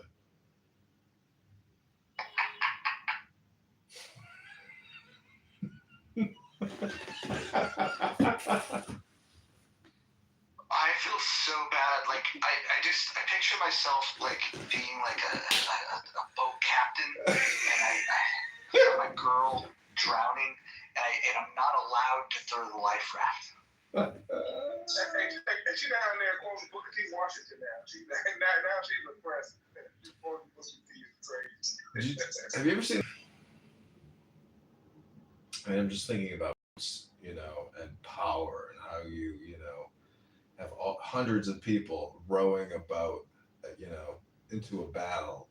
I'm just saying that Monica, in the captain's quarters, Our Lady Scarlet, when she rises to the deck of the ship to view the beautiful sunshine outside, which I'm sure she will. Scarlet, I just hope that when you come on, to the top deck of this ship in the goo that you bring so much more positive vibrations to this room. And I just want you to know this silence in the goo is, sponsored by Hakima.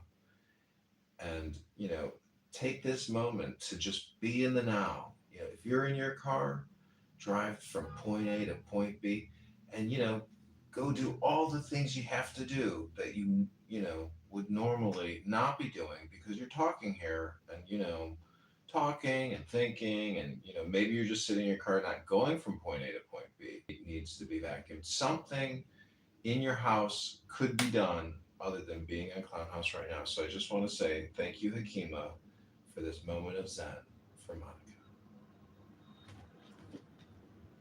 I hope you come back as a better person. I hope this speaks for the whole life. Coffee.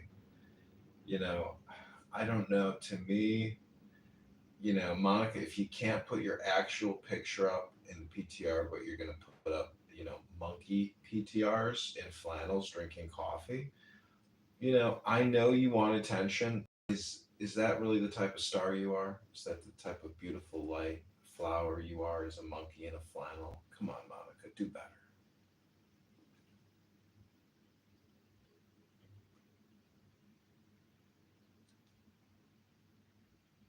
This is your Monica Roast brought to you by Hikma. Clubhouse is a social audio chat app with a roast feature where you can either self-roast or pay to roast obnoxious people.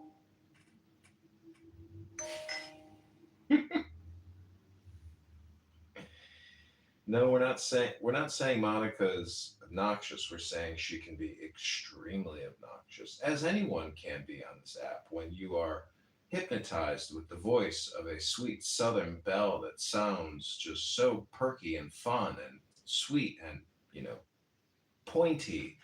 But that's what $40 gets you: silence, peace, harmony, equilibrium, balance. John, did you see the tweet to the Chicago Tribune? Let me take a look. Oh, we did get a request from it coming up, which will be great.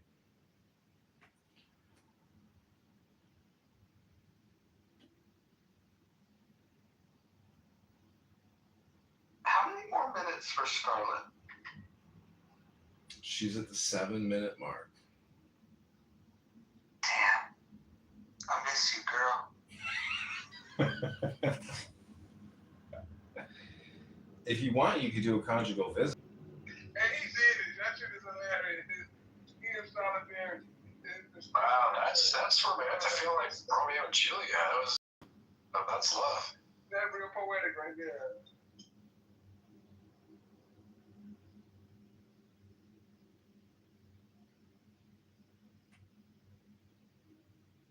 There's serendipity. How about you? You feel in solidarity with Moxie want to go join them in 5 minutes?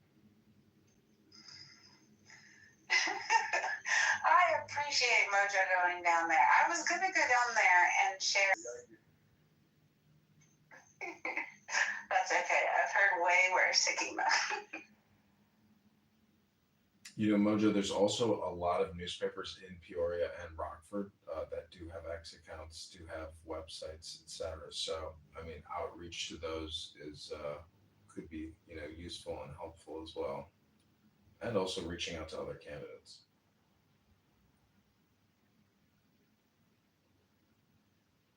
Do you have a list of their handles, or do I have to look them up? No, I don't have a list yet. What I did ask Brock earlier, though, give me, 25 voters in Republican or 25 voters in Peoria or Rockford who would vote, for candidate Congressman John Kitover, and it gave me back 25 handles. So I started plugging those handles in, copying and pasting. I'm sure I don't even know, if there's X marketing, if there's an X, mass marketing platform, but it does, if we had actual organized effort on this app, we could use this app to get a lot of this work done by asking people in the room to actually do some things, maybe.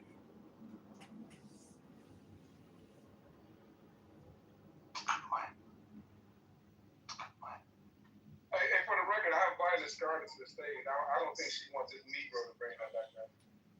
Wait, has Scarlett donated any money or no? To the campaign? It's a negative.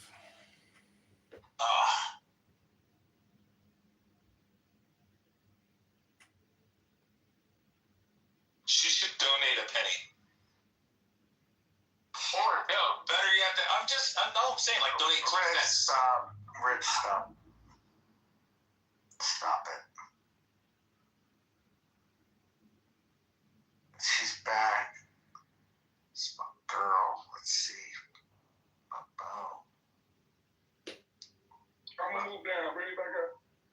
No, you can stay. Welcome back, sweetheart.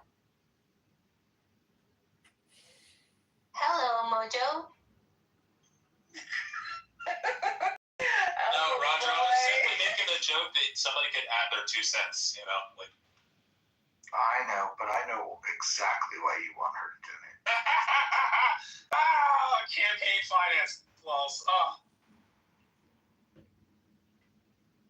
Scarlett, can I ask you a question? I would forbid her from donating precisely because of people like you. Oh, it wouldn't be me. I've made it very clear I would never dox anybody. That's blatantly untrue. I have screenshots to prove what you've done. I would love. Oh, you talking about public information? I mean, if you want to go with that to your like definition of doxing, like relinquishing public information. I'm talking about you made an offhand comment of something that I could trace, and then I went looking for it, and then I found it, and then I'm going to tell you, and not only you, but everyone else, how I did it so that they can find you too. You obnoxious snot. I'm totally fine if anybody finds out who I am because I don't have a record. I'm not a chomo, not registered sex offender, none of those things. I don't think you understand what I just told you, which makes me deduct 20 IQ points from you. Oh, no, you said that I slipped up and said something that made it easier for you to find me. You said that to someone else, right? Yeah, I know. That you're saying that I said something that gives you information about myself that would No, wait, I don't care about you. I don't want to know about you. In fact, the less I know about you, the better. I'm trying to figure out what you're meaning. I'm saying that you did that to someone else, and I have screenshots to prove it. Wait, are you still bringing up the Solomon thing? Because Solomon's already conceded that it wasn't doxing. No, but that's all right. Moving on.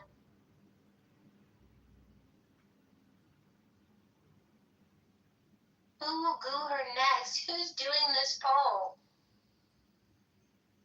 And who are the why would you say Deputy would move me? Who said I would move you? That's terrible. I want to know who said it. That's impossible.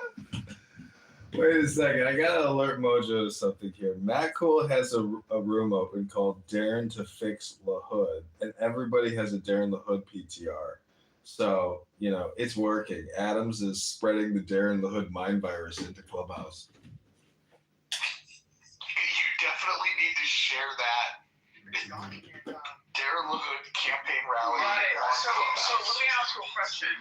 Why are you capping for them, dude? So who's capping for anybody? You haven't even allowed me to ask my fucking question.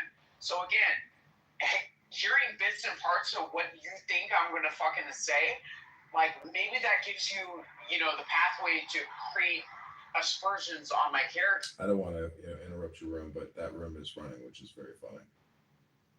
No, it's cool. I like hearing that. But can we get a couple more minutes of that? I want to hear where they're at with this conversation. Well, Keegan, the thing is you're in the same fucking private chat that I'm in, dude.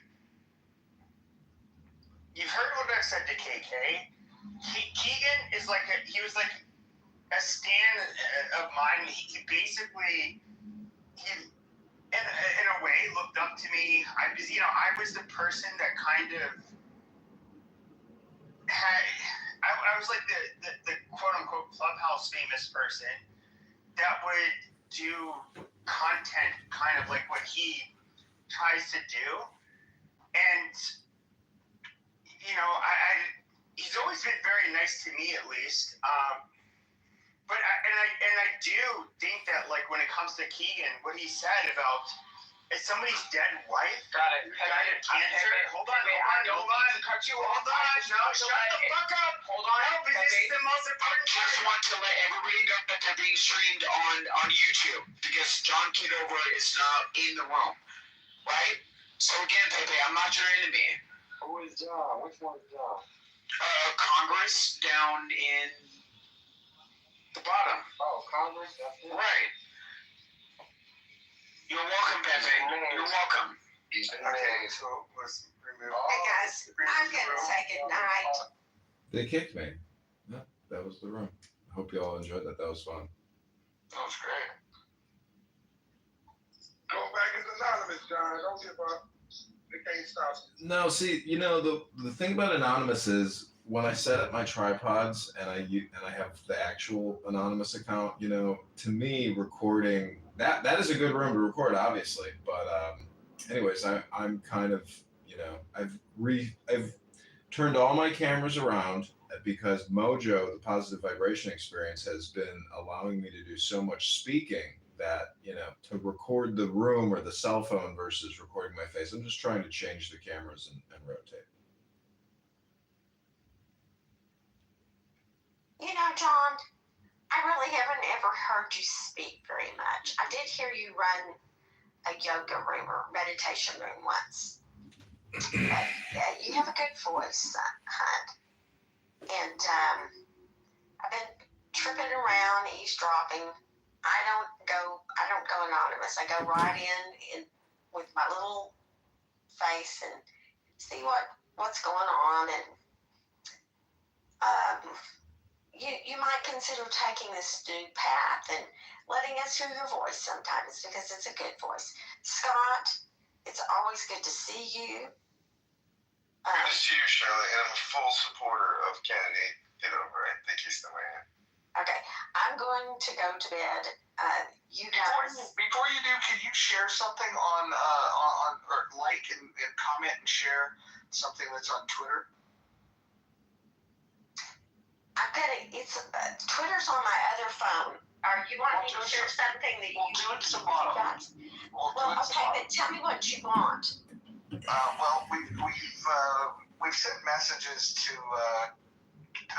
Darren LaHood on Twitter, but we've also asked the Chicago Tribune for a voter guide comparing Kitover versus LaHood, and so we're just asking the major publication in the area to weigh in on this. Okay. I will lay my hand on the phone in the morning and I'll get these instructions in the morning when I'm fresh. I'm passing out. Today I passed out a Splash, some kind of drink called Splash. It was okay, y'all. You might try it. Tomorrow I'm passing out good, better pizza. So I need to be smiley tomorrow and fresh so I can grin and be sweet to all the people that I'm trying to pass out good, better pizza. Anyway, good night, y'all. Good night, sweetheart. Who's she passing out all this pizza to? I would guess homeless people. I'm guessing she's working with her church.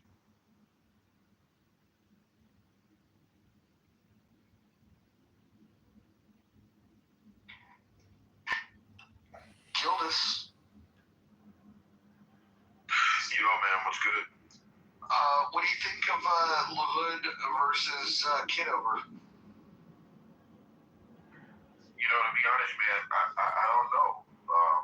I really haven't been able to look into both of you guys. I know John's here.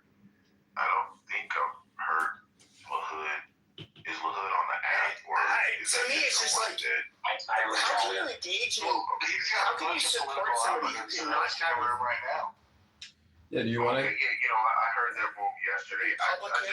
the Democrat, even if it doesn't come to parties, like, would anybody... Vacation. Sir, I showed you what up. See, that's a good example of how anonymous is valuable, because from my perspective, I do want to record, some of these individuals on this app.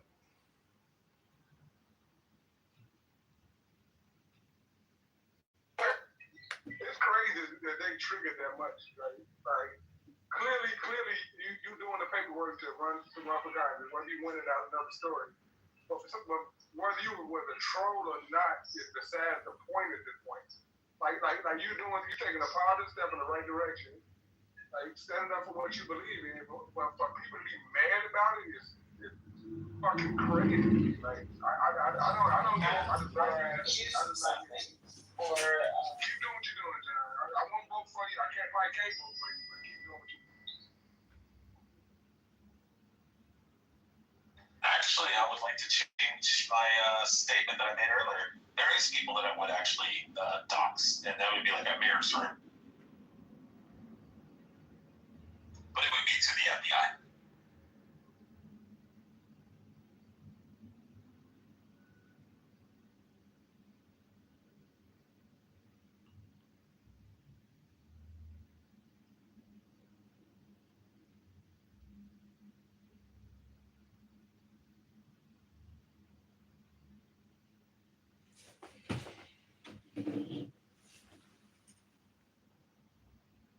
Sorry, Gillis, what were you saying prior to that interruption? I doubt you remember, but welcome to In the Muff.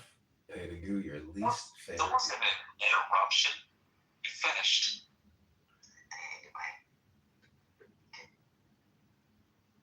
Who is Ellipses?